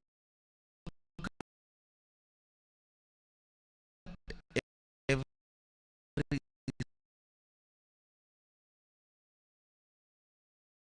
step in your life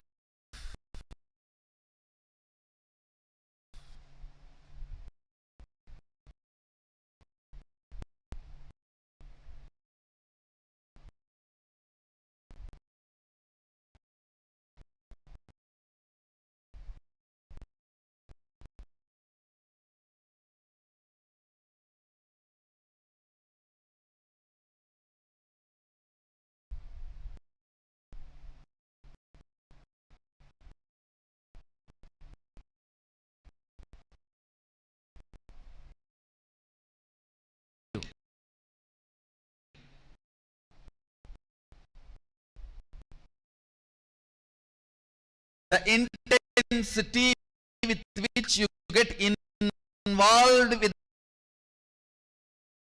and more involvement,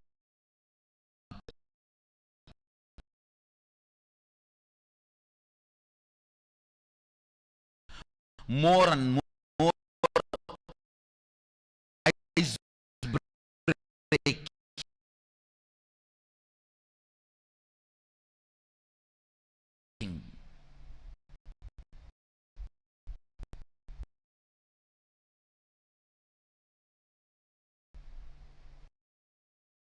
will persistence.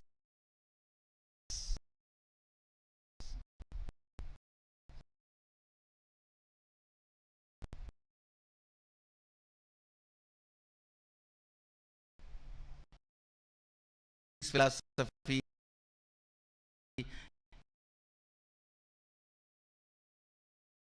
if it fails, if it does not click,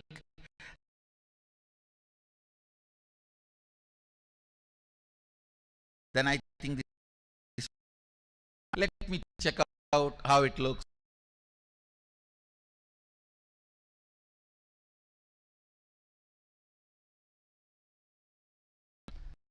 Sangha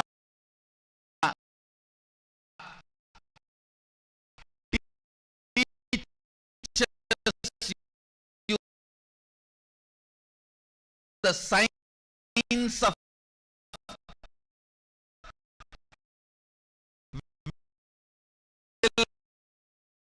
persist. Building temple outside, God is everywhere.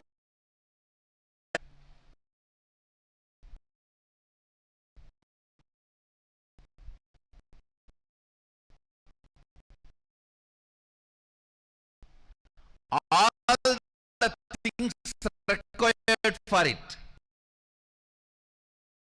already is sitting on the temple which you built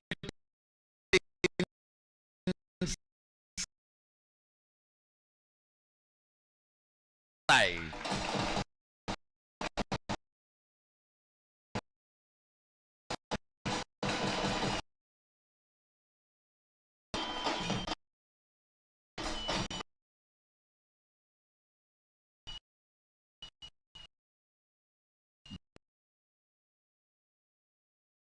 Because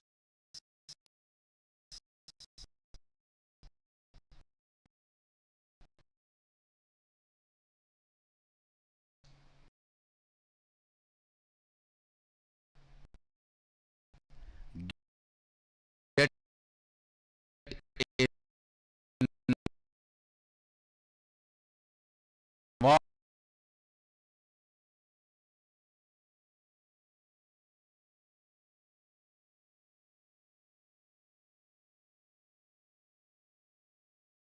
with life. Get in.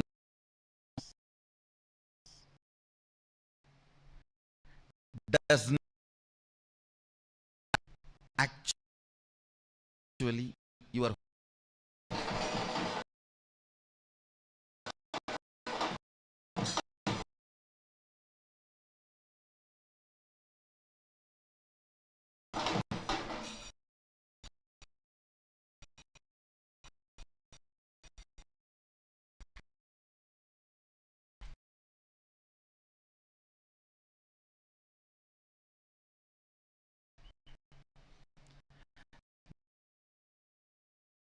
the moment you think of the Sadashiva,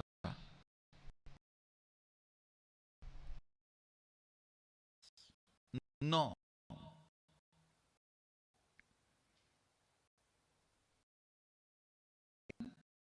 essence means decision not to give up on you, decision not to give up on your intention to be. Listen,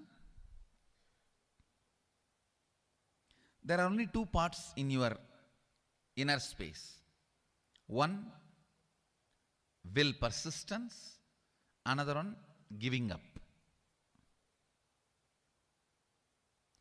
Either you give life to the thought current of giving up or to the will persistence.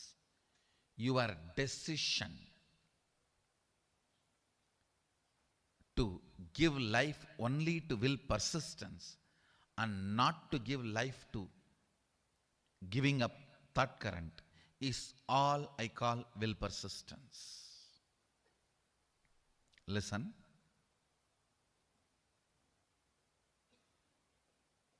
Actually, it's too easy. The truth is, it's too easy. Because you are giving life to giving up thought current, then persistence. Giving up thought current, then persistence. That is when it becomes complicated. It is like you create a terrorist group for some purpose, and then you send your army to kill them. You create a terrorist group, and then you send your army to kill them. Then world will never have peace.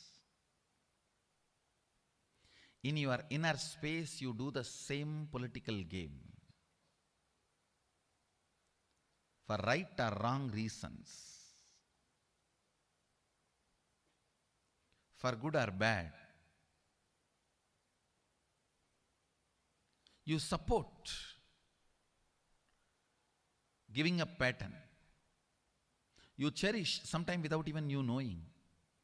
Only when you are about to fail, collapse, you wake up, oh, not this, not this.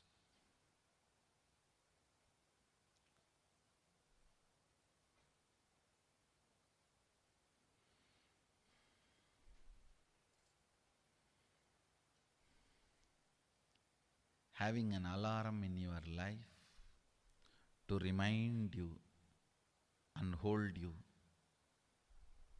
without letting you fall is equivalent to having a guru.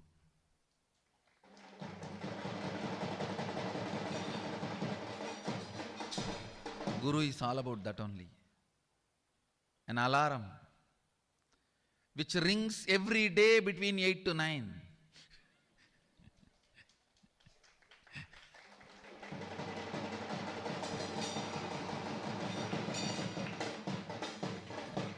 Reminding you constantly not to fall.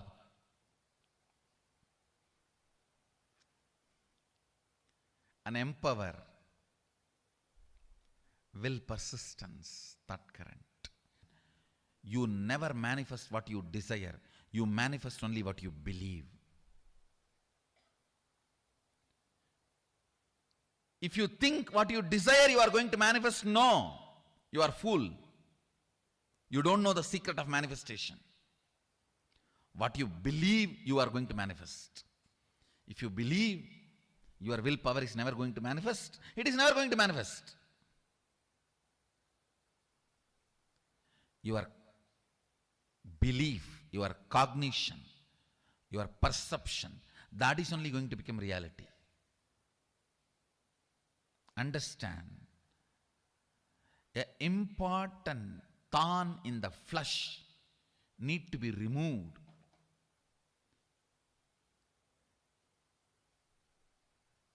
The pain point need to be removed from your inner spaces.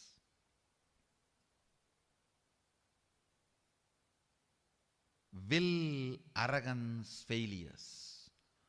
All your failures, whether you prayed and did not get. You see, prayer is nothing but making a will.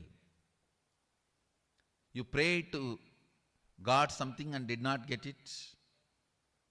Or you sincerely tried and did not achieve it. Or you created a space and it did not become reality. All this and all the pains accumulated around this is all about will arrogance. Listen, it is all about will arrogance.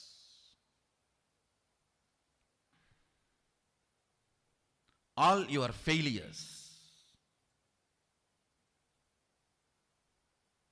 whether you failed in your own sadhana, spiritual practice, or you failed in your prayers, you failed in your efforts, you failed in situations, relationships, life, everything is will arrogance.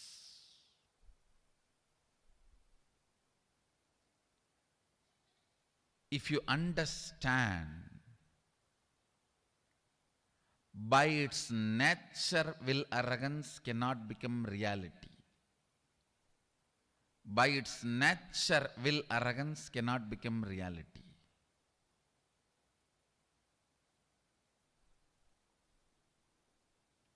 Only will persistence can become reality.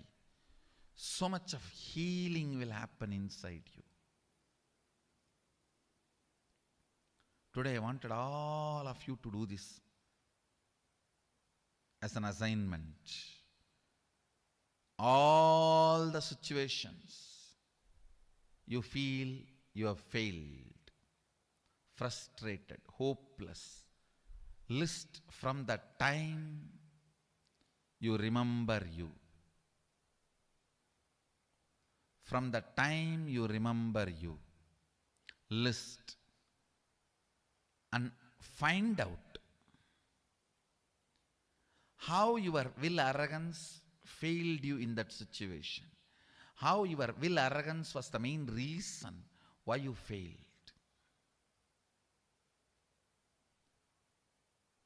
This understanding and then completing with this pattern of struggling with will arrogance and deciding to have will persistence, your will arrogance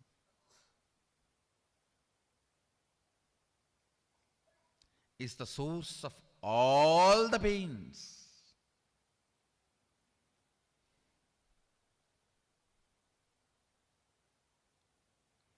If you can internalize this one truth today,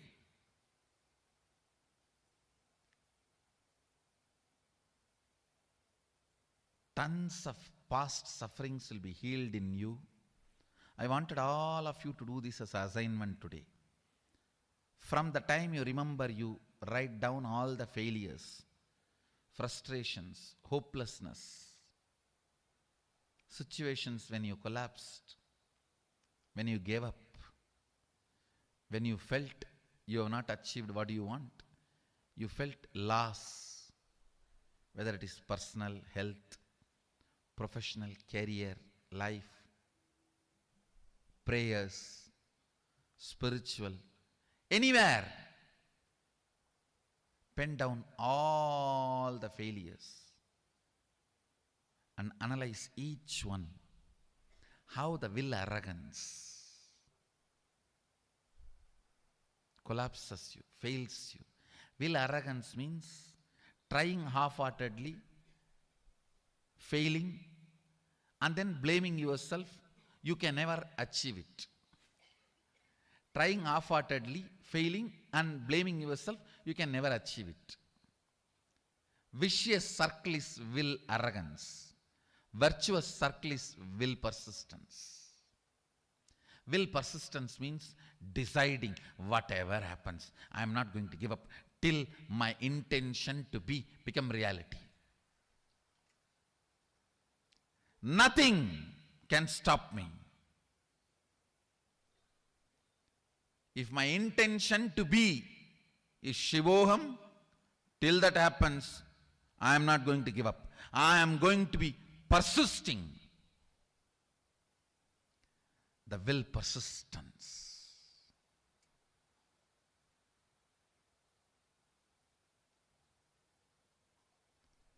Whatever may be your intention to be, the moment you decide, will persistence,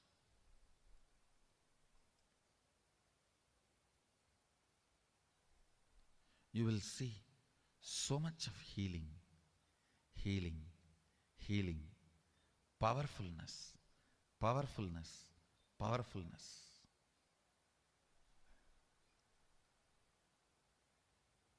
Your own voice sitting inside you and constantly teasing you, pulling you down, disrespecting you, abusing you, will just melt down. You don't have any other enemy other than your own will arrogance voice from inside.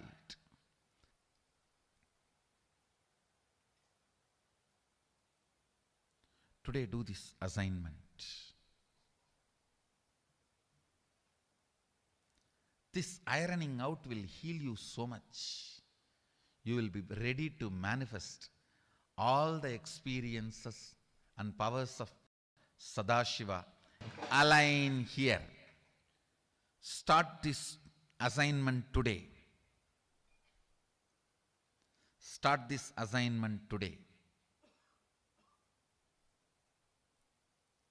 To complete with all the pains, ideas, neurological, psychological, physiological, physical, hormonal ups and downs you generated in you, which goes on trying to make you believe falsely that you are not your intention to be.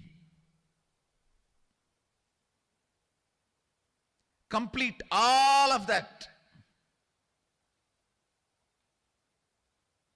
After finishing the assignment, you will simply understand it is just dash dash dumped on you by your will arrogant lifestyle. Actually, I want you to do the assignment here. Sit here, and after this session, do the assignment. I'll help you complete here.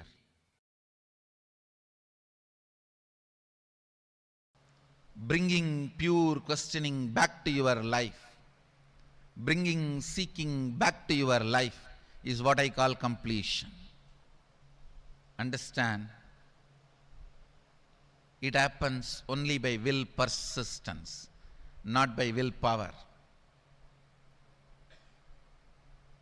Sometimes people come and tell me, oh, 10 years I had persistence. No, you had willpower. Persistence never brings you tiredness and boredom. You never had persistence. It was always will arrogance fighting and failing. Will arrogance fighting and failing. That is why you are feeling tired and bored. That is not persistence. That is will arrogance. You need to have right idea about your past. Only then you will make right decision about your future. Many times,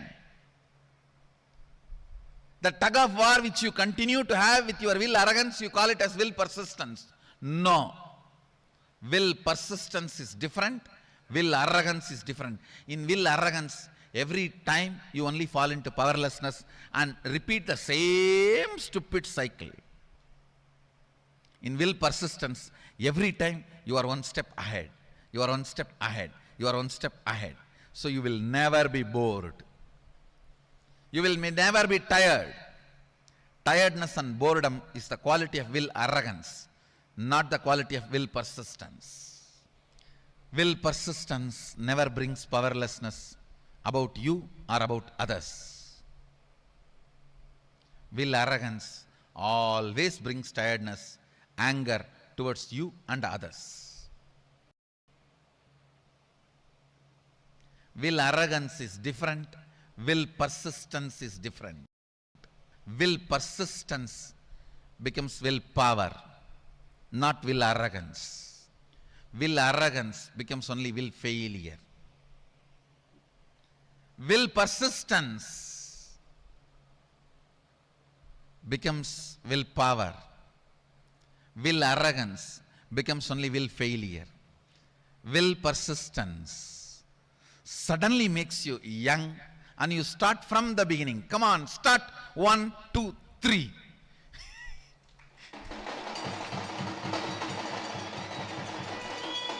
Will arrogance makes you feel tired about even the things which you never practiced, but just you imagine you tried. I tried.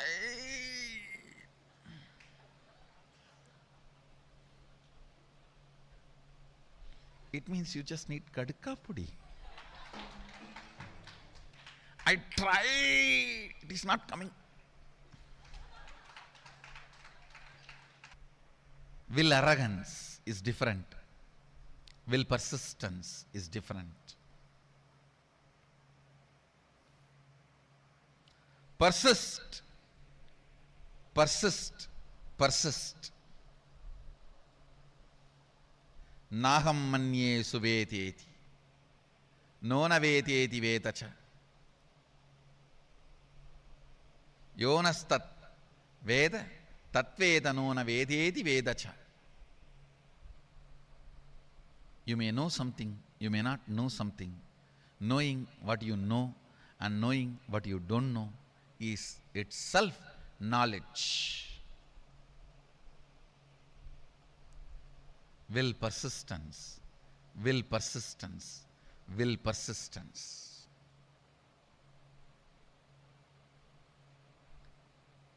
Nothing else need to be done in the world. Just the will persistence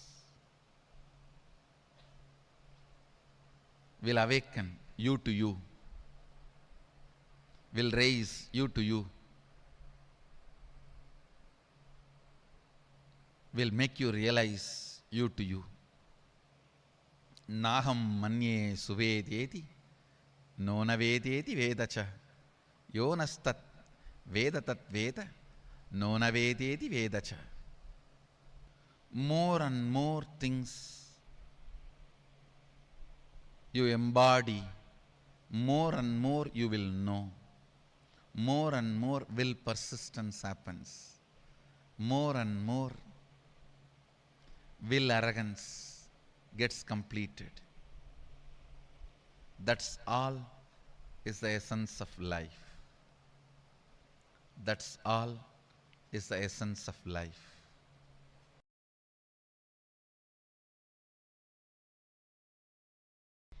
At certain level, attacked by tiredness,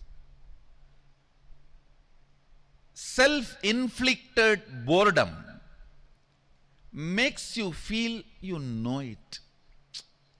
That's all can be known. You give up on you. And you feel everything is okay.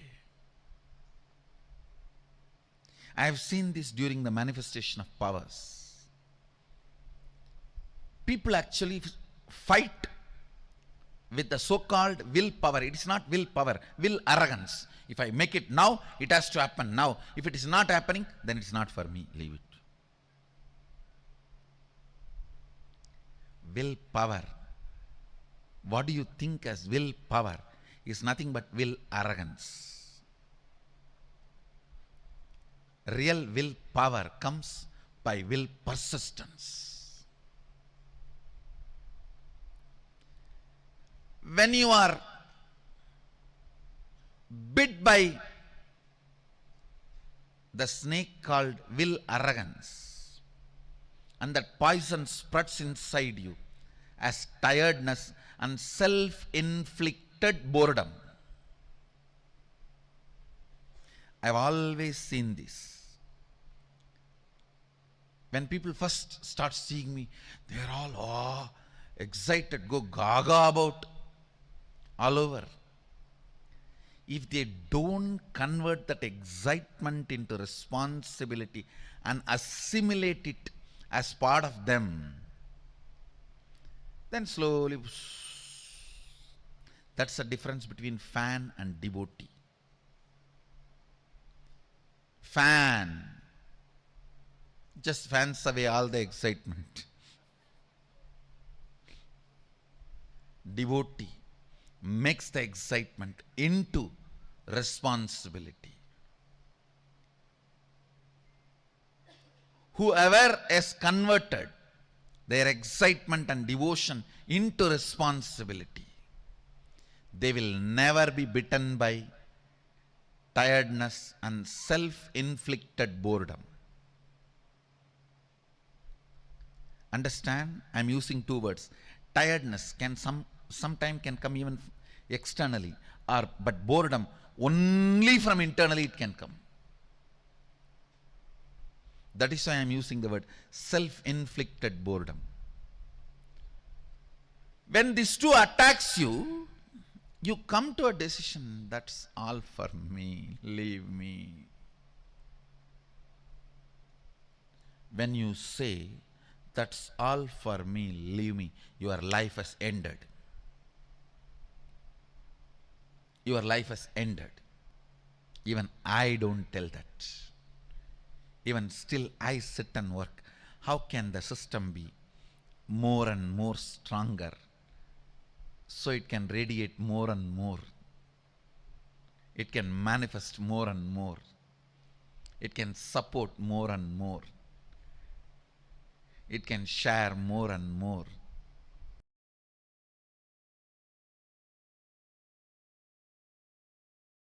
Intense will persistence raises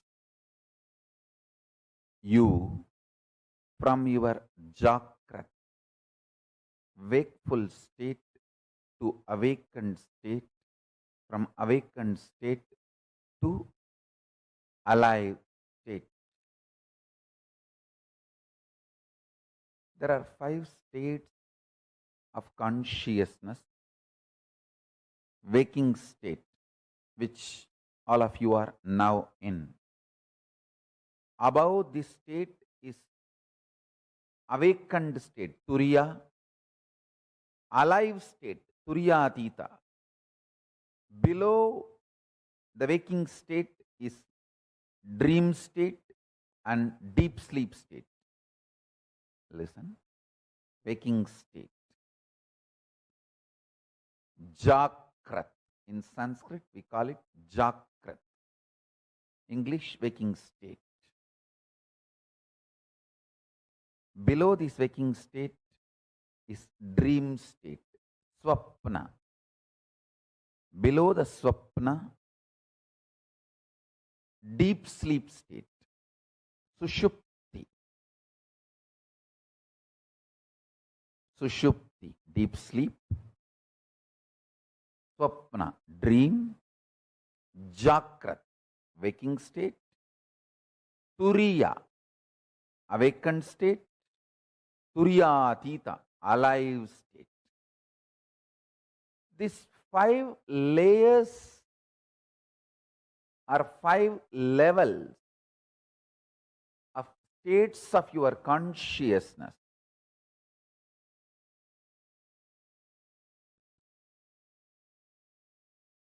is your life.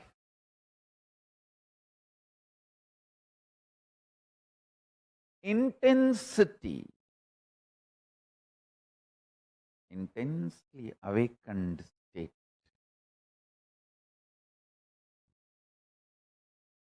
leads to alive, Turiya Tita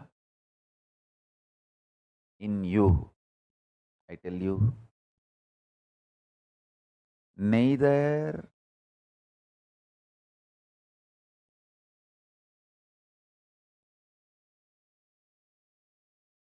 what you consider as external achievements,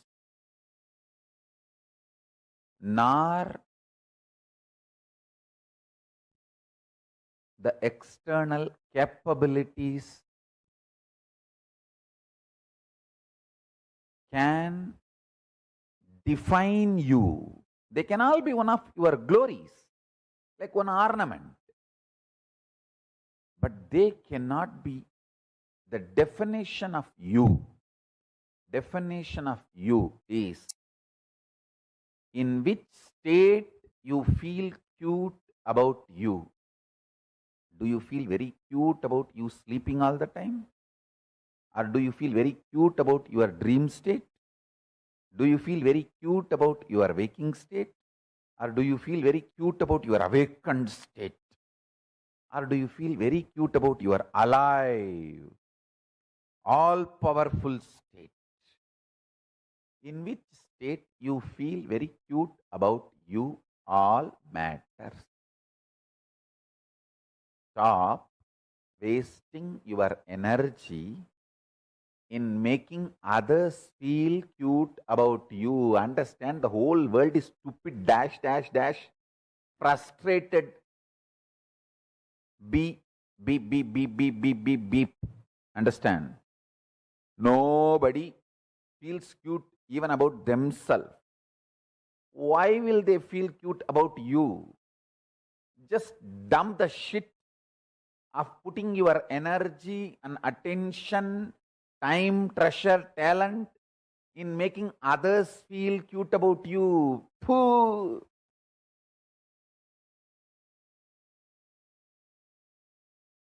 It's like you are wasting your whole life for pig shit. Stop. Decide in which state you feel cute about you. That's all is life.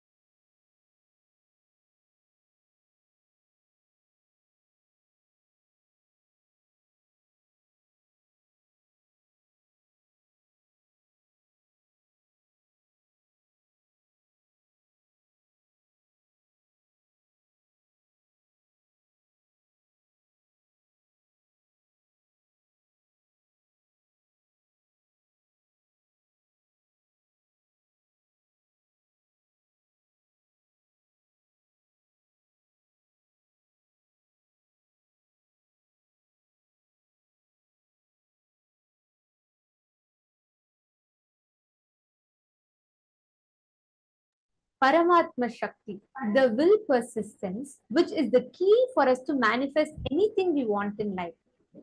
Can I request each of you to post what you understand as will persistence? What is will persistence according to you? And what do you understand that as will persistence? Because it's important that we develop the right understanding about will persistence, and based on that we manifest will persistence in all aspects of our life. I request all of you to please post in the chat.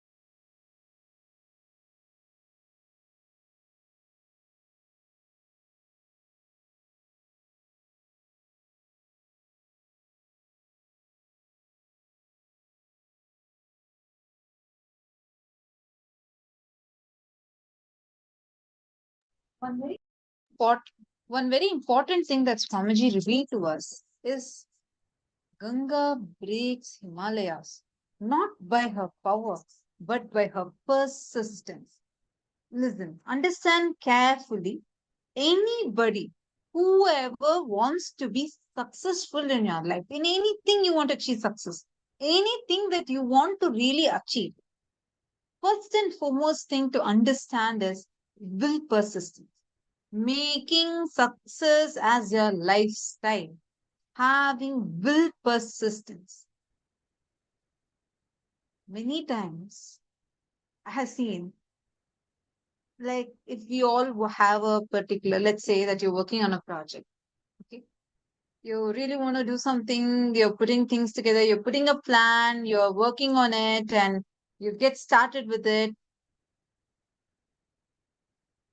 And then suddenly, let us say that you missed in something didn't work out the way you wanted. We immediately tend to give up.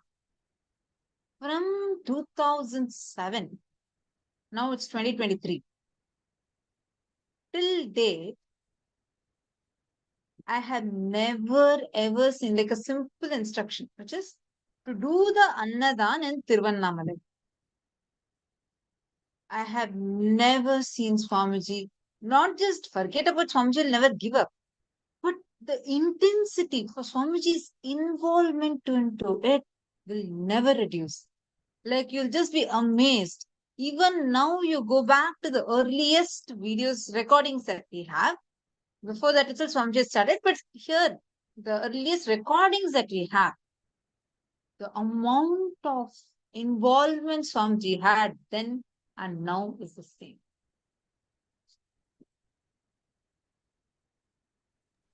Will persistence is one of the most important aspects for success. Every single day, see, it doesn't matter when you get the results, how you get the results. It's a very, very beautiful story. Swamiji will tell, through this story, Swamiji will make us all understand the importance of deciding to persist. See, it is not about, oh, I tried 10 years, why am I not getting it? Will persistence is not about how long you persisted. That doesn't matter. That's not the main factor. When Swamiji tells will persistence, Swamiji is explaining one of the most important aspects. Please understand. Your decision to persist makes you successful to get the result, not the persistence of the duration of the persistence, the quality of your persistence. You can keep trying.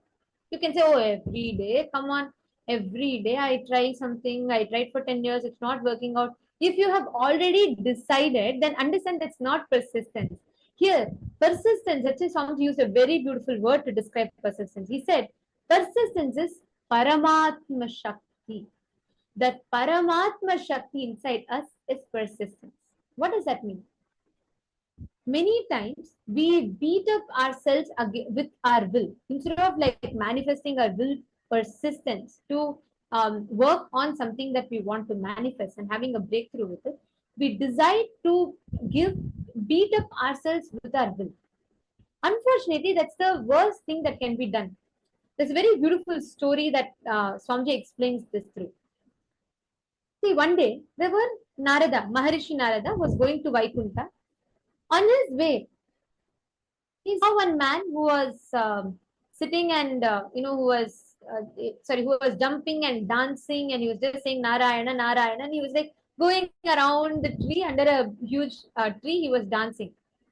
So Narada goes, and the moment he sees Narada, he says, "Oh Narada, please, can you bless me with one thing?" Then Narada says, "Yes, ask me. What do you want?"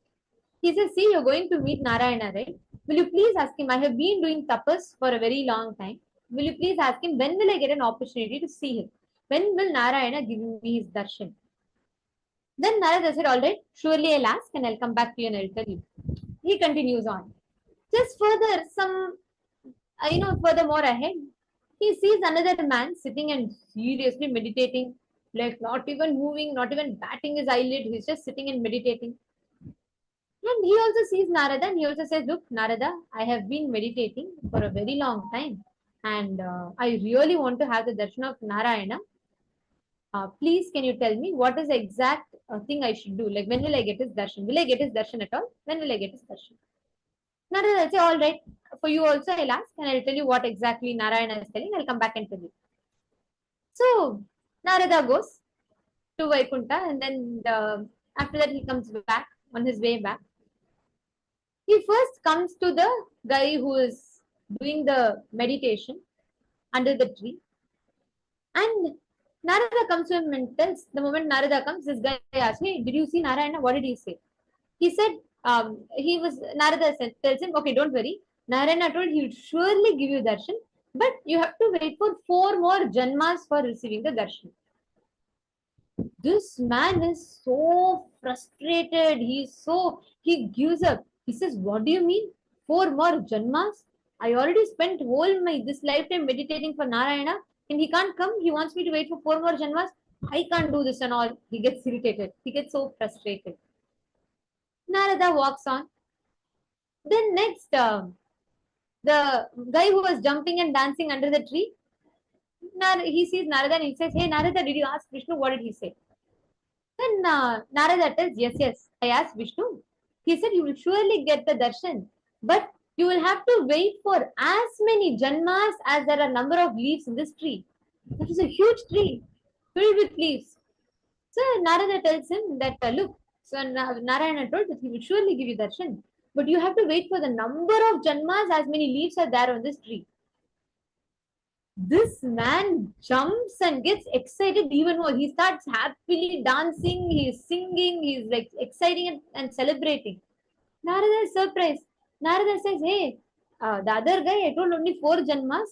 He already gave up meditation because he has to wait for 4 more lifetimes. I'm telling you, you have to wait for as many lifetimes as there are leaves in this tree, and you're jumping around." He says, "What do you mean? Now, Vishnu has told he will come for me. That assurance that he will come for me is enough. I will wait for how many ever janmas that I need to wait. As many janmas I need to wait, I will wait. But I am so happy that Vishnu himself has given me a guarantee that he will come." That very moment, all the leaves in the tree falls down and Vishnu appears, gives enlightenment to this man. Persistence is not about the quantity. It is about the quality, the conscious will with which you persist. Actually, I just wanted Just to want to show all of you a small clipping from how Swamiji is the will persistence. First, I'll share with all of you, like recently, how Swamiji micromanages for this Kailasa's Tiruvannamale Aushadha Annadam. Who all has seen it? In Tiruvannamale, we have this beautiful, grand Aushadha Annadam that happens. Even in Madurai, in multiple Kailasas, we have Aushadha Annadam, means food itself served as a medicine to people. Where like herbs, Ayurvedic herbs, those Ayurvedic recipes, where the food is energized such that it can not just add nutrition to the body but also heal the body. Very unique concept that Swamiji started, and you are now doing it very, very, very, like I want to share like how Swamiji micromanages, right? Swamiji actually even now for every month Paurnami we had like 100,000, like 1 lakh people, means almost 100,000 people who come and eat just in our campus. So now how Swamiji does Annadan, So to micromanage every month, every single month without fail, Swamiji himself will personally go sit in the Zoom, see each place, whether the mats are put clean, starting from where the people enter to the end of how everything is kept, how many plates are kept. No using paper plate. You can use only steel plate. The food has to be hot. 11 items have to be there. This is for a annadan, meaning free food service that we do. This is not just normal food, but like energized food, which is with a lot of medicinal, like Ayurvedic herbal medicines, right? So this is the micromanagement now, like I'm saying, Swamiji do. Recently, when I came across a video, I was so shocked. The same involvement, same persistence with which Swamiji is doing in 2023, years ago, when Swamiji had started his Annadan, years ago. This is exactly Swamiji did. This is the video from 2009. You all can see the sheer hard work, will persistence that Swamiji has.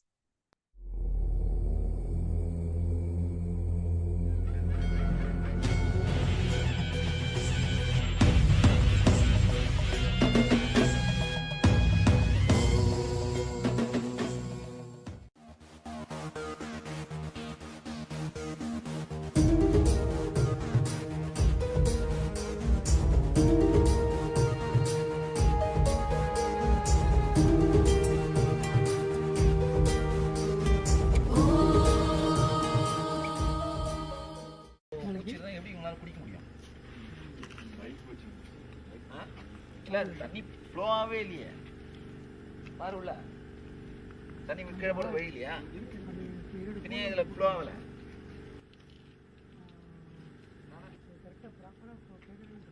அப்படி அதில் கொடுக்குறது இல்லை, கிளீனாக tiles போட்டு இந்த படிக்கிட்டு tiles போட்டு இது தனியாக போர் போட்டிங்களா? நம்ம பொருள் எங்கே போர் மெஷின் மட்டும் வாங்கி வச்சுங்க.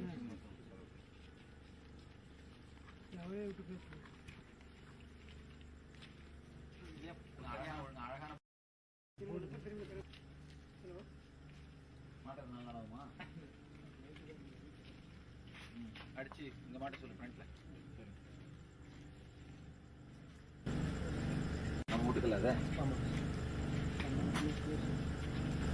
ஏன்னா தண்ணி ஊற்றி மெயின்டைன் பண்ணுறீங்களா?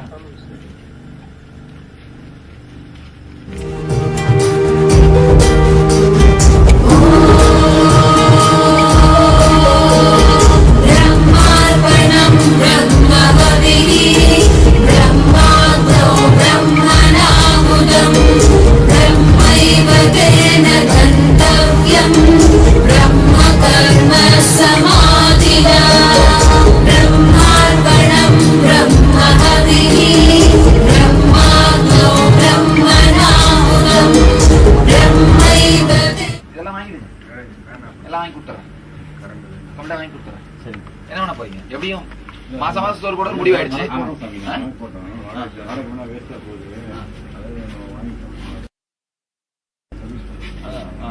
நான் வாங்கி கொடுத்துறேன். இதெல்லாம் நம்மளுதான் வாடகை.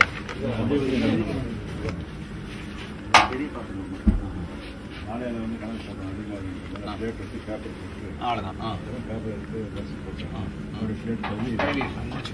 அடுப்பு கூட வாடகை எல்லாம் வாங்கிக்கோ சொல்லிடுறேன். நிறைய பேருக்கு சோறு போடுறோம்ல, எப்படியும் எல்லாரும் சாப்பாடு போடுறது போட்டுதான் தெரிஞ்ச முடிய மாட்டோம். யார் அண்ணா எங்க பேர் என்னப்பா? நல்லது, நல்லா இருப்பேன், நல்லது, ஆனந்தமா இருக்கு, நல்லா சோறு போடு, பெரும் புண்ணியம். அதை நைவேத்தியம் பண்றோம், நைவேத்தியம் பண்ணி போடுறோம், பிரசாதம். அது ஒழுங்கா ஹைஜீனிக்கா வச்சு போடு.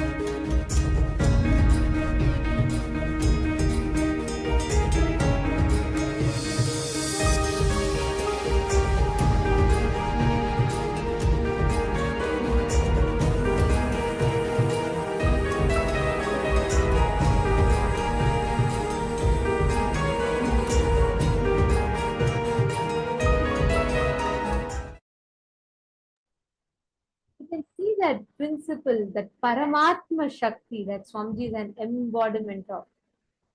In every aspect, Swamiji persists. He never stops for anything. That intense will persistence, never stopping for anything, that is the key, that is the ultimate best way.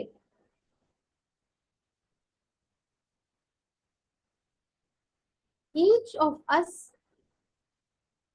that are sitting here today, they're all going to be learning this principle, the Paramatma Shakti. Whenever you give up, whenever, even before trying, just because you took 1 or 2 steps, it didn't happen. We all decide, we just say give up. We can see from so many years, Swamiji is like persisting. Whether it happens immediately or not, nothing is ever a reason for Swamiji to stop or give up.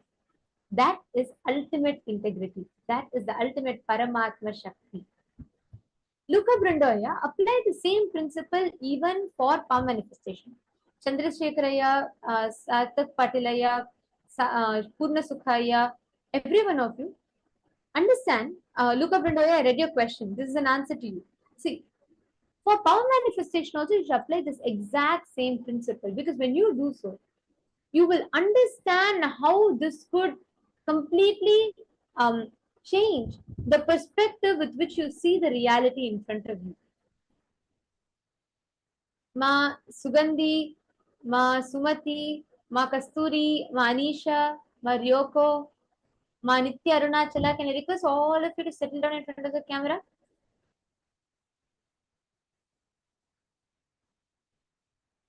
My Basi never does is posted. It's so beautiful.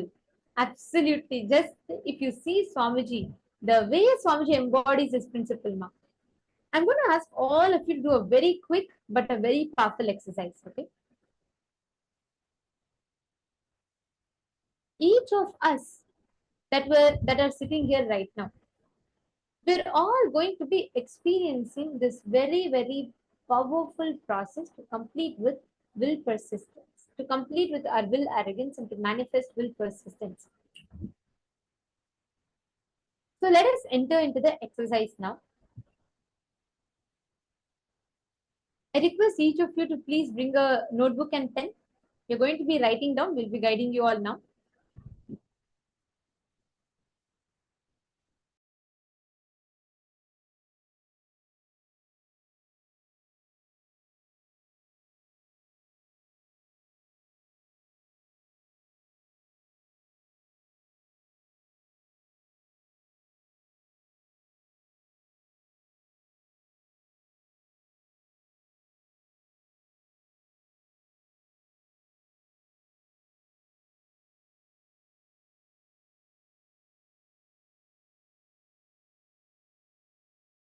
Okay, so here are some qualities that will help you map whether what you are doing is will arrogance or will persistence. See, will arrogance always leads you to tiredness and boredom. For example, oh, I have been trying for 10 days. It is not happening. What can I do? That's all. Leave it. That is will arrogance. Will persistence is always going to keep you so energized, youthful, alive, active, vibrant. Like you'll be so happy. You'll be so intense with life energy. You will want to keep doing it again and again and again and again. Whereas will arrogance will always push you to tiredness, boredom, powerlessness, and powerlessness about others, anger, feeling that that's all can be done. What can I do? Makes you withdraw from life. All of these are will arrogance. Will persistence is you deciding to persist till you manifest it. That is will persistence.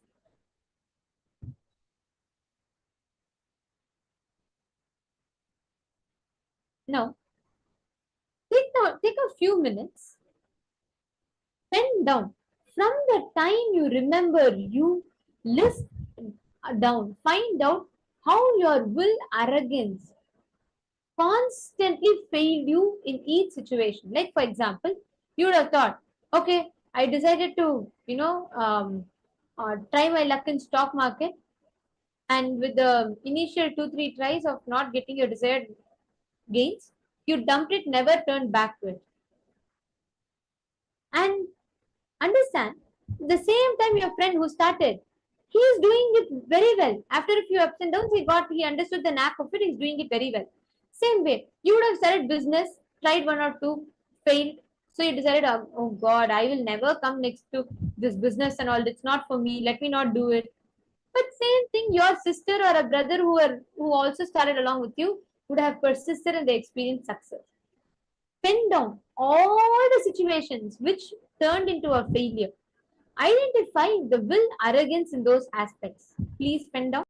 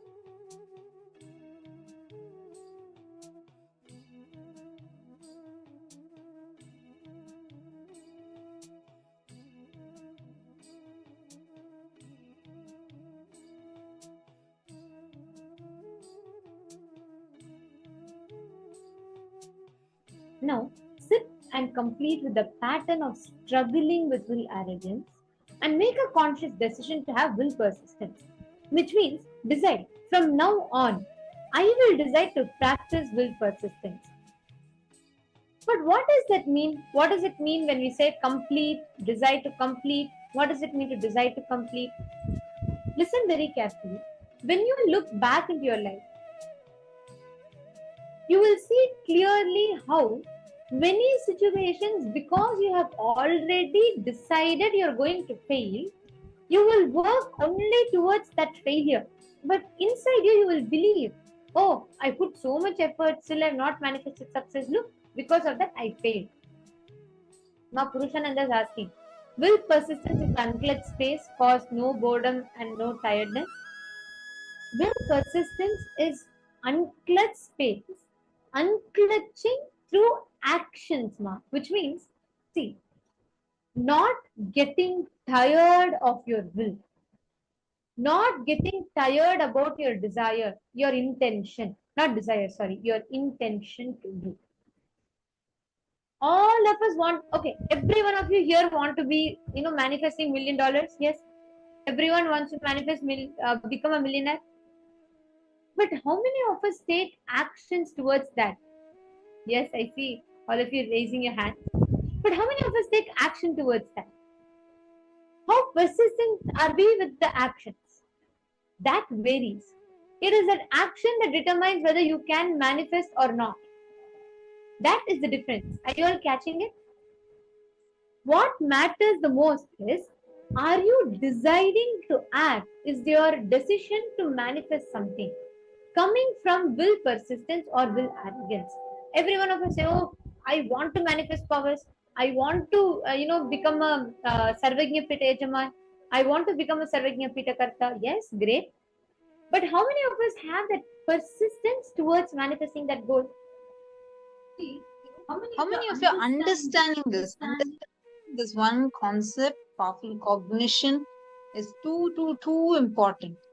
How many of you are able to cognize what does will persistence mean? Ma Anisha, Ma Maluhya Mona, Ma Kasturi Aravindan, Ma Ankita. Are all of you understanding this? Ma Prema Rupa, Ma Antu Saha, Ma Susan Solander, Ma Weeping Zoo. How many of you are able to cognize what does this exactly mean? Take a few minutes and please post if you are able to understand and if you're able to follow. Any help you need with this, feel free to post it and ask. We can definitely help you because this is too important. The will arrogance that we carry. I decided I want to manifest powers. Let it come now. If it doesn't come, then you say, okay, this whole science is false. That is will arrogance, where we decide not to persist. Will persistence means till it happens, I will persist. Is will persistence. Will arrogance means I had decided now it has to happen. If it does not happen, that's all, I give up. That is will arrogance. How many of you are understanding the difference between will arrogance and will persistence? Are you having will arrogance or will persistence? Take a few minutes and look in and identify that will arrogance and complete with that will arrogance. Getting it? It will help you to see life itself from a completely different manner, altogether different. It's not just a try and make it happen. Because even while trying, there is a way how you may fail. Even while you try, if you don't have it inside of you, if you are not clearly holding the will persistence, 3 times trying, 4th time you'll give up. Because your core is not operating from will persistence.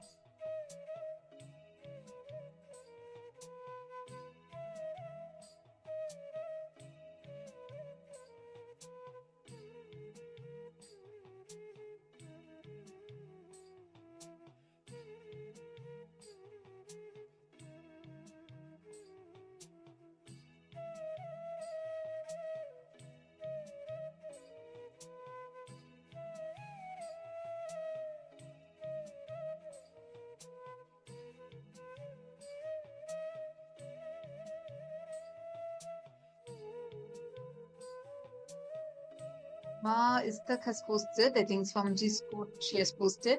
Will arrogance means trying half-heartedly, failing and then blaming yourself.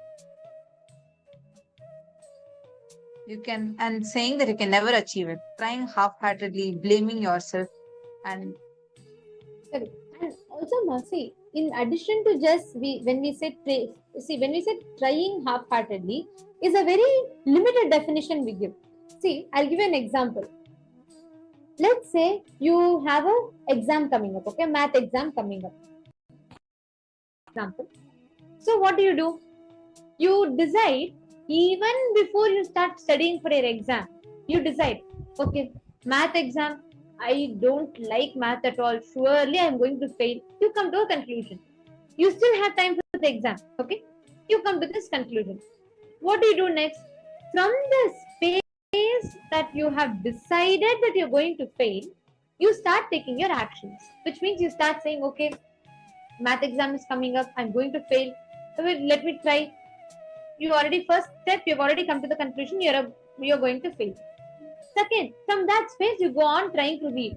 What happens? Half the time, your book is open in front of you, you're doing the sum, but inside your head, oh God, what if this question comes? Now itself, my answer is wrong. In exam, what if I do it wrong? Now itself, I'm not getting it. So you start slowly developing that pattern, approaching the situation only through the pattern that you're going to fail. So what happens? Are you putting your authentic effort? No. After some point, you will decide, oh, anyways, I'm going to fail. Why waste time at all? Let me at least go and focus on a subject, I will pass. By and by, you slowly decide to stop practicing itself. Naturally, what happens? Exam comes. You go to the exam. Of course, you're not going to pass because you never prepared for it in the first place. But we'll come to the conclusion saying, see, this is exactly what I said. I know I was going to fail in my math exam. But in reality, who caused that failure? It was your conscious decision. Because you already come to a conclusion that you're going to fail, that decision not to persist because of your fixed notion is will arrogance. Are you catching it?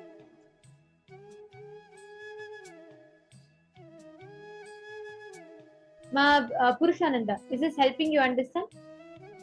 Maestak, are you also understanding?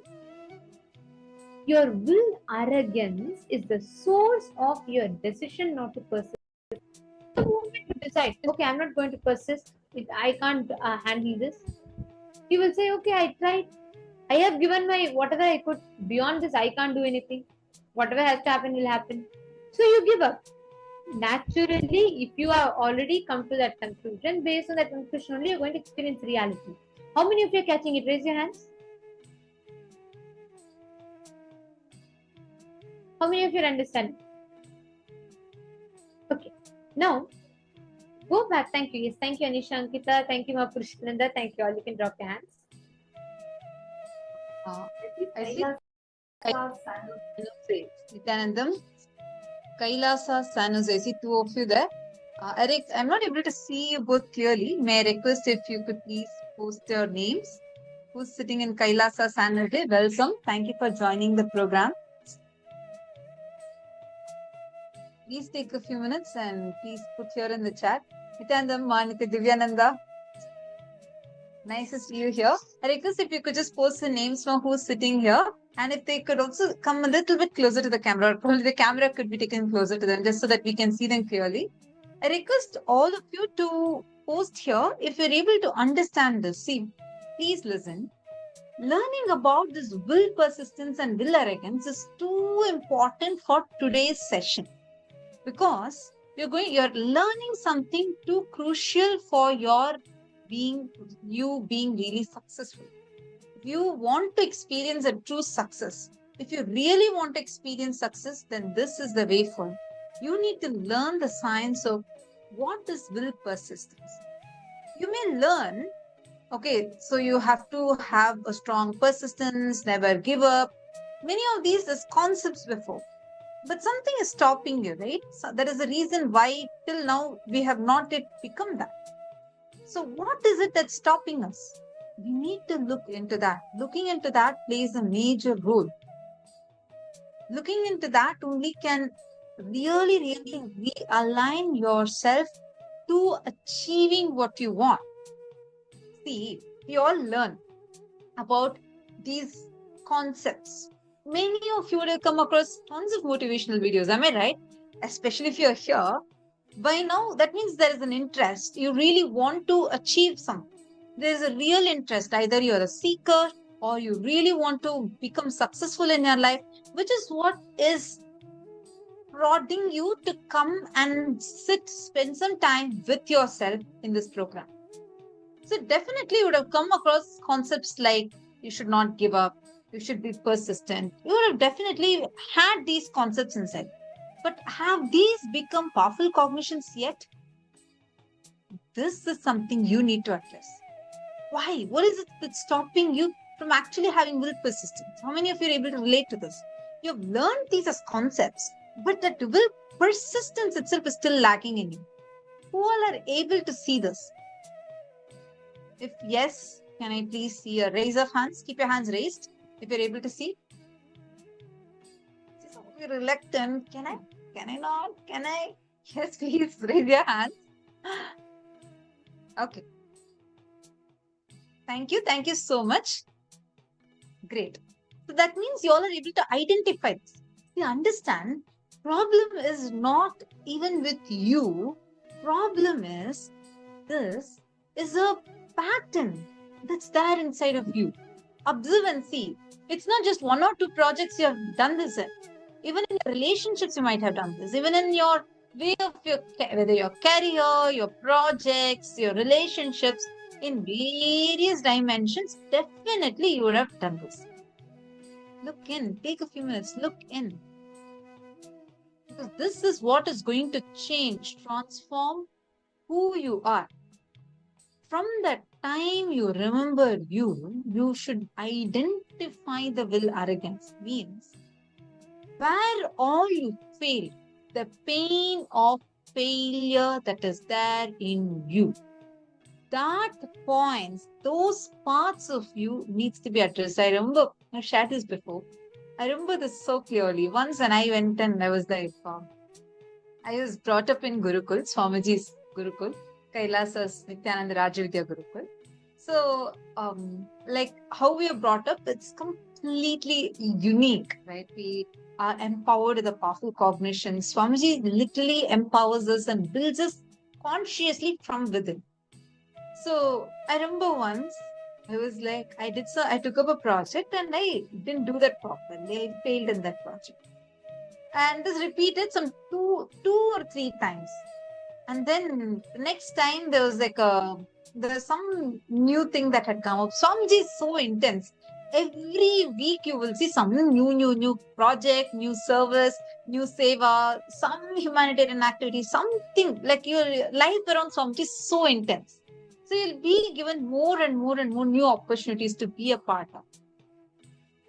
Something like that came up and I was like, inside of me, I was feeling very bad. I was so afraid to take up that itself, to even be a part of it. So I was like saying, no. Swamiji, I have already failed many times. And I'm so afraid. I just feel like I'm a failure. Swamiji was like, strongly Swamiji told me, what do you mean by the term failure? How can you ever be a failure? What is the meaning of failure? And Swamiji explained how, see, understand, only when you decide to give up, it is actually called as failure. Otherwise, there is no state called as failure. Failure is not a state. Like there's nothing, think about it. When you were young, how many times you fell and you got up, you started walking? Exactly. And fortunately, that time, none of us knew the concept of failure. If when you were young, the first time you tried walking and you fell down, if someone would have introduced to you the concept saying, oh God, you tried and you failed, now humanity would have been crawling. We will not be able to walk. Fortunately, till we are at the age of 7, we don't really imbibe these conditionings into us so deeply. Only at the age of 7, our first root pattern starts. Fortunately, because of that, the wrong cognitions induced by the society is not as much touched our inner space. We're able to walk. Otherwise, If a child is told the first time it tries, let's say you didn't walk, let alone first time, even the 15th, 20th time or 50th time you tried, you didn't walk. It took a lot of tries after walking a few steps, falling, walking, falling, walking, falling. Then you learned it. All of us as kids, correct? That principle of not giving up is will persistence. And Swamiji beautifully tells, will persistence is your inherent state of existence. Paramatma Shakti, the consciousness that keeps expanding, expanding, expanding and flowing. That is will persistence. With that will persistence in your inner space, you will actually be able to instantly see the shift. How many of you are catching it? How many of you are understanding it? Amandeep Aya? Amandeep Aya? Okay. Do you have any questions? Are you understanding? If you have any questions, please do feel free to post in the chat and ask. And you could be as interactive as possible, so that the more you learn, the more you interact, the more you learn. So I request you to keep posting your questions, doubts if you have any. So now You need to go to the situation, where all the previous happened. to go back to that. Identify that, like literally, like for example, let us say that I'm just taking an example. I'm taking Mankita. Let us say that first time you experienced this failure when you were 12 years old. Now you should not be talking from whatever 20-year-old Ankita you are, but you should go back to 12-year-old kid Ankita who actually faced it, who actually went through those emotions, had those words inside her. That kid needs to be relived inside. You need to go back to that intelligence. Same way, only when you go back to that, like maybe now you'll be, that is a good learning for me. I learned this, I learned that, but at that time, you would have cursed everybody. Cursed your family, cursed your friends, cursed God for conspiring and making that as a failure for you. Or blamed yourself, told everyone in the world is useless or you're useless, whatever.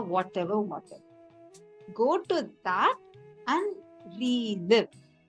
That reliving and reliving is an extremely powerful process. Literally, do not get distracted. Don't feel bored. Problem is currently with all these shorts and reels and TikTok, our brains attention span has so drastically reduced. And with the use of social media consistently in our life, we have learned in art to always be away from ourselves. We just don't want to spend time with ourselves. So you need to drop your gadgets, move out of that, sit with yourself, actually do the internalizing exercise, really do the completion process. I'm seeing some of you getting slowly bored whenever it's completion, like, I know completion, I have done completion. No. Sit, do it. This is where you need to break your boredom. This is exactly where you need to break that will arrogance. Sit, persist. How Swamiji, as one person, single-handedly created this KAILASA, not a joke. Swamiji is the most persecuted individual who is being persecuted for the last almost from 2009 till now. Actually, 2003 itself this attack started. 20 years. Relentless persecution did not stop Swamiji. Anybody else would have been so happy creating one ashram. Swamiji said, let me expand. I'll create a nation. Even though Swamiji is not stopped. Continuing to expand. That comes only when you have will persistence. How many of you want to have this quality inside of you? Then sit now, do this exercise sincerely, relive and relieve. Do it sincerely. Once you have relived and relieved, complete the pattern of struggling with will arrogance. Just decide consciously. From now, I am consciously deciding to practice will persistence till I become my intention to be. I am going to practice will persistence. This is Paramatma Shakti, the ultimate will persistence that you carry can break anything, any obstacle. It's a conscious decision. Take it now. It will clear so many of your incompletions that are sitting inside. There'll be a part of you, you yourself, one more part of you will be sitting and laughing at you. Go back to that. Which incident that part is reminding, poking inside of you. Go back to that. Sit, relive, and relive. Reliving means sit with yourself. Go back to that incident. Literally, including the dress color you're wearing, the temperature around you, everything should become that incident. Relive the whole incident, every emotion, complete with it. Once you complete, take a conscious decision.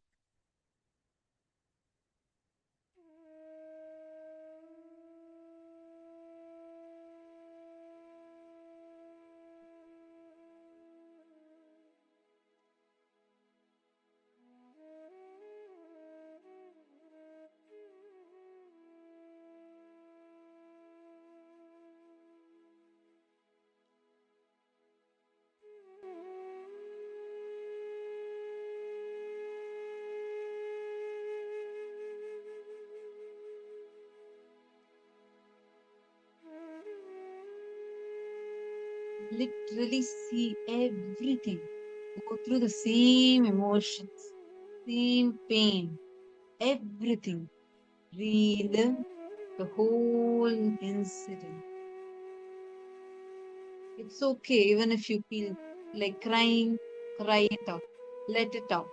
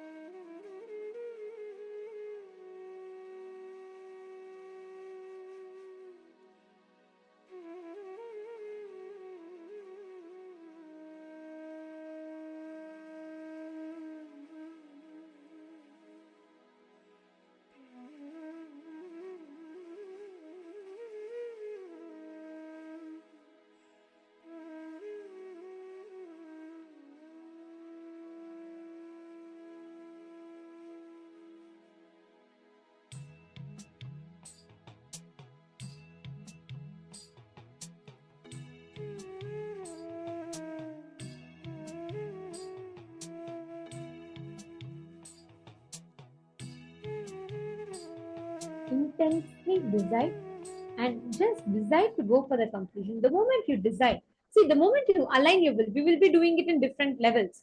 Like you will learn next about how to, what are the different techniques, the methodologies to learn will persistence and so on.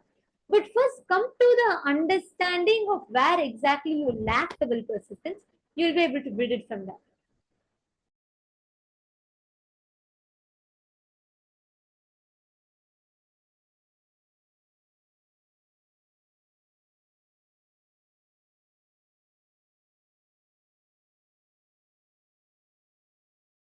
Now, with this same decision, we will be entering into a very, very powerful science, a powerful power manifestation. Today, we are all going to be receiving the darshan of Ganga Dharamurti and Ganga Visarjanamurti, right? The forms of Paramashiva through which he graces the whole humanity. He manifests and he gives Ganga. And Ganga is embodiment of will persistence. Swamiji said, especially for the Paramashivoham participants, Swamiji is blessed that just through this one sacred understanding, we will be able to, if we connect to this Ganga Mata, Ganga energy, you will be able to bring rain. You'll be able to alter the nature as per your will. That is the key, one of the most important aspects that you will start manifesting.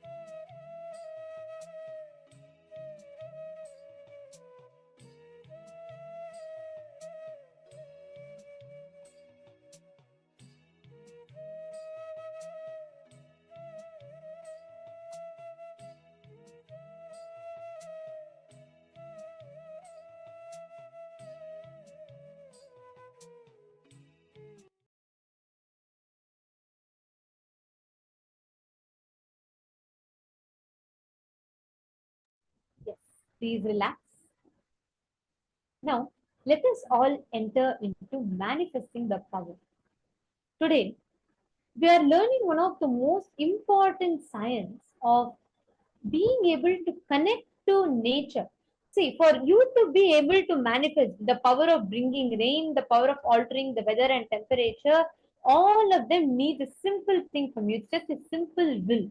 Your simple, powerful will. The moment you decide to use that will to command the cosmos, the nature has to listen to you. Once again, what is important here is your will persistence. All the powers that we are going to manifest today are going to be the result of will persistence. How persistent you are, what your will is, what your individual will is. From there, you will start manifesting the will persistence. When you start manifesting will persistence, when you start doing, okay, whether I may not manifest the results right now, that's fine, but I will not give up my intention to act, my intensity to act. That's why icha shakti becomes kriya shakti.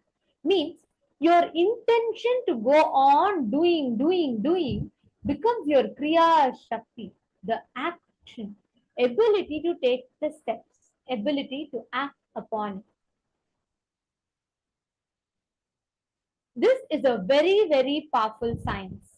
Every one of you that are sitting here, each of you that are understanding, that are learning this science, if you just apply this one technique in your life, just sit now, okay? The power is very simple. It is just you balancing. The moment you master the art of balancing your inner emotions, you will simply be able to manifest the will outside you. Shall we all start? First step, can I request each of you to head to this site called accuweather.com, which is kind of like it's or any other website which will show you the live weather. So this just gets updated as it is. So I request you all to head to this website and take any one location of your will. Don't preferably not the place that you are in, a different place. You could take, let's say you're in New York, you could take New Jersey, or you could take any other place. Take any other place and choose, see its current weather, the weather conditions.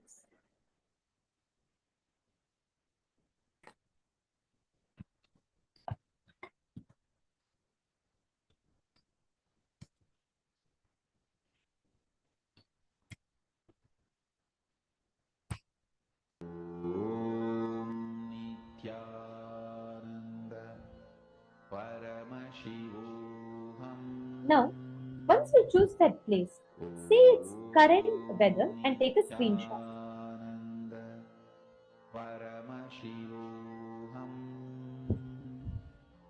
Om Nithyananda You all too. Paramashivoham Just take any, see, don't spend too much time with it. Just choose any random location.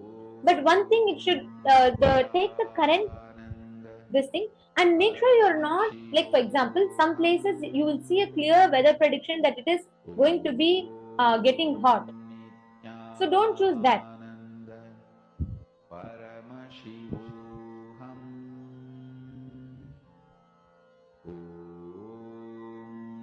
Nithyananda Paramashivoham Om Nithyananda Paramashivoham Om Nithyananda Paramashivoham Now, listen very carefully. Exact science, the exact process. Each of you sit now and intensely make a decision. Balance your whole inner space, all the incompletion, everything. Just intensely balance it. And the moment you take the decision, sit, create the space. Actually, physically, you will see the weather condition altering outside of you. The weather will change. Just sit with that decision. Can I request every one of you to sit? Decide powerfully inside you and understand these are all not mythology. Please listen carefully. What you are manifesting is not a maybe it's okay, some motivation, some temporary inspiration. No. This is a science. The water outside, the weather, the heat outside is directly related to the internal temperatures. What is internal temperature? You know. The heat that gets generated, the Kobhagni, it's called Krodhagni or Kobhagni, which means the highs and lows you face because of your emotions. How many of you have experienced whenever you get angry, so much of heat will get generated in your body? Raise your hands. You'll suddenly feel so hot. There'll be like a burning sensation. How many of you have noticed that? Raise your hands. Okay, I see many of you raising hands. Okay, drop it. Yes, you can drop your hands. Listen very carefully. Because the internal heat in the body is directly connected to Prakriti. Swami tells very beautifully. If you are able to connect to your stomach and heal it, the hole in ozone layer will get healed. Don't think it's something too big. How can it be possible? Just some encouragement. No, it's a science. We are all fundamentally made up of the same elements, the Panchabhutas. Our body is a result of a manifestation of these Panchabhutas. So please understand, when you sit and decide consciously to balance the internal temperature, the water and heat in your body, externally the Vata Varana changes. You will actually see externally the whole thing will change. Whether in Mahabharata, when they say Krishna stopped the sunset, Krishna temporarily stopped the sunset, or he made sunrise, all of this is not a joke. It is not a mythology. Same way when they say Savitri declares, she says, if I am chaste, let the sun not set. Sun god, Indra, Varuna, everyone had to come to Savitri. She was a normal woman. She was not some great saint or anything. She was just an ordinary person. History being told to us as mythology is the crime done against us. Understand? This is history. This is not a mythology. It is history. We have that power. I remember so many times in Gurukul, we used to manifest this, like we play with this as a power. Every day, we have an unbroken record. Every day, whenever we offer the Nitya Rudra Homa, cosmos has to shower. Swamiji said, this is a standard. Swamiji said, if it does not rain, that means gods have not accepted your Rudra Homa. You need to do it sincerely. So Swamiji teaches us authenticity, how, like exactly how it's given in the scriptures. We are taught, trained to do only like that. And if we have any incompletion inside us, cosmos will not respond. If the rains didn't come, that too we have a specific time period. I think it's 42 minutes. Within the Homa finishing, Homa is a fire ritual we do. Within the time, from the time it finishes, within 42 minutes, it has to rain. If it does not rain, it's considered that the Homa is not accepted. So the kid who's supposed to do the Homa has to complete, look in, do the power manifestation, come back and sit, do the Homa, make the cosmos shower. These are not jokes. Understand, just because society does not understand the possibility human beings have, just because the empirical rule, the colonization, the brutal Holocaust made Hindus think our history is mythology. Understand? We have lost the access to these powers, but these powers are not mythology. They're existential, they can be manifested. I have manifested, I've seen the kids around me manifest and experienced how Swamiji manifests. These have clear references in the scriptures.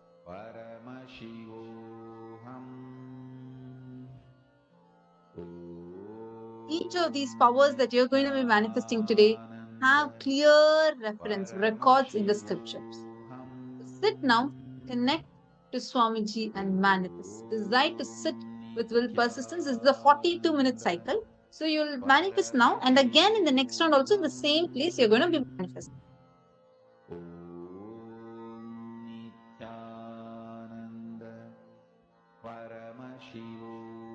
Now, the moment you connect, you have picked a place, sit, close your eyes. Consciously visualize that that whole place is becoming hot. You will just suddenly see your whole body will express the experience, whether you want it to become hot or cold. Visualize that. The body's physical temperature, the water element in you will cause the change that will reflect as the change in the temperature in that physical location. Intensely, all of you just sit right now. Take a few minutes. We will give you all a few minutes. I request all of you to sit straight and connect. Close your eyes, connect.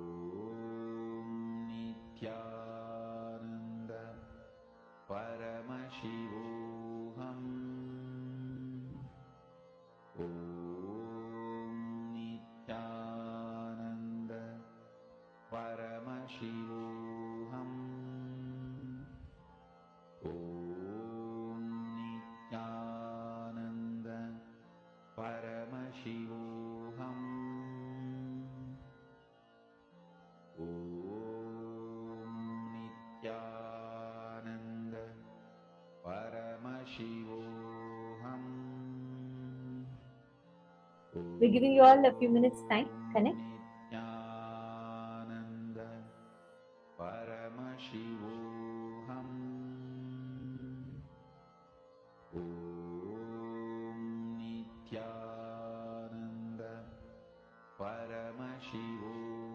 Close your eyes. Bring your complete awareness on balancing inside you. Balancing, creating the right balance. Outside you, the same balance will start happening.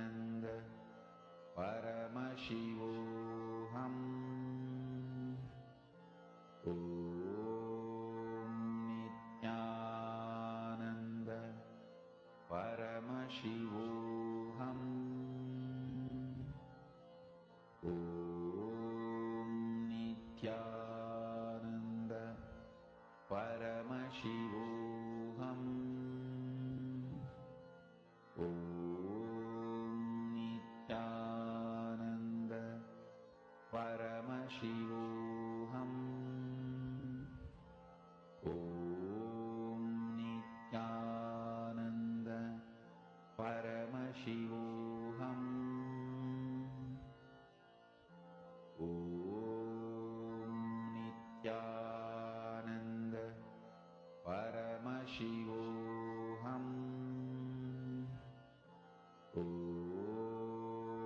Nithyananda Paramashivoham.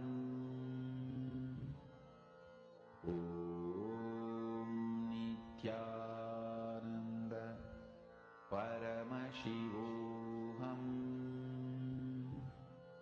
Om Nithyananda Paramashivoham. Om Nithyananda Paramashivoham.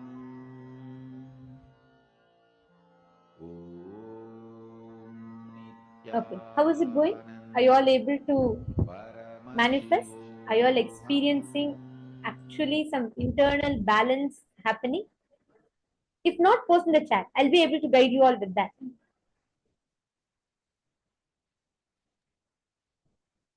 In just a few minutes, we're actually moving to the next session where we're going to be learning about what to have this will persistence. So don't worry. Today, whole day it's going to be on this. You'll definitely be able to manifest. Wherever you're struggling, you're feeling stuck, I have only one request. Just do the processes sincerely. Really, this power is very, very easy for you to manifest. Do not get bored. Don't fall into some tiredness, dozing off. Nithyanandam, I understand because you're sitting here for a long time, right? So you can just again bring back yourself. Listen, this is going to transform your life completely.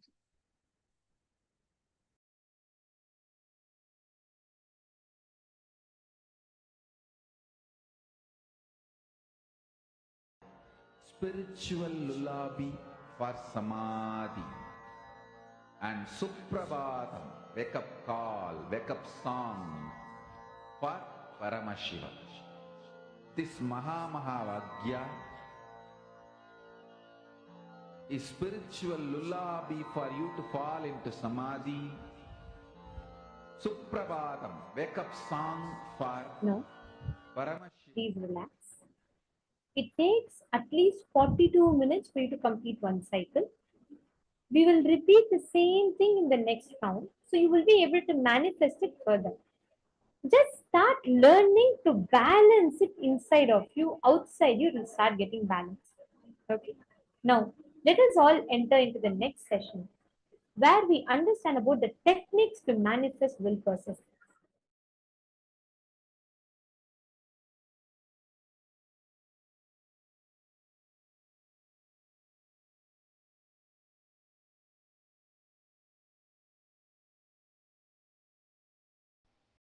Listen. A restful awareness is the Vatavarana, atmosphere for third eye to flower. Restful awareness is the Vatavarana, atmosphere for third eye to flower. Will grows, expands in the space of restful awareness, never in the space of chaos or tension. Listen. Whenever you remember, you will always have certain tension in this area. Only with the tension in the muscle, the forehead muscle, you can even remember you. Consciously practice for next 48 hours to keep that area in a restful awareness. Remember, no tension there, no stress there, pure restful awareness, a cool breeze feeling, inside and outside, inside the skull, outside the skull, cool breeze feeling, not hard clay. If you are having hard clay feeling, that is what is inside the skull. Consciously remember, decide to have the cool breeze feeling. And that cool breeze feeling is the atmosphere, Vatavarana, where your will can grow, the will persistence can become more and more matured reality. See, whenever you create a will, if the stress is generated in this Anya region, you will not be able to hold on to that will because there is a fight inside you. How long you can keep that stress? No. You can't. So naturally you give up on your will and it leads to will failure, will not being fulfilled, will arrogance, will pain. The will persistence happens if this region, the forehead, Anya region, is kept in the restful awareness. If you are in Bangalore Adinam, I can give you a very powerful technique. Just pick up one leaf of the banyan tree which is dropped by banyan tree as a prasadam. Please understand, any leaf dropped by the tree by itself is a prasadam to all of you. But you can't pluck the leaf from the tree. Take any prasadam leaf, put it on your forehead, lie down, which you always do, 24 hours, anyhow. So nothing new about it. Just in your usual posture, just put the banyan leaf prasadam on your forehead. Decide to be in the restful awareness where the ambience, atmosphere, vatavarana in which your will persistence can grow and your third eye can flower. If you are not in Bangalore Adinam, pick up the sacred ash, vibhuti from our temple or given by me, apply that. It is Sadashiva Prasada. Apply that on the forehead. If you are in Bangalore Adinam, pick up the Prasada leaf banyan tree and put it on your third eye. If you are anywhere other than the Bangalore Adinam, put the sacred ash, lie down, support your head and tell yourself, O Sadashiva, let the Vatavarana, the atmosphere, ambience, for the third eye to flower happen, which is restful awareness. This whole muscle, this forehead muscle, should be completely relaxed. Whether you are awake or asleep, no matter, it doesn't matter. This area need to be relaxed. Whenever you make a will, if there is a restful awareness in this area, that is will persistence, you are going to be successful. I am giving you a physical, measurable scale. So bringing the restful awareness and the stress-free ambience on your forehead, the Anya Chakra, this region, is a very primary practice.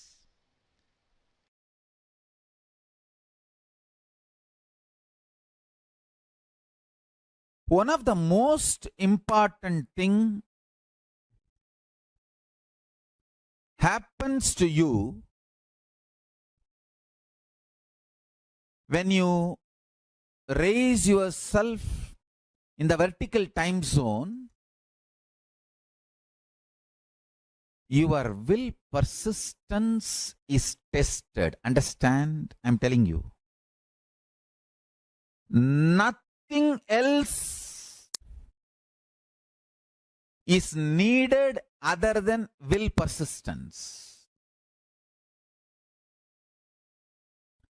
Your fundamental existence will be shaken through doubts. Again and again, Agamas tell, Sivan Sodippar, Kaividamatar. Again and again, Paramashiva will test. Understand? Not only you are tested, even I am tested. Even incarnations are tested. See, I am tested in a different way. My commitment to Paramashiva is not tested because that is given. Yes, himself has come as my guru and initiated me and given me the taste of him So my commitment to him is not questioned. That is not tested. But my commitment to all of you is tested. Even if you all hate me, even if the humanity does not recognize my contribution, am I ready to continue to contribute? That is tested. I think by the grace of Paramashiva, I am successful. Understand, will persistence is tested.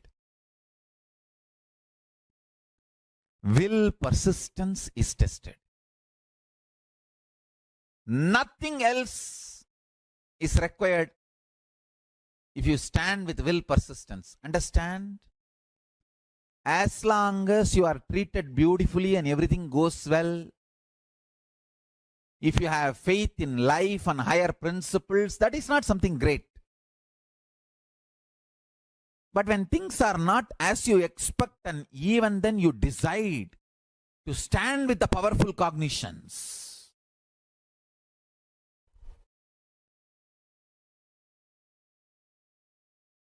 then Paramashiva showers on you.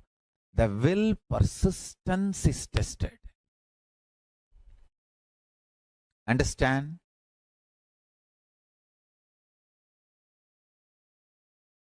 Your bones are drilled with a diamond of pure consciousness. Pure consciousness is the diamond, Vajra. With the diamond, your bones are drilled. When the pure consciousness enters into your being, your will persistence is tested. Blessed are those. Blessed are those who carry the powerful cognitions as the core of their life. Understand? Stand with powerful cognitions not for any benefit, but because it is truth. This is the powerful cognition. Today I want all of you to meditate. Bliss is the material out of which will persistence is made. Be more and more blissful, you will have more and more will persistence. Work on your bliss, you will develop will persistence automatically. Will persistence will be side effect if you work on your bliss. Please listen. Bliss is the source material out of which will persistence is made. The quantity and intensity of the bliss you have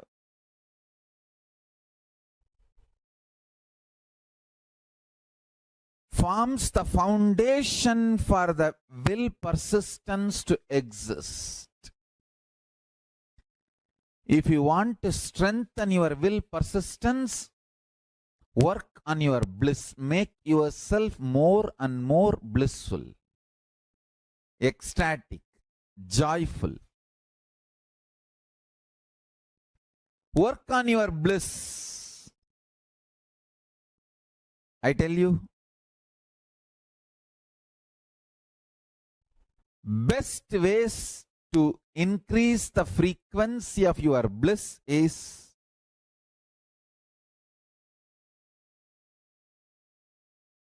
detoxing your body, unclutching, continuously engaging in prayer with your God or Guru. Understand? 24 hours talking to your God internally, your Guru internally. This is one of the most powerful spiritual practice. When you are intensely, continuously talking to God or Guru inside you, you go on awakening powerful cognitions inside you. You cannot stand in front of Paramashiva and talk silly things. You yourself will feel shy. Practicing the presence of Paramashiva inside you by continuous conversation with him will automatically make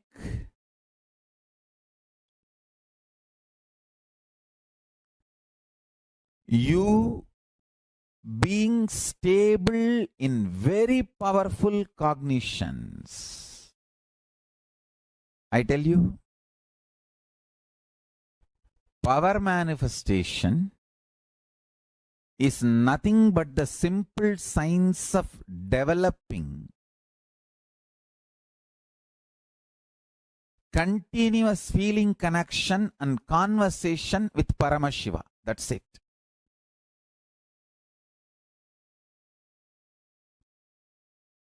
"24 hours continuously having conversation, dialogue with Paramashiva inside you.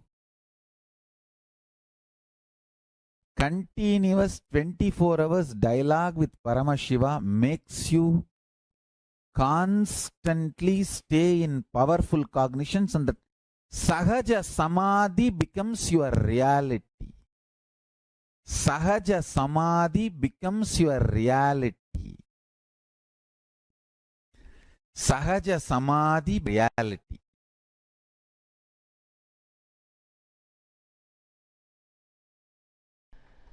Will persistence.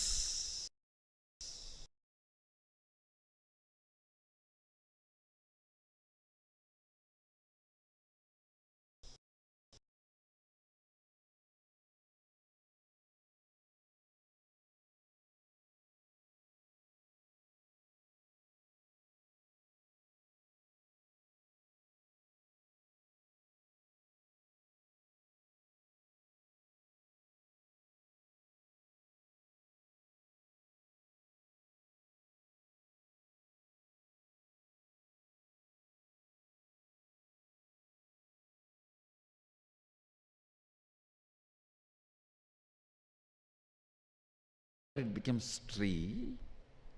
The one itself tries to shake and test the strength of the tree, whether it can be trusted or not. The one who protects when it was sapling only tries to shake and test when it has grown into a full-fledged tree. The one has a purpose to test your will persistence, but is not interested in denying you. Understand, till the last moment you are into Sadashivoham, you will be tested. The one will be supporting when your will persistence is growing. The same the one will be testing your will persistence when it is grown. The Devan's job is growing and testing both.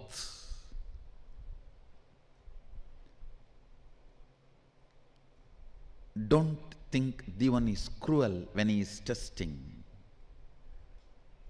He is as compassionate as he was protecting. Protection and testing, both are his responsibility.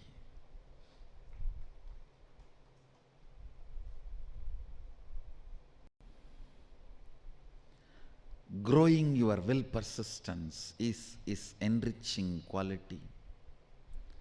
Protecting your will persistence is authenticity. Testing your will persistence is responsibility. giving you without denying is his integrity. Understand? Yes. You will all be supported whenever your will persistence is weak. You will all be tested when your will persistence is strong. If you are tested, understand, the good news is you are already in the category of will persistence strong.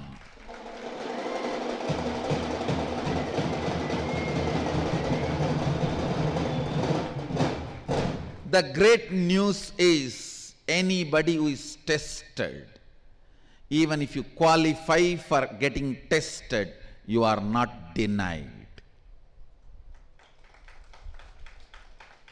Even if you get qualified for getting tested, you are not denied.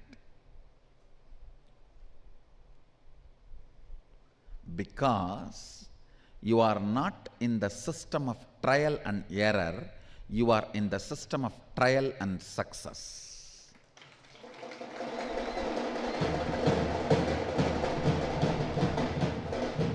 Understand, the system of Sadashiva is not trial and error, it is trial and success. The method with which we function is not trial and error, it is trial and success.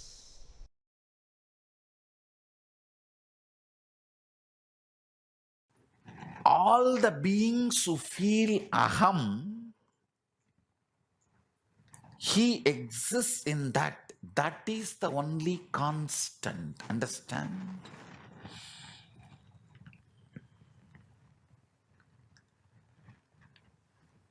From that starts the will persistence. Manifests the will persistence. Whoever gets back to that source from which he is reflecting,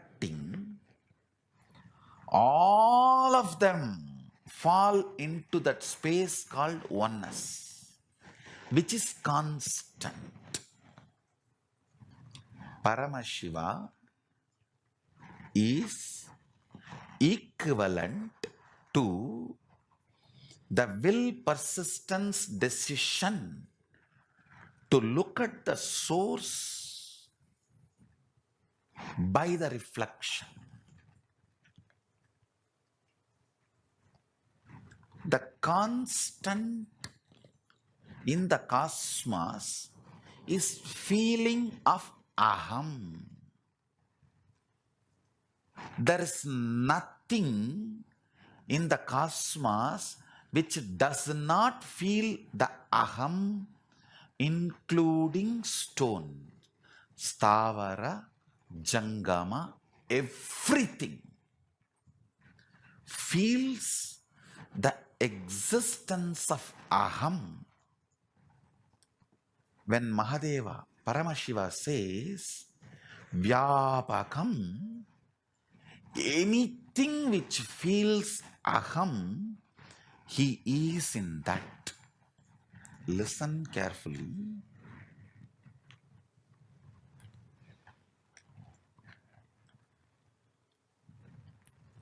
Length, breadth, depth, time, space.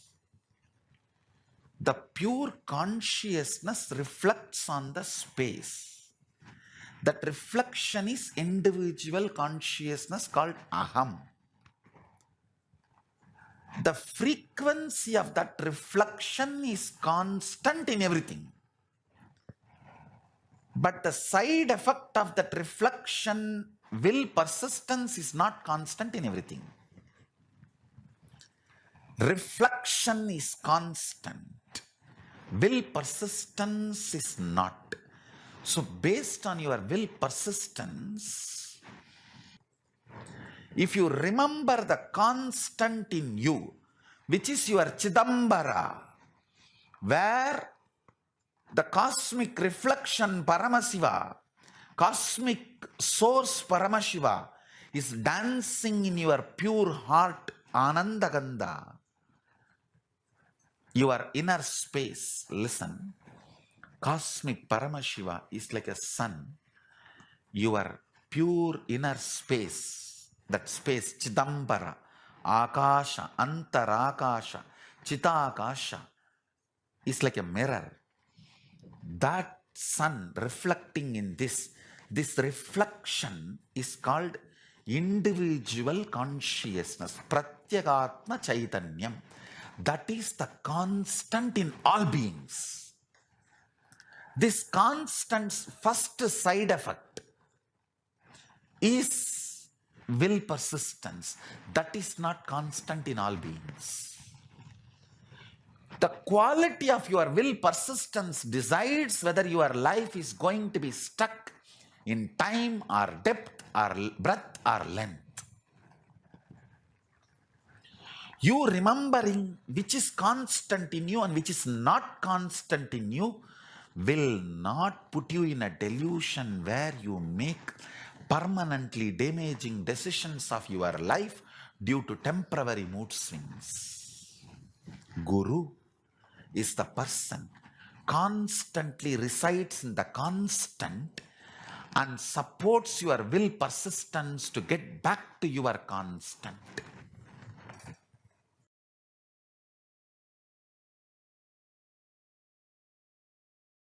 And it is possible for you because fortunately Paramashiva, Mahadeva has given the will persistence to all of us. Simple technique I'll give you. Constantly listen to the satsangs related to integrity. Spend time in Enlighten app. Continuously listen to the thought currents and ideas about integrity from multidimensional. I've explained integrity at least from 108 various dimensions. Why integrity is important power you need to manifest. Whether in the relationship angle, your health angle, or your life angle, your social, economical, spiritual, health, wealth, in every angle. Spend time on integrity satsangs. You will understand you are given will persistence by Paramashiva and you decide not to believe you have will persistence, because if you know you have will persistence, you can change. You have the responsibility to change. You don't want that. You only want to blame somebody. You only want to find a reason for your failures. You are not interested in success. That is the problem.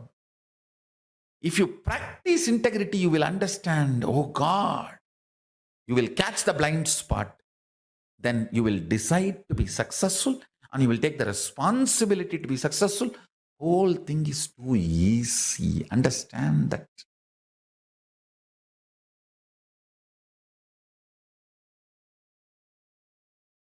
Important sacred truth I wanted to reveal and share it with you all today. Direct download from Paramashiva. Physics of the cosmos, chemistry of the cosmos, biology of the cosmos, all the three listens and supports to your will persistence. Listen. Your will be tested by your biology, means the core of your life. With the various delusions being offered as the alternative form of existence. Understand? I'm telling you, every delusion brought in front of you against Paramashiva is your biology testing you, your life force testing you, your possibility. Are you ready to stand with your will persistence, or are you interested in delusion, alternative ways to exist?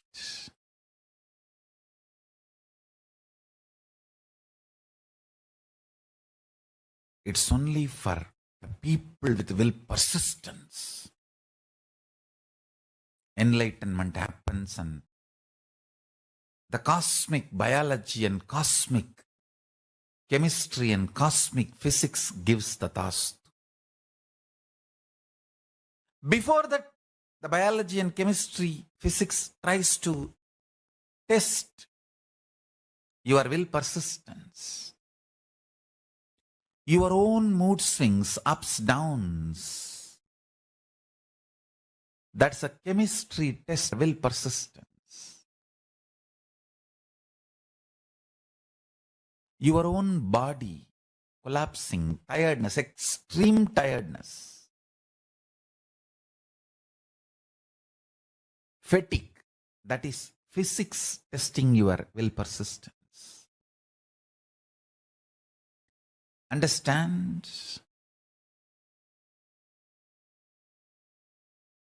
Even for a small delusion, use Brahmastra to destroy it.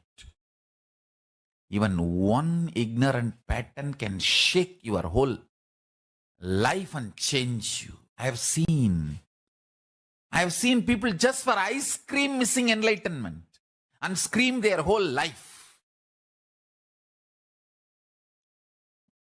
I have seen people doing it.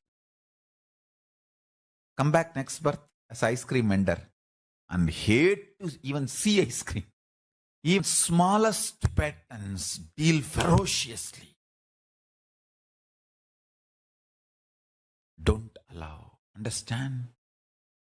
Even a small knee pain, headache, don't deal it with just anasin, metacin or some medicine and cream. Internally deal it with the pattern. I am not the body. I may have the body, but I am not the body. Let me see how it can be cleared. With this cognition, you can apply medicine. I don't have a problem. I am not against medicine, but I am against medicine being used remembering you have problem. No. You have a body which has a problem and do everything to heal it and keep it healthy. Nothing wrong. But always let your inner cognitions be ferocious. Hindu is a man who operates only from powerful cognitions.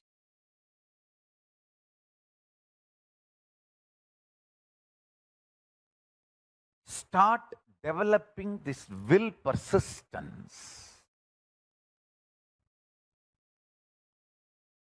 to do tapas. Will persistence is the conscious currency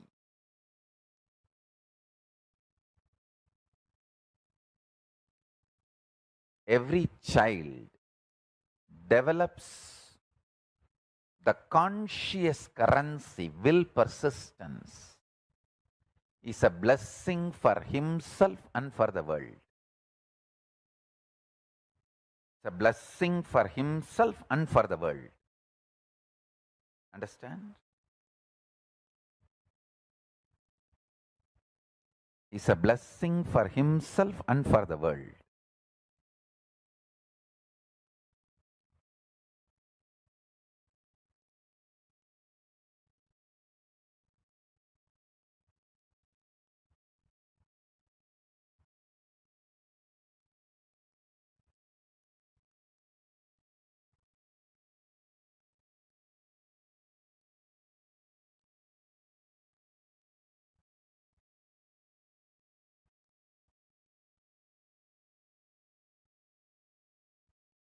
Every child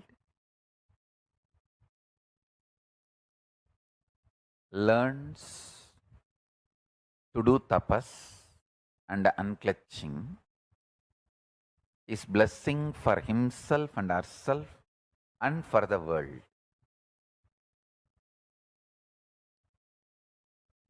I want all my kids, my sons and daughters, who are already in Gurukul, or whoever wants to become my sons and daughters, the prince and princesses of Kailasa, learn this. Extend your will persistence just for 2.5 days, that's all. See, anything you declare. For example, you declare, I will not move from this place till I realize this powerful cognition and manifest powers. That ability, that strength, will persistence. If it stays in your body for 2.5 days, you are my crown prince and crown princess. If you can sit for 2.5 days with any will persistence, not only you will manifest that power, see, our muscle memory,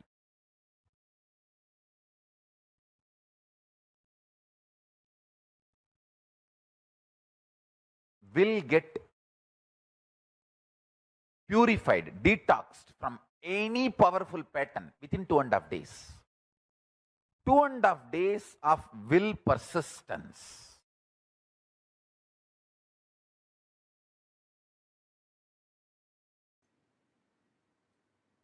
Let's have a conscious breakthrough, recognizing this as your purpose. The moment you recognize this as your purpose, conscious breakthrough starts. The superconscious breakthrough starts. Decide to recognize this as your purpose. Do not wait for your mind to be convinced. Listen, if you are waiting for your mind to be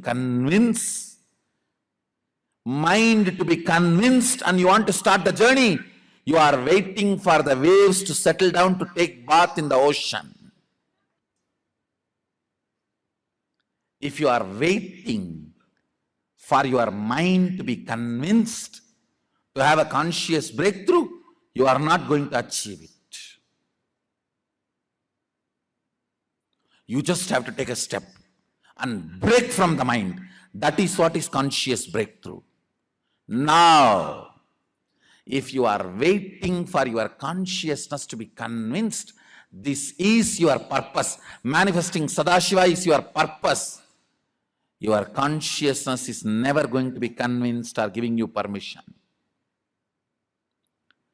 You decide and understand this is my purpose and have a breakthrough. That breakthrough is what I call will persistence. That breakthrough is what I call will persistence. With will persistence, decide manifesting Sadashivatva. Manifesting Sadashiva is my life. Becoming Sadashiva is my purpose. Do not wait for your mind or consciousness to be convinced. If you are waiting for that, it is never going to happen. With your will persistence, decide to enter into Sadashivatva.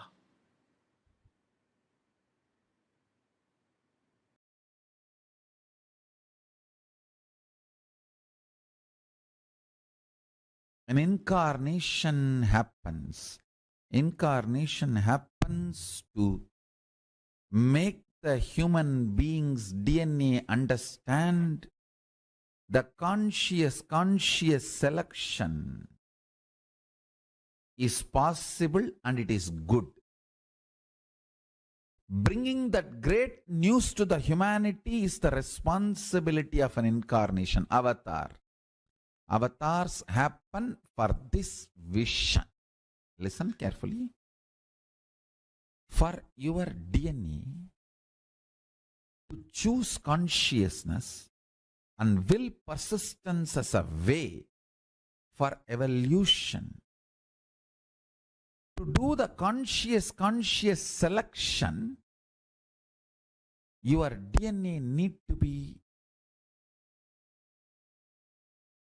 introduced to its higher possibility. If your DNA decides to do conscious selection and decides to evolve its DNA through the mutation, through will persistence, where it is going to land, what it is going to achieve, your DNA need to be told about the end result. That is why an incarnation happens to inspire your DNA to go through the conscious selection process. Understand?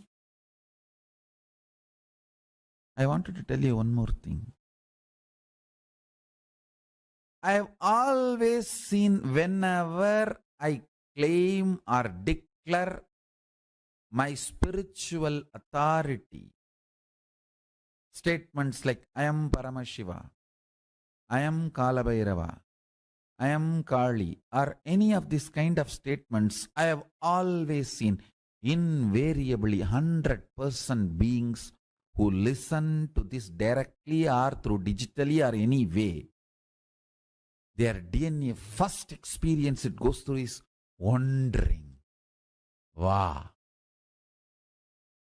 Then, if the DNA decides to go through the conscious selection process with will persistence, convinced about the possibility, it becomes devotion. That wondering becomes devotion. Lifestyle of Paramashiva. Lifestyle of Paramashiva. Charya Pada of Paramashiva. In KAILASA. KAILASA provides you the right ambience, knowledge, support system. KAILASA is nothing but a beautiful spiritual enlightenment ecosystem, support system for you to have conscious selection as your DNA mutation process and through will persistence achieving superconscious breakthrough. Your body, mind, muscle memory, biomemory, DNA, everything gets integrated to manifest the state, space, powers, being and superconsciousness of Paramashiva.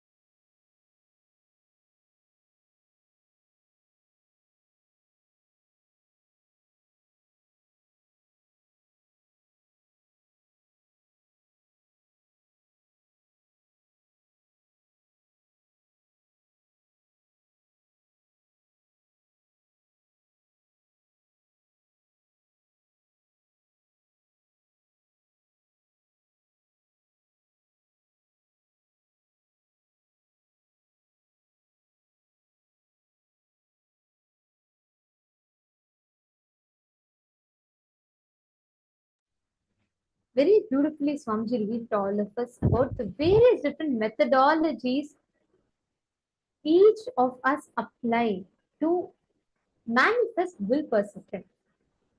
If you just start analyzing, start understanding, you will simply see how you will crack the code to manifest this will persistence.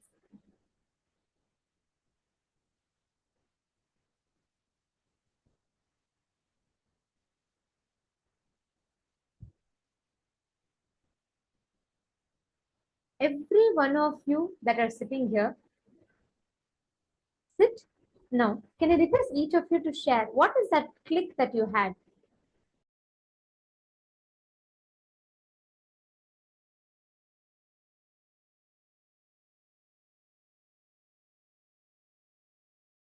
Please list down one exact method that clicked with you for manifesting will persistence.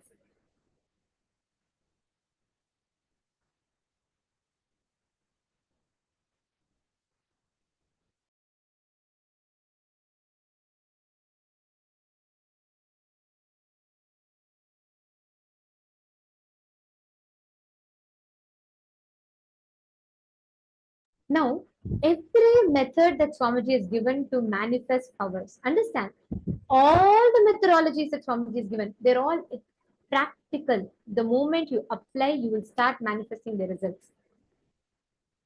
All the different techniques through which you can develop will persistence.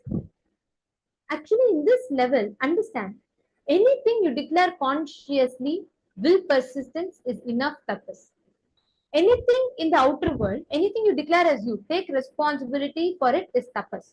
Anything in the consciousness, in your inner world, when your will persistent, when you're having the will persistence towards it, it is tapas.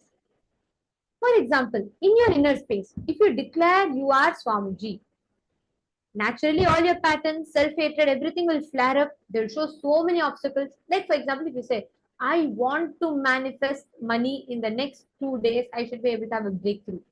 I want to manifest, let's say, $1 million.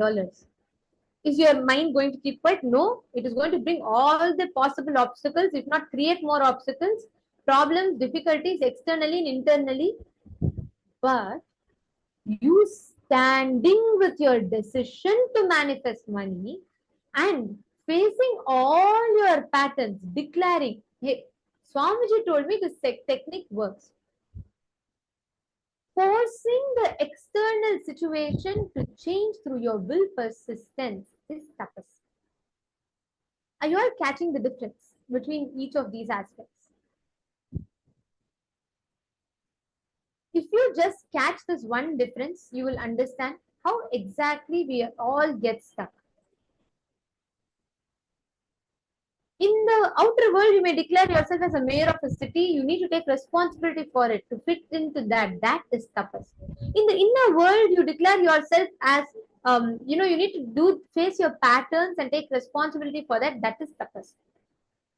So there are difference between what you need to do on the outer world versus what you need to do on the inner world.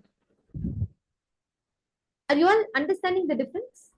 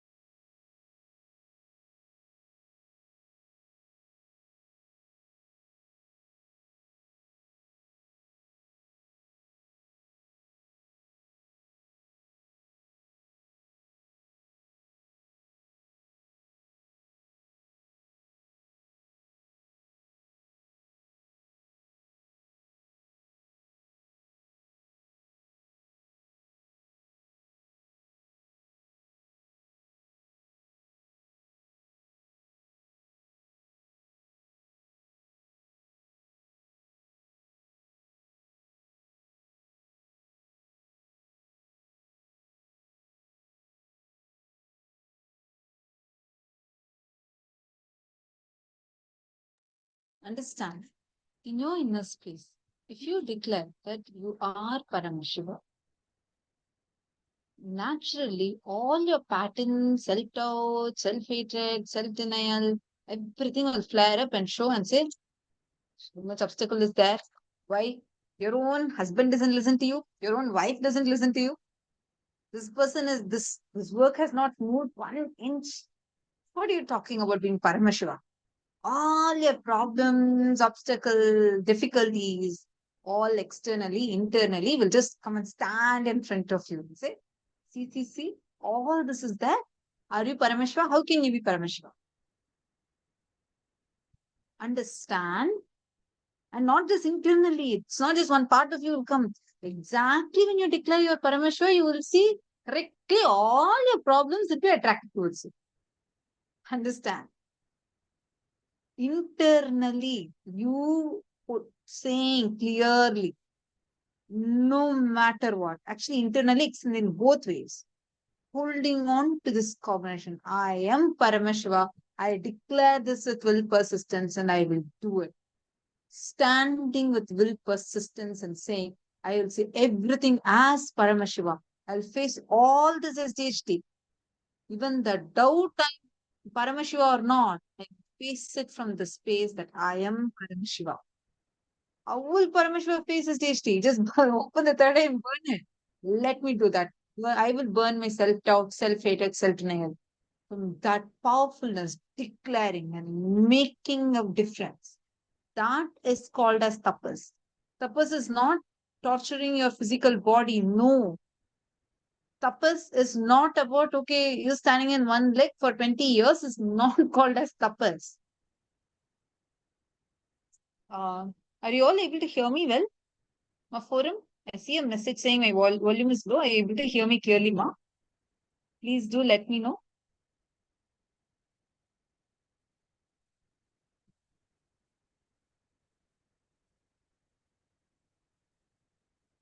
Okay, thank you so much. Thank you. So nice. Mankita has posted, when our will persistence is weak, Paramashiva supports it.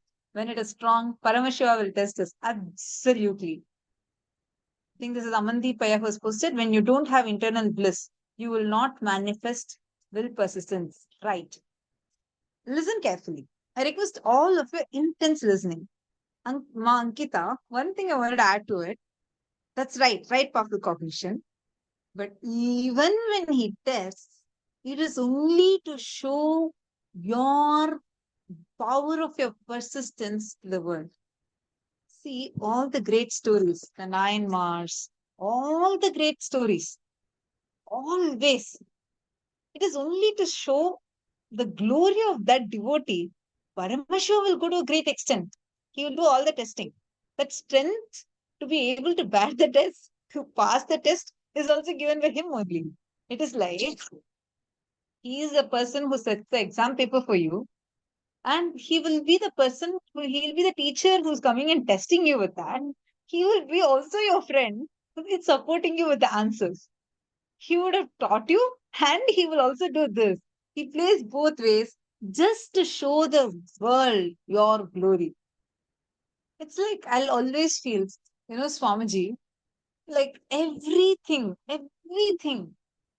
he always, Swamiji will do the work completely. But the world will be like, oh wow, look how this is. How such an amazing job. This team is amazing. That team is amazing. I'll be inside, I'll be thinking, Swamiji, you just did this whole thing. And then now the whole glory will go to the people who, like, as if we did. Not, like, really, I'm not even talking in a spiritual sense of Swamiji from inside us doing. No, I'm telling in a physical level. Like, I'll give an example, okay? In Kumbh Mela, we had um, in a day, the floating population at any given point was minimum 1 lakh people, means 100,000 people is minimum at any given point. In a day, easily 3 million meals will be served, like easily. In our campus alone. And starting from micromanaging which vendor, from where you have to buy the ingredients, organic recipes, and everything, pulling out the Bhaga Shastra exactly as Paramashiva tells, we have to do like this. Step by step, Swamiji will guided. Whole organizing, planning, everything for almost, I think, 6 months ahead itself, Swamiji started planning. And Swamiji made sure the whole infrastructure is set up. Everything Swamiji did. And Swamiji only gave the whole instruction. The food has to be hot. And you all need to know, Swamiji will go physically to the kitchen area. Swamiji will go and micromanage it. Like everything, is it all proper? Swamiji sometimes tastes it every day. Swamiji will taste the food and check if the taste is proper. If salt is not proper, Swamiji will taste and say, hey, no, add salt into this and give it to people. People should have the best. Whenever they come, they all should get the best. It's a free food service that we're doing, right? So this is the extent to which Swamiji micromanages. So Swamiji micromanaged like this, everything, starting from the people who all can cook, what recipes, what to add, everything Swamiji micromanaged. And towards the end of Homela, Swamiji was like literally celebrating the kitchen team for in front of all the participants. Like Swamiji is like such hard work this team did, and how they had micromanaged, they did this, they did that. I was like deep in cinema. I was like, Swamiji, I was there witnessing your hard work. Like literally, Swamiji will do the whole work and give the glory to the people who are part of it. Like literally, I was like, my God, even that is the Tyaga Swamiji does. Actually, if you look at it, except for just saying, okay, this is what Swamiji told, let me do it. And that also Swamiji will follow up, ensure we are doing. It's in a different level, Swamiji micromanages. But despite of doing the whole thing, Swamiji will be like, wow, such an amazing team this team was. And how, and said, and like literally celebrated all of them, saying how they had taken from Bhaga Shastra, they cooked the whole thing and they made sure this happened. I was like, that is the extent of Swamiji's, the tyaga, the compassion Swamiji has. It's like he will do it for us. And he will, like, even the test, even when he tests your will persistence, it's like it's not just the examiner who's setting up the question paper, not just the teacher who's going to teach you ahead. He's also your friend who's going to be sitting with you and who's going to also help you with your exam. Like, this answer, write on, write on. In that level, that is the way Paramashiva tests us. Even when we think, oh God, I'm being tested, is my will persistence being tested? Why so much struggle? Even at that time, he will be the one who will be giving you the strength. Correctly at that time, Swamiji will come in the satsang, give you some powerful cognition, something Swamiji will do. And suddenly you will be like, oh, all right, all right. Will persistence. Let me hold on to it. Let me come over this. And by that time, when you become successful, the world will be celebrating your success. But actually, it is he who is doing the whole tyaga just so that you are able to manifest it. If you just look at it like this, you will never struggle. Never you'll be able to struggle because you know even that will persistence is what he has given to you. Even when you're afraid, thinking, God, I'm going to fall, I'm going to fall, I'm going to fall. There will you fall. He's holding you in his hand carefully. Even if you try to jump and fall, you'll only fall on his lap. So never, as Swamiji's devotees, one thing you can be 100, 200% confident about is you can never fail. You can never ever be a failure because you have Swamiji with you. He is there with you. Never you can fail. Even when you think you're going through a test, be very clear. He has set it up for you. He is the one who's doing it for you. He will also be the one who will make you pass out of it. Just to show the world your glory. It's like he'll just manifest so intensely. People will be saying, oh wow, such an amazing person this person is. What hard work they're doing. Instead, you'll be thinking, Swamiji, I know it's your secret. You did all this for me. Now all these guys are thinking as if I did. That will be such a sweet experience. Literally, that's what, as being Kailasavasis, that's all of our experience. People will be thinking, what a hardworking team. How this is being done, how that is being done. Even that, you will see so much of work. Actually, the background work Swamiji would have done. The whole glory will just come to you. That's the way how Paramashiva's test is never a test. He will just shower you, shower you, shower you. I just wanted to add to it. What you posted is right, but I just wanted to add to what you had said. And thank you for posting, Ankita. Marwa saying, Paramashiv already knows the metal which we are made of. The test is only to prove or show it to others. Exactly. Actually, today you all will be listening to the story of Ganga. It is not, see, to get Ganga on planet Earth, whole humanity, this one poor person, Bhagirathi, he had to do tapas for so many yugas together. Like, the happening of Ganga is like ultimate will persistence.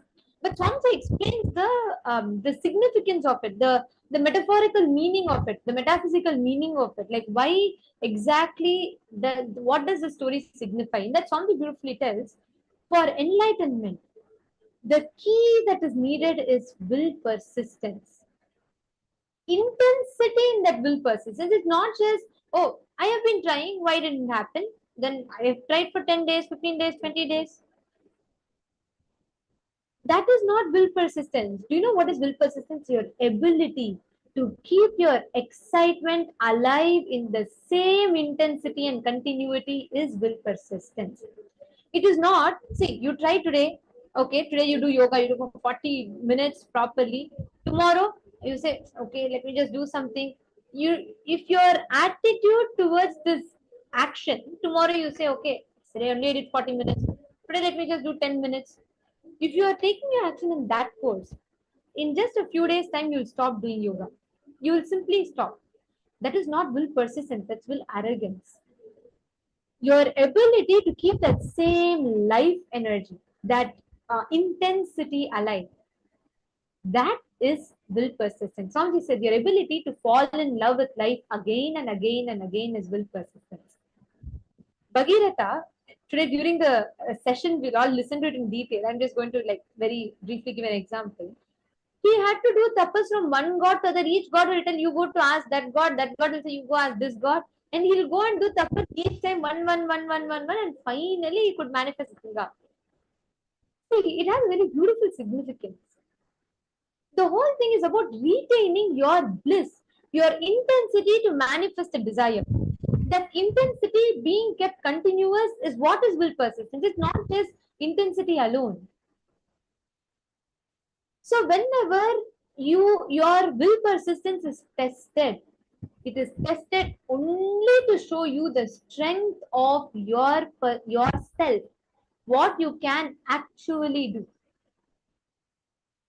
It is not that Parameshwara is going to get something out of testing the devotees' will persistence. If you see Nayanmars and all, the stories are so scary. Like the way Parameshwara set up. Sorry, when I say scary, I mean like the kind of intensity is all like too much. We will not be able to even imagine it. The way they test, it is based on the kind of a metal that you are made up of. Paramashiva shows that material to the world. There's a story of Kannappa, right? Where one eye bleeds for Paramashiva. He plucks out his one eye and Paramashiva does not stop with that. He makes the left eye also bleed again. And Kannappa plucks out the left eye. That is when Paramashiva manifests. You may wonder, how is it? What is it? Because of that only, Kannappa is who he is. Today, whole world reveres him. It is just same way. Param, even when Swamiji tests your will persistence to you, it is not to tell you, make you feel, oh God, why Swamiji, I keep trying, you keep testing me. No. Your ability to stand and tell, yes, Swamiji, no matter what the situation is, I am not going to lose my persistence. How many of you are clicking with it? How many of you are understanding this?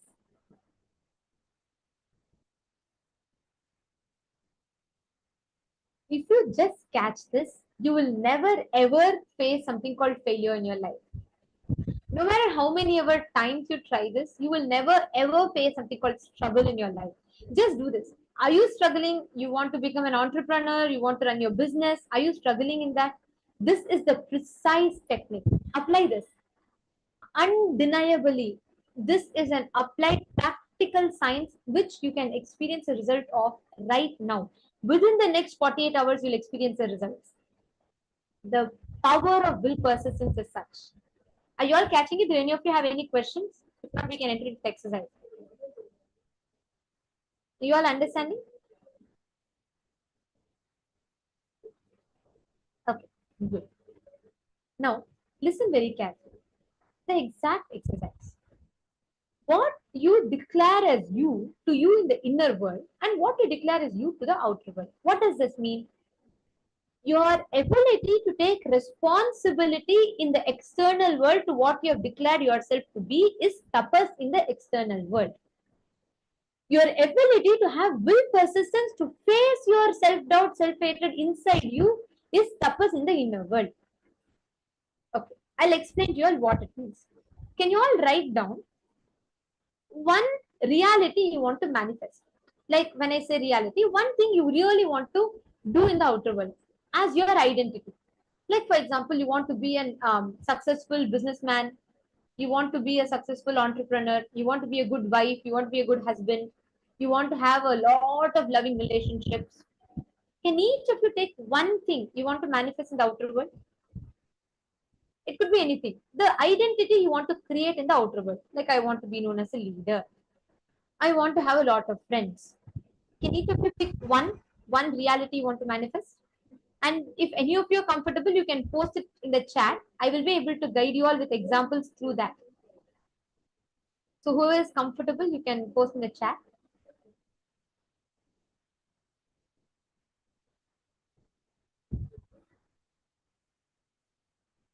Any one thing that you want to manifest.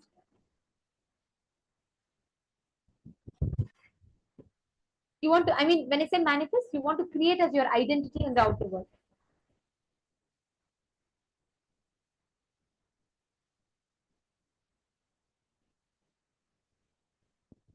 Okay, Marema Devi, you have posted you want to be known as a great leader. Very beautiful subject to take. Now listen. For you to be a great leader, right? That's an external image you want to have. There are two ways to address it. Inside you, the moment, let's say, your definition of being a leader, maybe going to your, going to the, leading your, being able to lead your group. Okay. Now, the moment you want to take responsibility for that, let's say you're taking up a project in your office so that you can become a leader. There are two ways of addressing it, Ma. We're going to be doing both aspects now. One is tapas you need to do on the outside, the external situation where people will not listen to you. People are not going to support you. People may not even care about you, or you may fail. Your ability to take responsibility to fulfill the expectations of the outside world is tapas for the outside. That is one aspect. List it down. What are all the external qualities you need to take responsibilities for you to be a leader? Put that as one column. Okay.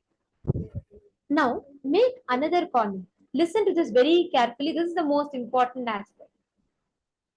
Inside you, there will be parts of you which will fight with you, which will say, you will say, leader, how can you be a leader? Last time, remember, you signed up for volunteering, you signed up for doing this work, that work. Did you do it? No. Then why do you want to take up one more project? Inside you, your mind will come up with 10 problems. It will say you're not able to spare time to spend with your daughter, your son-in-law, your granddaughter. You're not able to spend time for your volunteering that you signed up. You're not able to spend time for the job that you committed. You want to take one more project now. Your mind will tell you that. Your ability to face that without falling into incompletion with will persistence is tapas in the inner world. Now are all of you understanding? One same example. Leader is your goal. But there's a part of it that you need to do outside. There's 50% you need to do on the inside. You need to address both from completely different perspectives. How many of you are catching this difference? It's very important that you understand this. How many of you are understanding this difference? Put yes in the chat. If some of you are not understanding, you want to have more explanation on that, you can feel free to ask questions.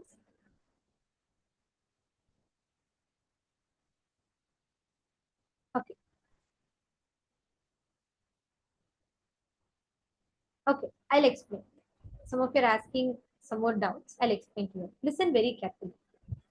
Any reality you want to manifest, there are two things.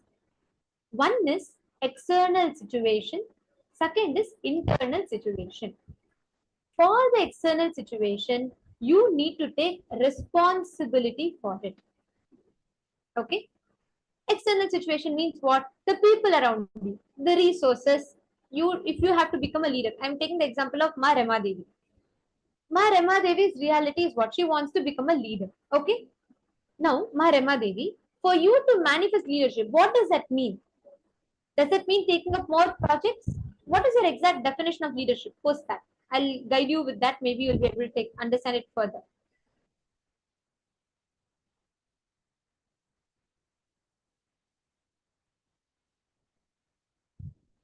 Ma Purushananda, Ma Kareem, both of you also can post. See, what is the definition of leadership according to you, Ma Rama Devi?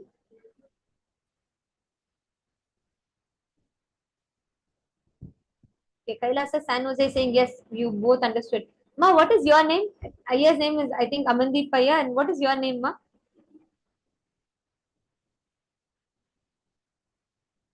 Very good. Okay, Ma Rama Devi has posted to become a team lead for my job.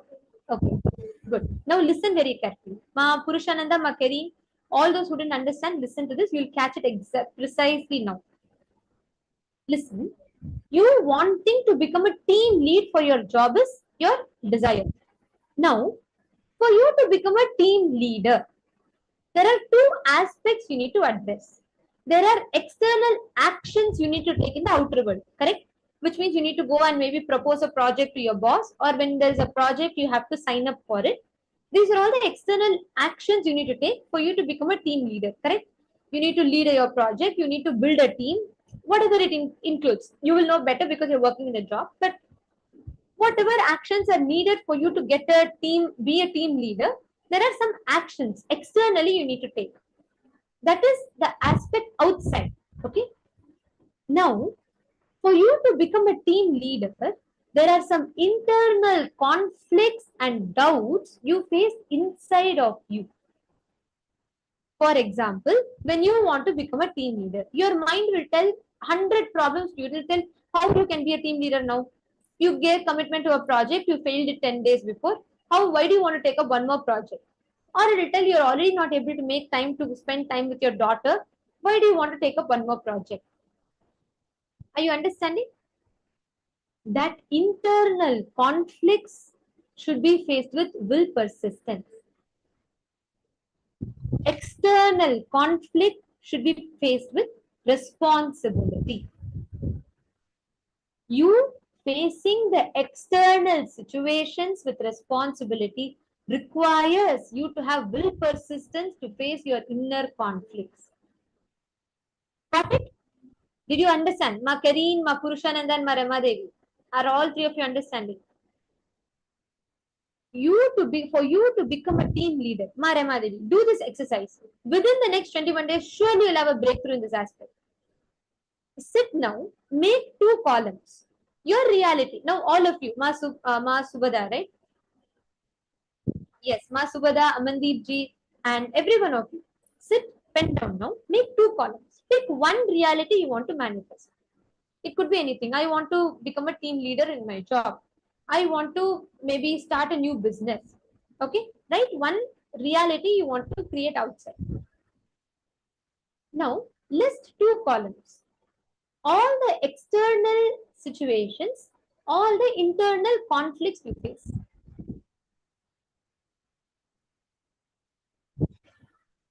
Request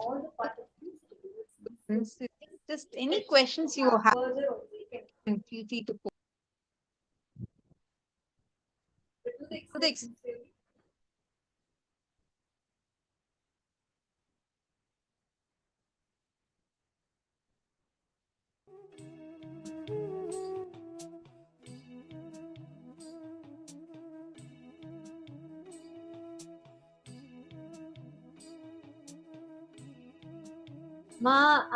Ankita, I'm so happy that you're sitting and so beautifully pulling up satsangs and learning. I think leadership interests you a lot today, and I'm so happy with that.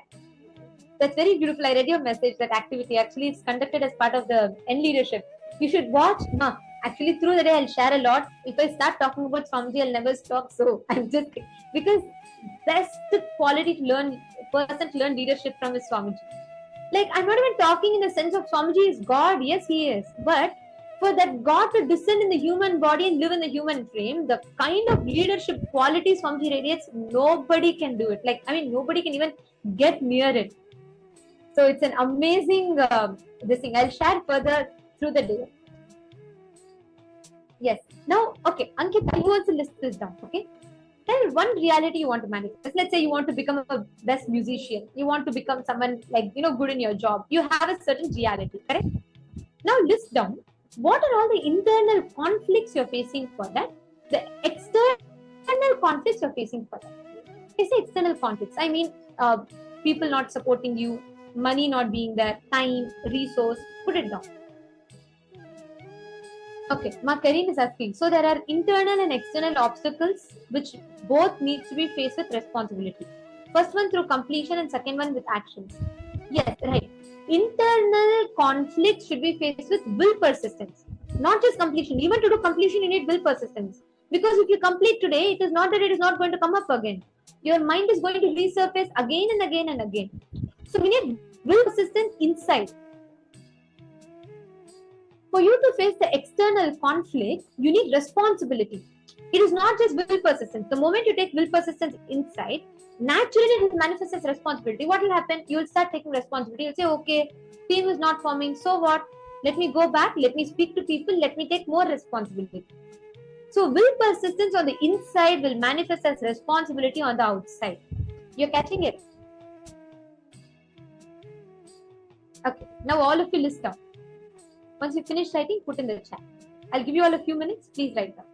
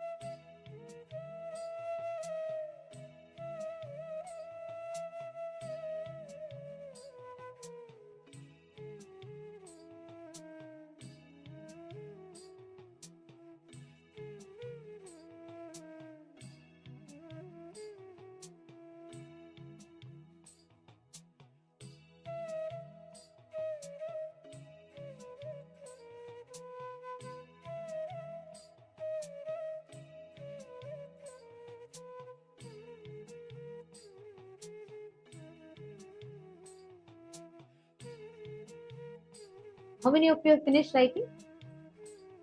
If you have finished writing, just could you please put yes in the chat, please?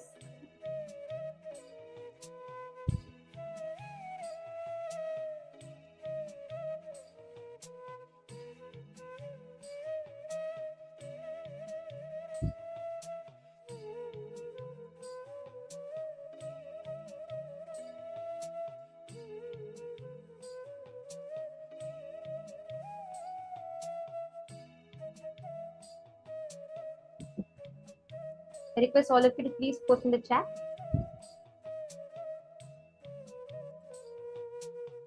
Have you all finished writing?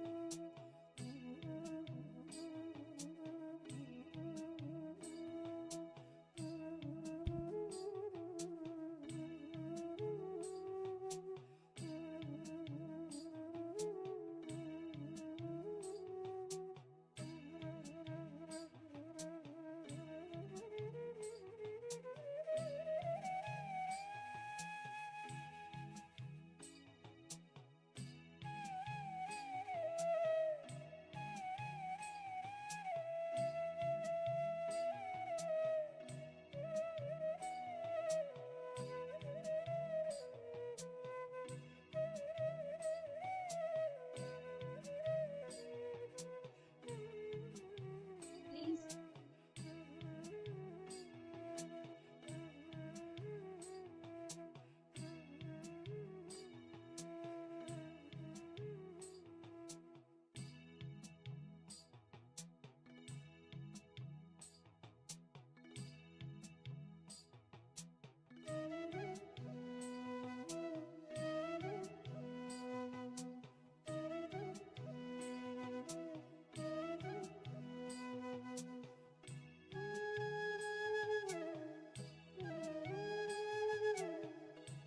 Let's now move to the power manifestation. Are all of you ready for the power manifestation now?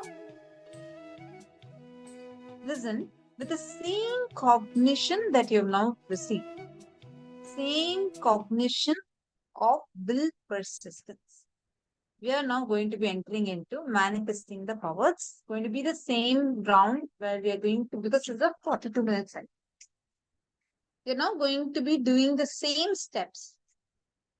Sit now and listen carefully. Declare with will persistence.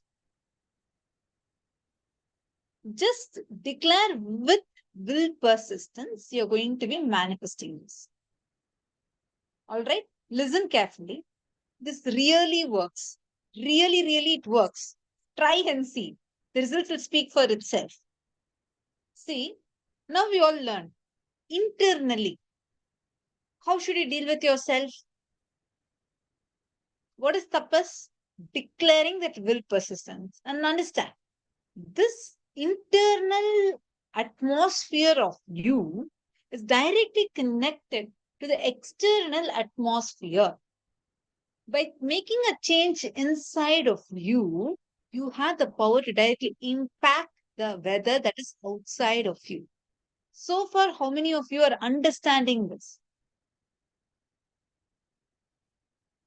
Listen, just by you declaring, deciding, saying, from this space, actually visualize. First time when Swamiji initiated us to do this power, I remember very clearly, Swamiji said that easily we can manifest.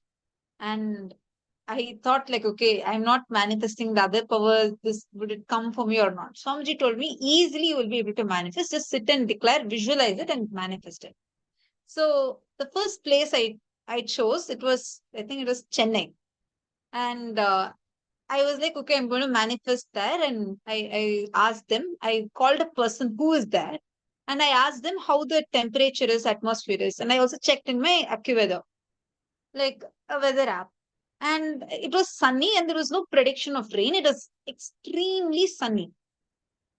For the next 3 days, it was predicted only to be sunny, sunny, and sunny. So I decided, okay, I'm going to manifest this in this place. Swamiji said it's a 42-minute cycle. So we all had this granite slab on which we'll put the Jnananjana. Jnananjana is also an alchemy product that Swamiji initiates. And it's like almost like a kajal kind of a thing, which is energized. And when you put it on the granite slab, it will actually appear like a TV, where you will be able to see things with your third eye. So I had that. And Swamiji said, write down what exactly you want to manifest in that place. So I said, Chennai, I want in this particular address, I want to have heavy rain. Swamiji said we can even tell how much centimeter of rain should come. So I said, I described it, it should be thundering, it should like have lightning and thunder, and it has to be heavy rain. Like I felt like, oh God, it's going to be a complete contrast of what the weather is right. So I called up one of my friends there and I told them, and then they said, okay, they'll check. So they got a video recording. So I had a video recording of the place. I got the temperature, I got everything, and I was ready. So I started. I just prayed to Swamiji. Only few minutes, I just visualized as if that place is raining heavily. Like I just visualized that whole building, whatever photos they sent me. I just visualized every place is raining heavily. In, I think, just less than 20 minutes would have passed. I think less than the 15, 20 minutes max. That person called me back and he said that it was raining, like it was lightning and it was raining. He sent me even a video. I was like, wow, that's my first breakthrough in that power. All I had to do was just connect to Swamiji and visualize it. That's all. Swamiji manifested exactly like it was like as if we are all giving a order, you know, how you go to the restaurant, you order your menu, like that, give specifics. Cosmos, this is what I want. Swamiji, I want to manifest in this place, this temperature, into this much rain, this much centimeter of rain, and this is how I want the rain to be. You will give that as an order to the cosmos. You will just see, Swamiji will manifest it for you. It will really shower. Try and see. All of it, choose a place now. Inside you, decide with will persistence, not even that you need to manifest that power and all. Decide to let Swamiji to flow through. Simply you'll be able to manifest. How many of you are ready to try this? Raise your hands. Great. Then all of you are going to have breakthrough. Why I see only few of you raising your hands? What about others? Now I see more hands going up. Great. So now all of you choose a place. Right now, you all are going to post to me which place you're going to manifest it in. Which place? Choose a place. Check what's the temperature there right now and post what's the temperature. Come on, all the participants do it.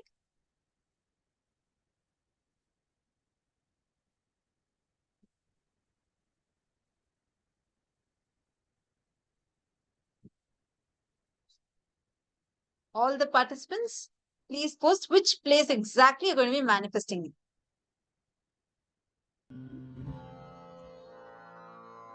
Mahamahavagya, spiritual lullaby for samadhi. And Suprabhatam, wake up call, wake up song for Paramashiva. This Mahamahavagya is spiritual lullaby for you to fall into samadhi. Suprabhatam, wake up song for Paramashiva to wake up in you. Just remember this one powerful cognition. This Mahamahavagya puts me in samadhi.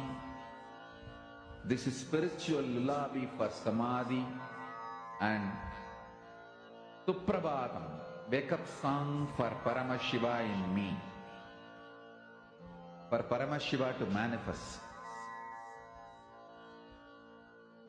With this one spiritual powerful cognition, chant this Mahamahavagya.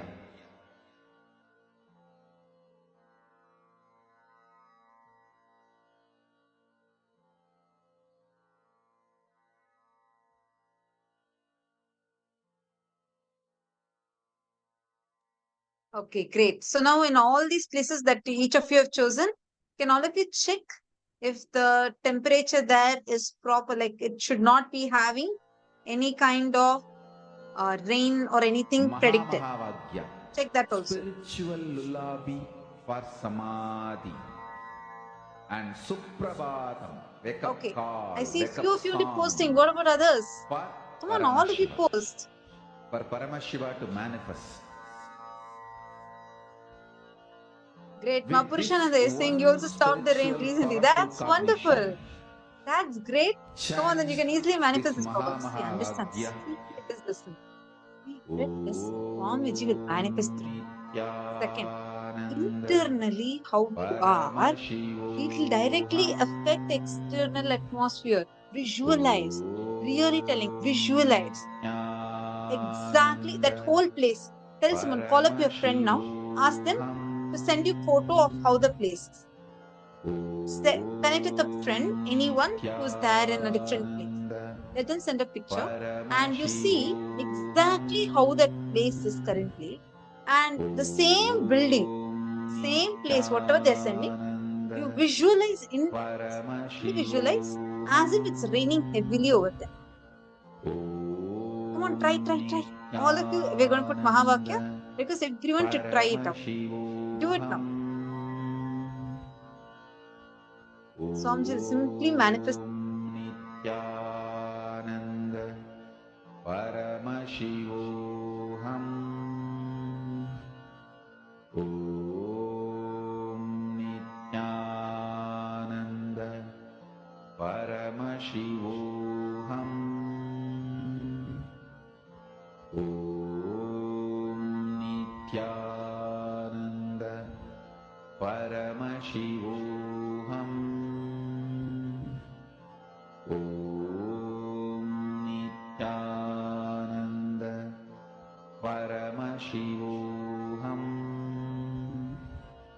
Om Nithyananda Paramashivoham Om Nithyananda Paramashivoham Om Nithyananda Paramashivoham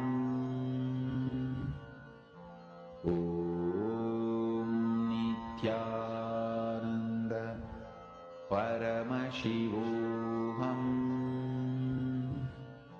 Om Nithyananda Paramashivoham Om Nithyananda Paramashivoham Om Nithyananda It is very important that you actually get the picture. See, whatever said and done, only when you see that image, visualize it, it will impact very powerfully. Try it. Get someone to send you photo of that place. It should not be the same place you are staying in. See, make sure it is different because oh, you're not able to hear me. Sorry. I hope now I have reduced the Mahavakya volume. Hope you're able to hear me clearly, Ma. Sorry for that. Please, I'll repeat again. You need to get someone, contact your friend, and let them send you the pictures. It's very important that they send you a photo so that you're able to clearly visualize it. Come on.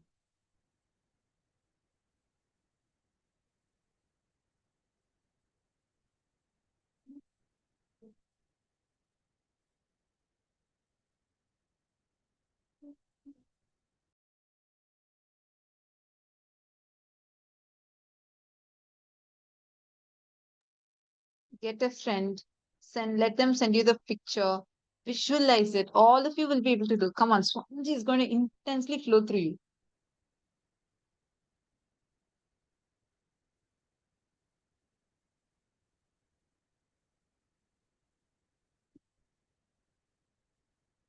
Ma Subhada Amandipaya, get someone, call someone, ask them to send you pictures. See that picture through your third eye, you should command it to rain. Like literally connect with Varuna Deva. Connect with Varuna Deva. Varuna Deva is the god of rain. Actually ask him to shower. Simply, actually, you just pray to Swamiji and visualize intensely, it will just shower. Whichever place you want, you'll be able to get rain.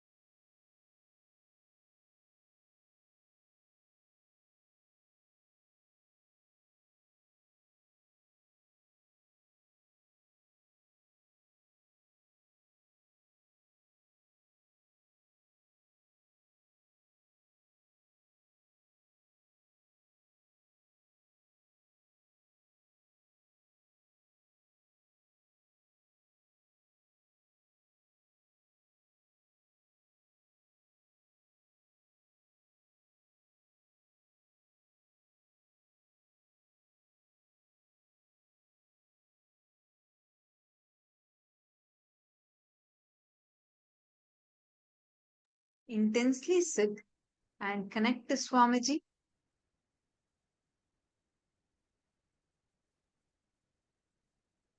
Don't get distracted.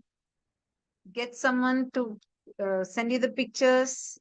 Do it intensely. Nityananda Paramashivoham Om Nityananda Paramashivoham Om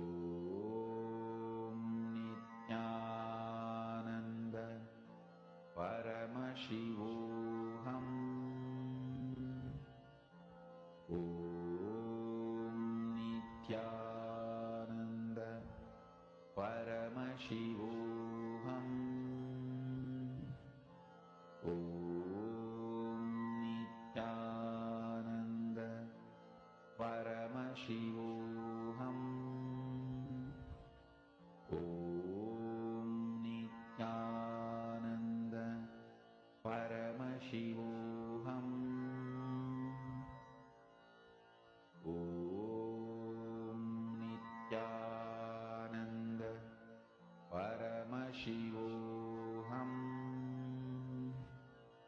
Om Nityananda Paramashivoham Om Nityananda Paramashivoham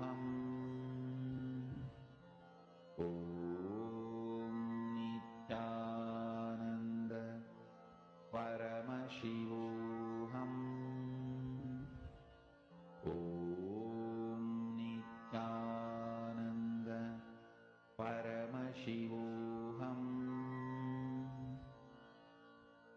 Om Nityananda Paramashivoham Om Nityananda Paramashivoham Om Nityananda Paramashivoham Om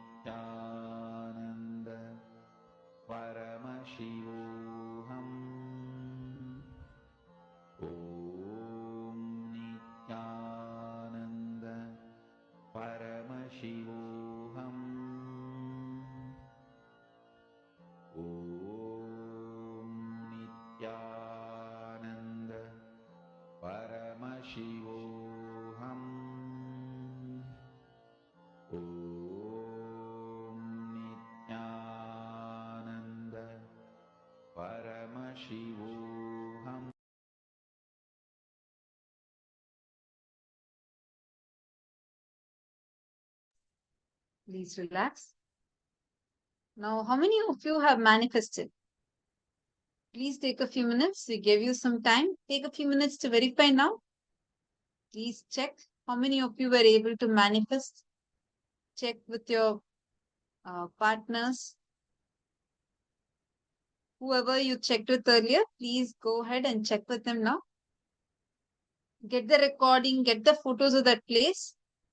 Now, we are going to be moving to the next session. Here we are going to be learning about how life is neither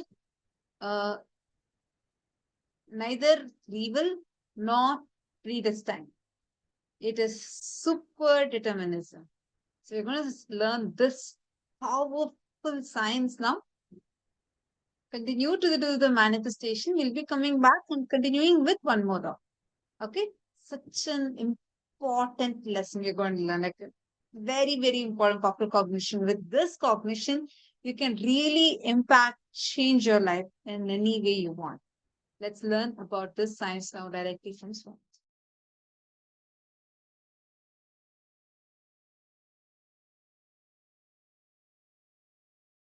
Influence now. Influence the present moment. Be powerful over the present moment. Understand? Live in the present moment is not a complete truth. Have power over the present moment is the complete truth. The power of now is having power over now. Listen. Understand how you feel about you now and how you feel about the world now. Make that too powerful. If you understand and make yourself powerful, that you are Paramashiva, you will understand world is so auspicious and you are the power. Whatever you think, perceive, even as bad, was never bad, is never bad, will never be bad. It is your wrong perception is the problem. Delusion is the problem. Everything is happening properly. You just need to add more life positivity, more understanding. You just need to remember again and again, you are Paramashiva, and face everything out of strength and powerfulness.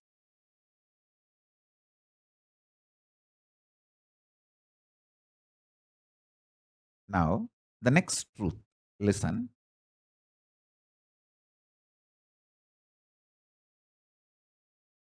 Sometimes you feel the world is literally falling. The roof is falling on your head. You are crushed. You are collapsed. The world is just, sky is falling over your head. That is what is reality, and you perceive that as a reality about world, and that reality, that perception about the reality collapses your perception about yourself, and you collapse. That is what you call everything is determined, fate, nothing can be done. Sometimes you feel, wow, what I want is happening. So your perception about the world is what I want is happening. And the reality, what I want is happening. Oh, then everything is free will. We have full freedom. Listen, both are of understanding. Determination or free will, both are of understanding. Sometimes when things happen as you want, you feel, oh, life is free will. Sometimes when you feel things are not happening as you want and the roof is collapsing, crashing on your head, and you feel everything is predetermined. Now understand this truth. I'll give you one more example. If you are standing with both the legs, that's the way you experience reality. You raise one leg, that is your freedom. After that, you cannot raise the other leg also. That is determination. So understand, the choices you already made are binding your future freedom possibilities. The choices you already made are binding your future possibilities. This is when you feel whether life is free will or predetermined.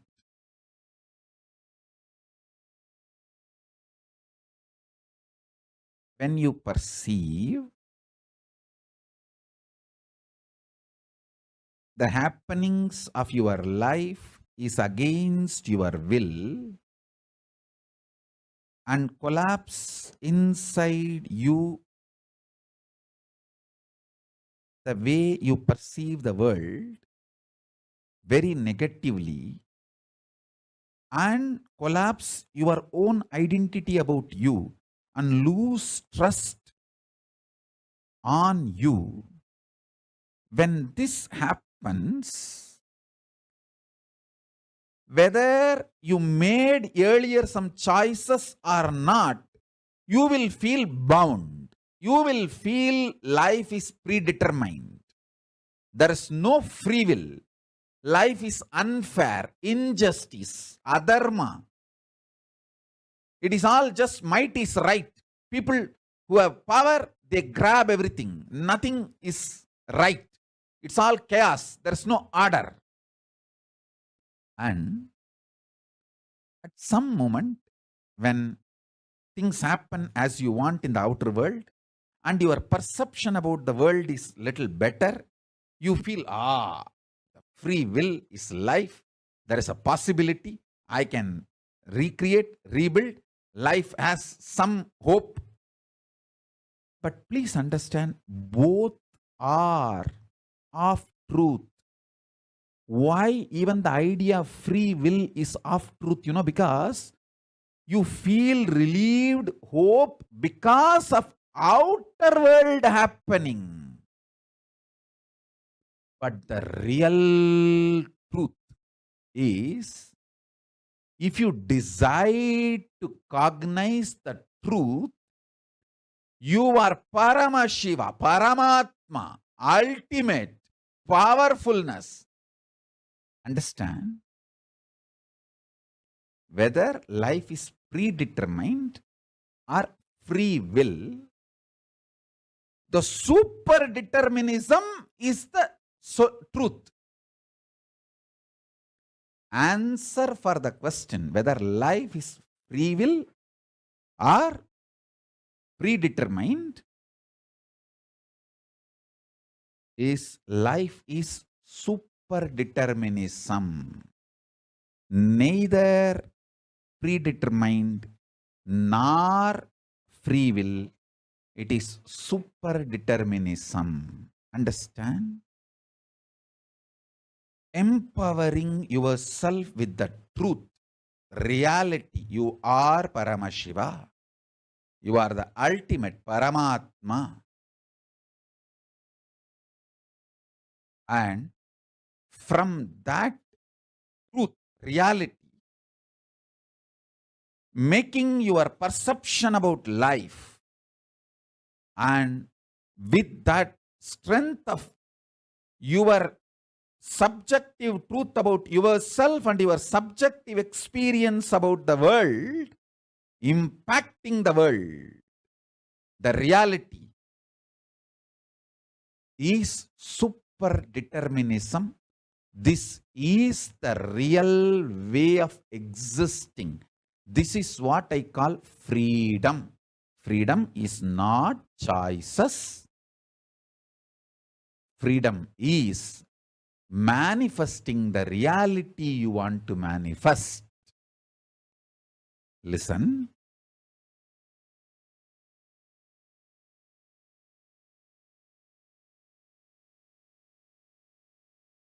When you subjectively decide to cognize the truth, you are Paramashiva, you will see that super power of coincidence place in your life,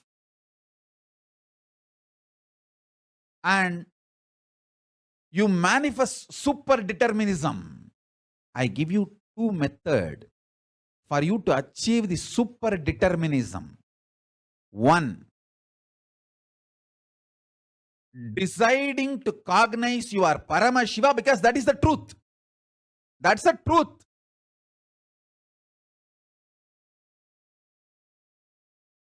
And face your inner space, your perception about life, and the life reality itself. With this truth, I am Paramashiva. This is what is having power over now. Life, reality. That's first. Second, always tell everything to your Atmamurti. You can pray, you can cry, you can express your frustration, you can express your joy, you can express your gratitude, you can even fight. Do everything with your Atmalinga and Atmamurti. Everything. Continuously talking to your Atmalinga and Atmamurti will give you the power to manifest what you want. Shakti. And Buddhi to change wherever you need to change. Above all, Bhakti, the romantic existence with cosmos. You will get all three. Constantly talk to Atmalinga and Atmamurti. Listen. Take these two as the method to achieve super determinism. One,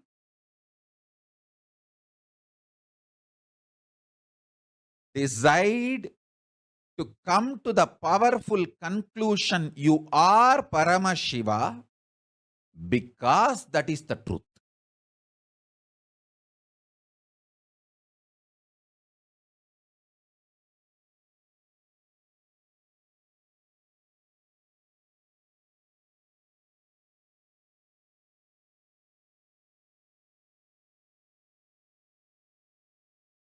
Om Paramashivoham. Om Nithyananda Paramashivoham.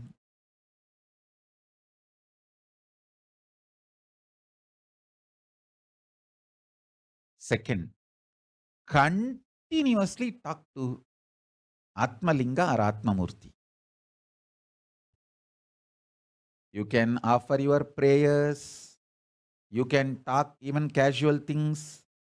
You can express your love, gratitude, even anger. You can fight. You can express your frustration. You can do anything you want.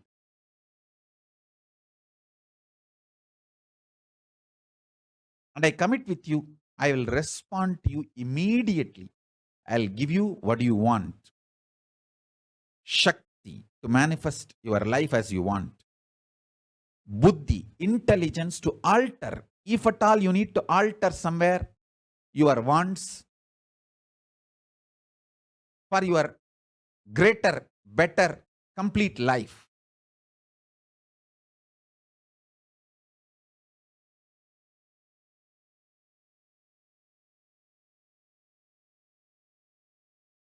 And above all, bhakti, a life positive, joyful connection with life, reality, cosmos, with everything, with yourself, with world, with God, everything. And yukti, method to live enlightenment. And mukti, enlightenment itself.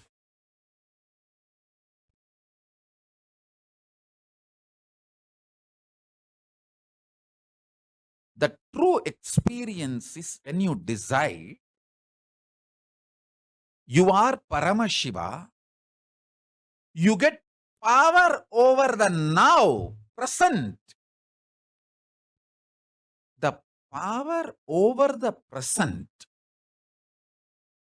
gives you the liberation from all these four different theories, theologies, philosophies, rational arguments, ideas, concepts. You experience tremendous powerfulness subjectively. Because of that powerfulness subjectively, the state of Paramashiva, that's what I call state of Paramashiva.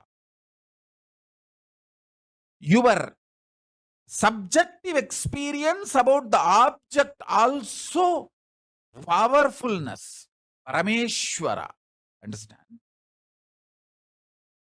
I want to express these three words.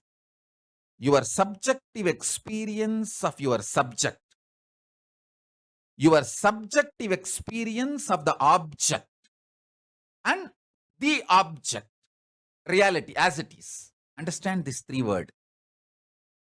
Your subjective experience of your subject, yourself, your subjective experience of the object, world, and the world, the object itself. In these three, if you empower the subjective experience of your subject with truth,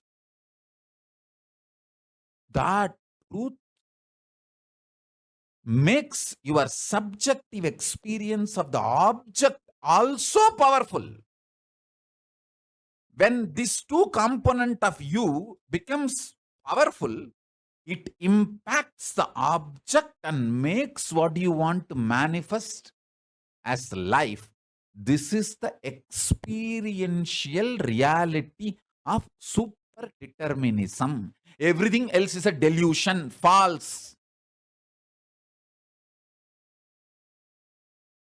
You cheating yourself, you deluding yourself with any kind of argument. No, what Swamiji says is the ultimate truth, but not for me now. Even that. Whether you are ready to understand or not, sun is going to shine and wind is going to blow. Everything is going to happen as it is. This truth which I described now,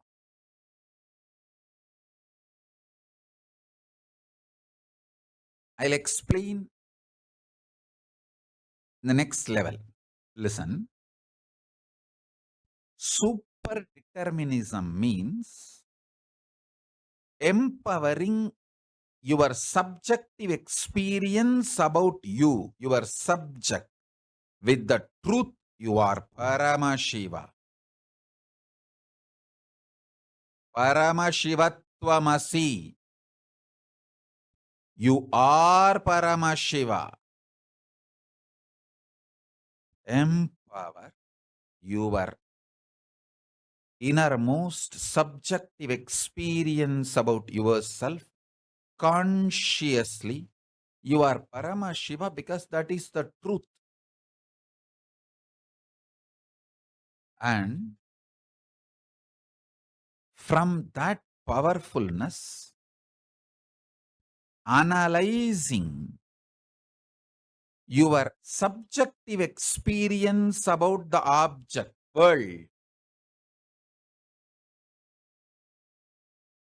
understanding everything happened in your life is just to trigger this enlightenment in you, trigger this awakening in you. Even the grahas, there is no graha, bad graha. There is no time, bad time. Only to remind you about your great truth, the grahas act. When you don't want to be reminded to live the higher reality, then no other way, the grahas has to make you understand. All grahas focus on awakening you. They are all working sincerely for your inner awakening. Understand?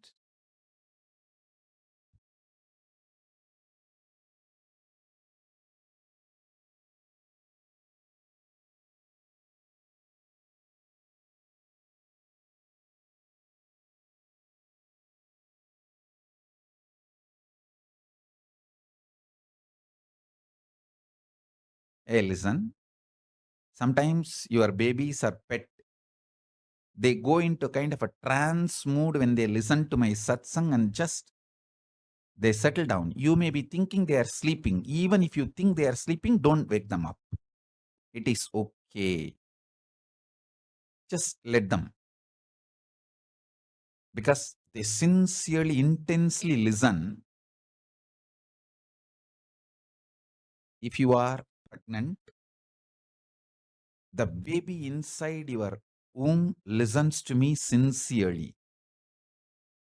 And the babies who sit in the satsang, they go to a kind of the trance, turiya space, and just melt down.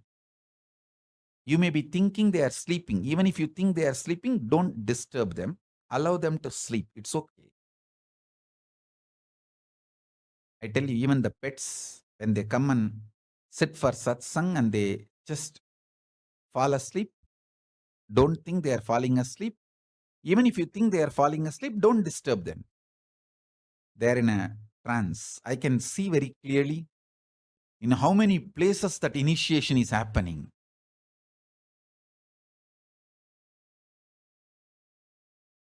When initiation happens, so many people react in a different way. Babies go into the trance of Turiya. So all of you, allow this initiation to happen inside you and to everyone around you.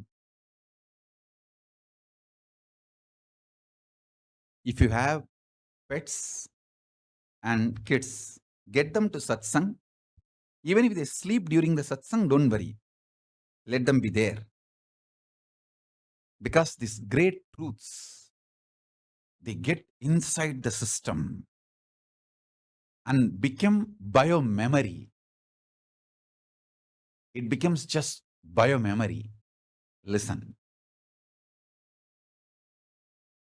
Now listen to the next truth.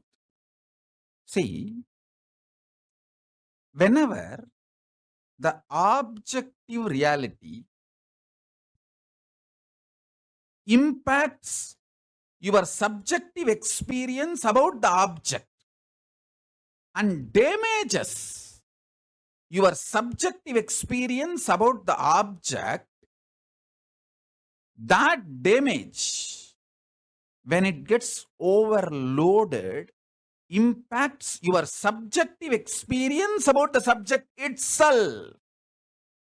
That is what I call you gaslighting yourself. Nobody gaslights us. Understand? Nobody can gaslight unless we allow the gaslighting. Whether gaslighting or enlightening, it's your responsibility. You allowed gaslighting of the society. So allow my enlightening.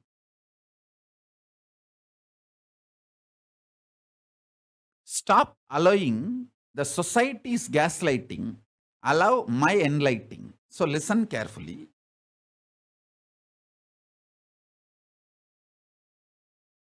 Subjective experience of the object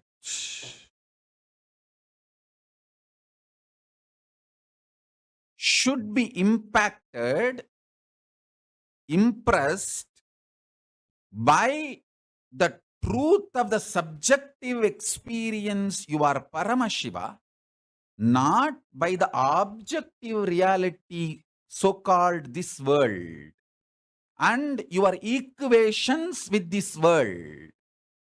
You always have wrong equation with this world. Always you feel injustice is done to you. Somehow that becomes default cognition. When you allow that pattern to get rooted in you, you damage your inner space, the subjective experience of the objective reality world. When you damage your inner space, that damage impacts your experience about your self. This is what I call powerlessness. Understand? You should know why you are not able to live in the present moment. Only then you can heal yourself and start living in the present moment. Otherwise, just teaching, oh, live in the present moment, live in the present moment. Nobody can live. Nobody can live in the present moment unless they understand why you are not able to live in the present moment. Listen. If you feel so much injustice is done to you and feel anxiety, panic attack, your subjective experience about the object world is impacted by the world, others, outsiders, everyone. And if you feel so much of injustice is done, panic attack, anxiety, all that, be very clear. You cannot live in the present moment, and you are going to literally commit spiritual suicide if you make decisions from that space. You are only going to destroy yourself more and more through any decisions you make from that space. First thing, stop making decisions from the pain, frustration, anger, violence,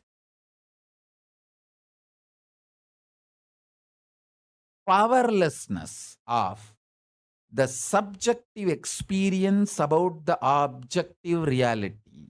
Listen to that. Listen to this truth. More and more decisions you make out of the painful inner space, deluded inner space, the inner space which is hurt by the outer world, the inner space which you allowed to be hurt by the outer world, with the idea there is injustice done to you, or the subjective reality impacted by the objective reality, the objective world, due to sometimes you blame an individual person, or sometimes you blame a situation, sometimes you blame the ecosystem, sometimes you blame the whole world.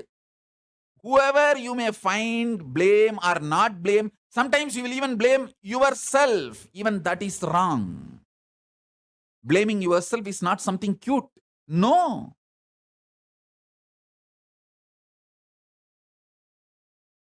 Don't say, oh, I am suffering so much. How can I be Paramashiva?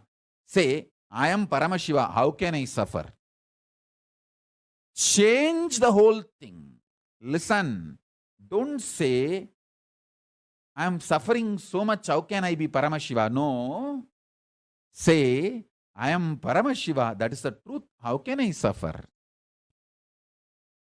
Let truth empower your experience about you and empower your experience about the object. Let the truth empower the subject's experience about subject, subject's experience about object, and object itself, all three. This is what I call super determinism.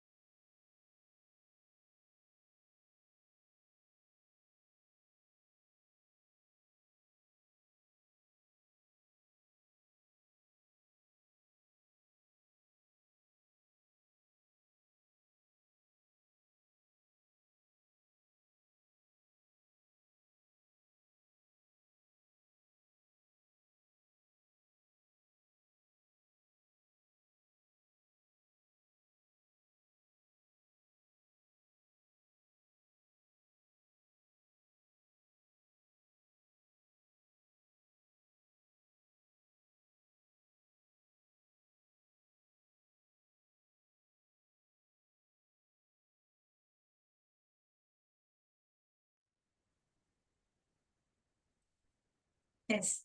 So we all just learned from Swamiji about how life is all about superdeterminism, right? Now, I have a small question for all of you. How many of you think that life is predestined? How many of you have that cognition that, yes, my life is predestined? You can wave your hands or you can post yes in the chat.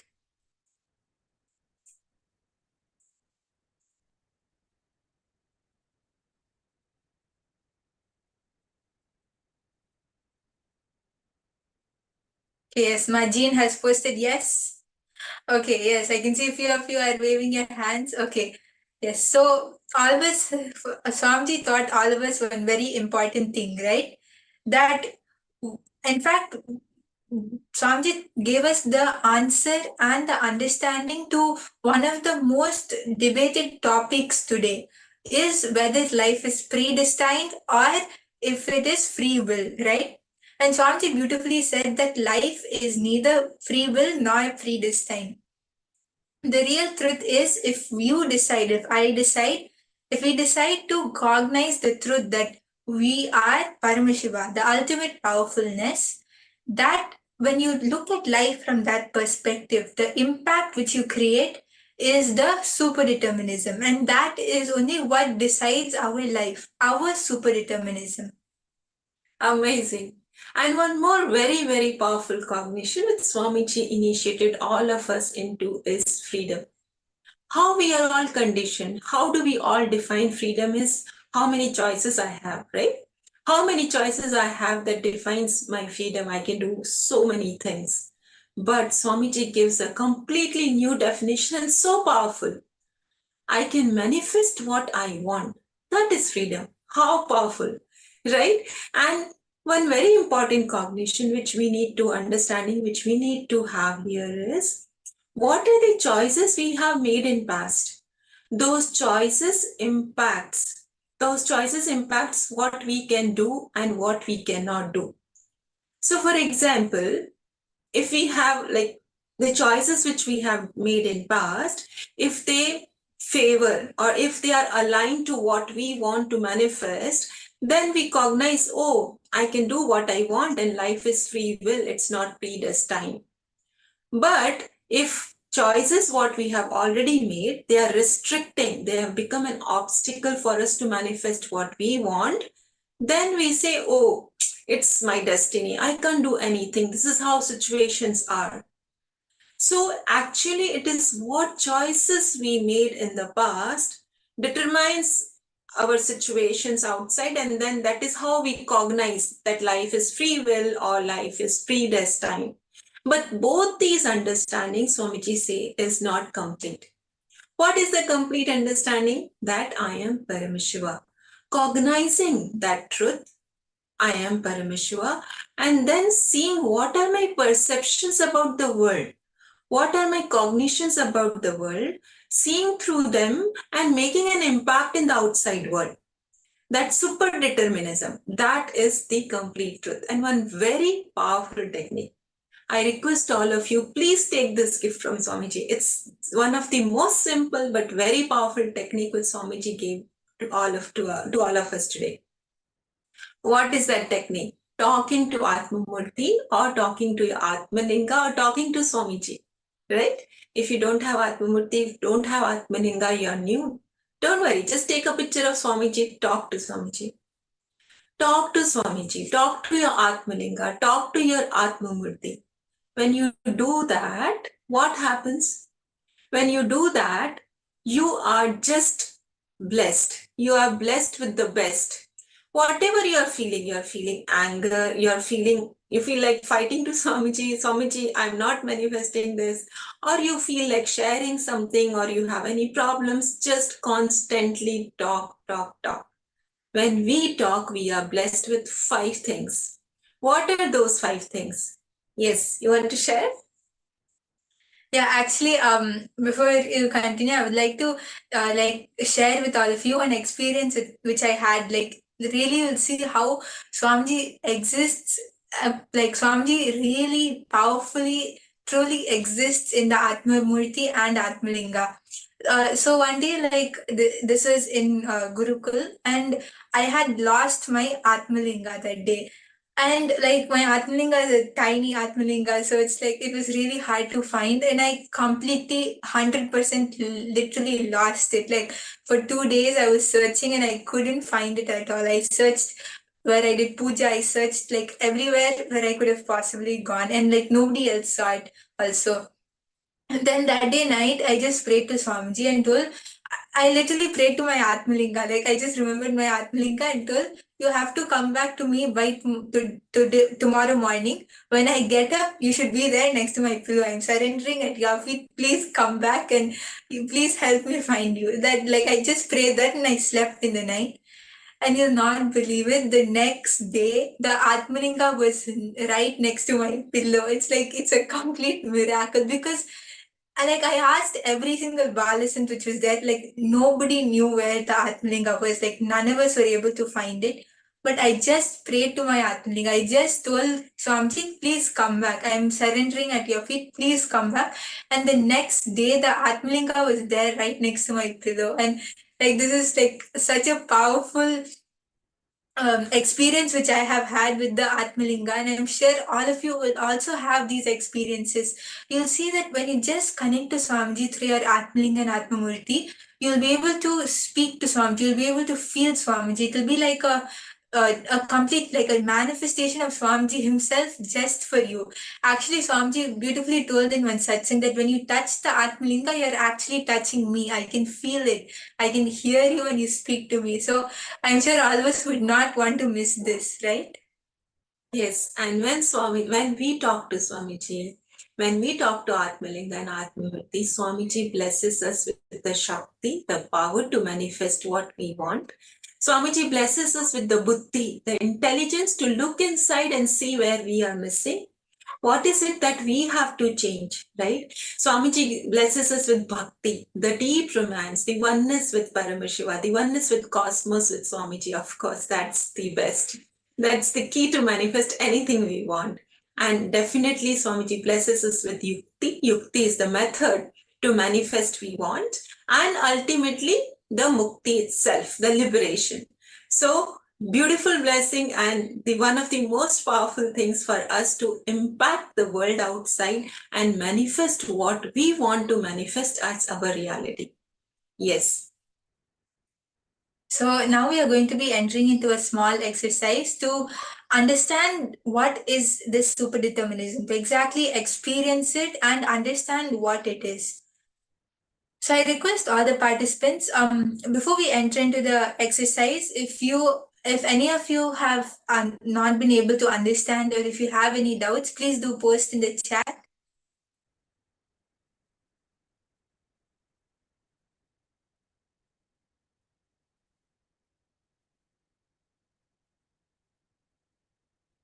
Okay, yes. So Priyatma Sarupani has requested to please repeat what is superdeterminism. Yes. So Swamiji has told us that superdeterminism is our will, our decision, and our determination to manifest what we want.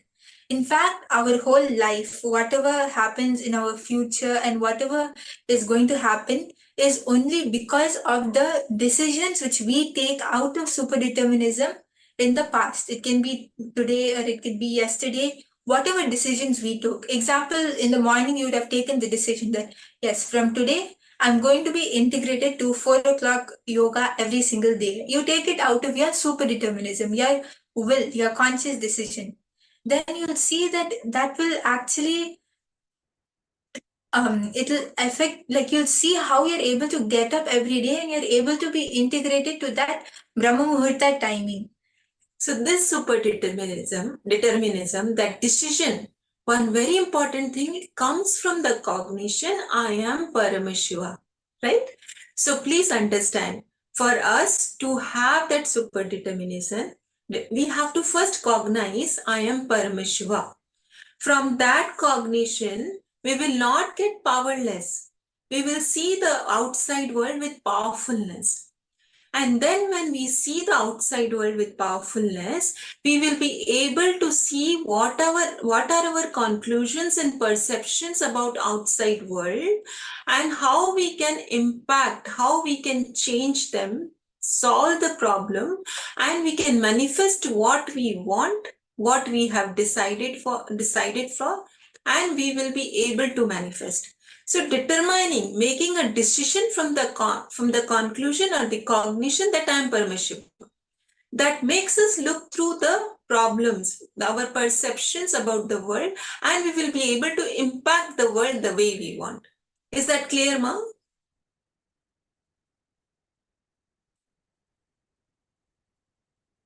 Yes. Yes, I request everyone, please bring a piece of paper and a pen. We're going to be entering into a small exercise.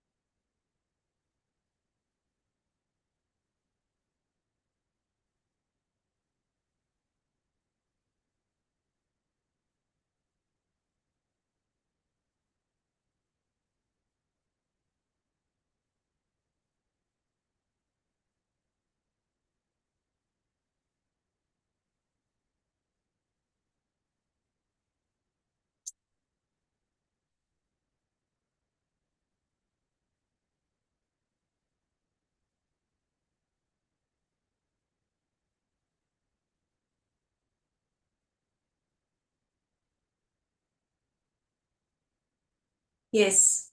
So if all of us are ready, let's get into the exercise now. So what we are going to be doing is penning down 5 aspects of our life where we are experiencing suffering. It can be in at school, or it can be at work, or it can be in your house, wherever it is. 5 aspects of your life. It could be like you're facing issues at your job because you feel that your boss is not treating you properly, or your colleagues are not friendly, whatever it is. 5 aspects of your life which cause you suffering. I request everyone to please take a few minutes and pen down this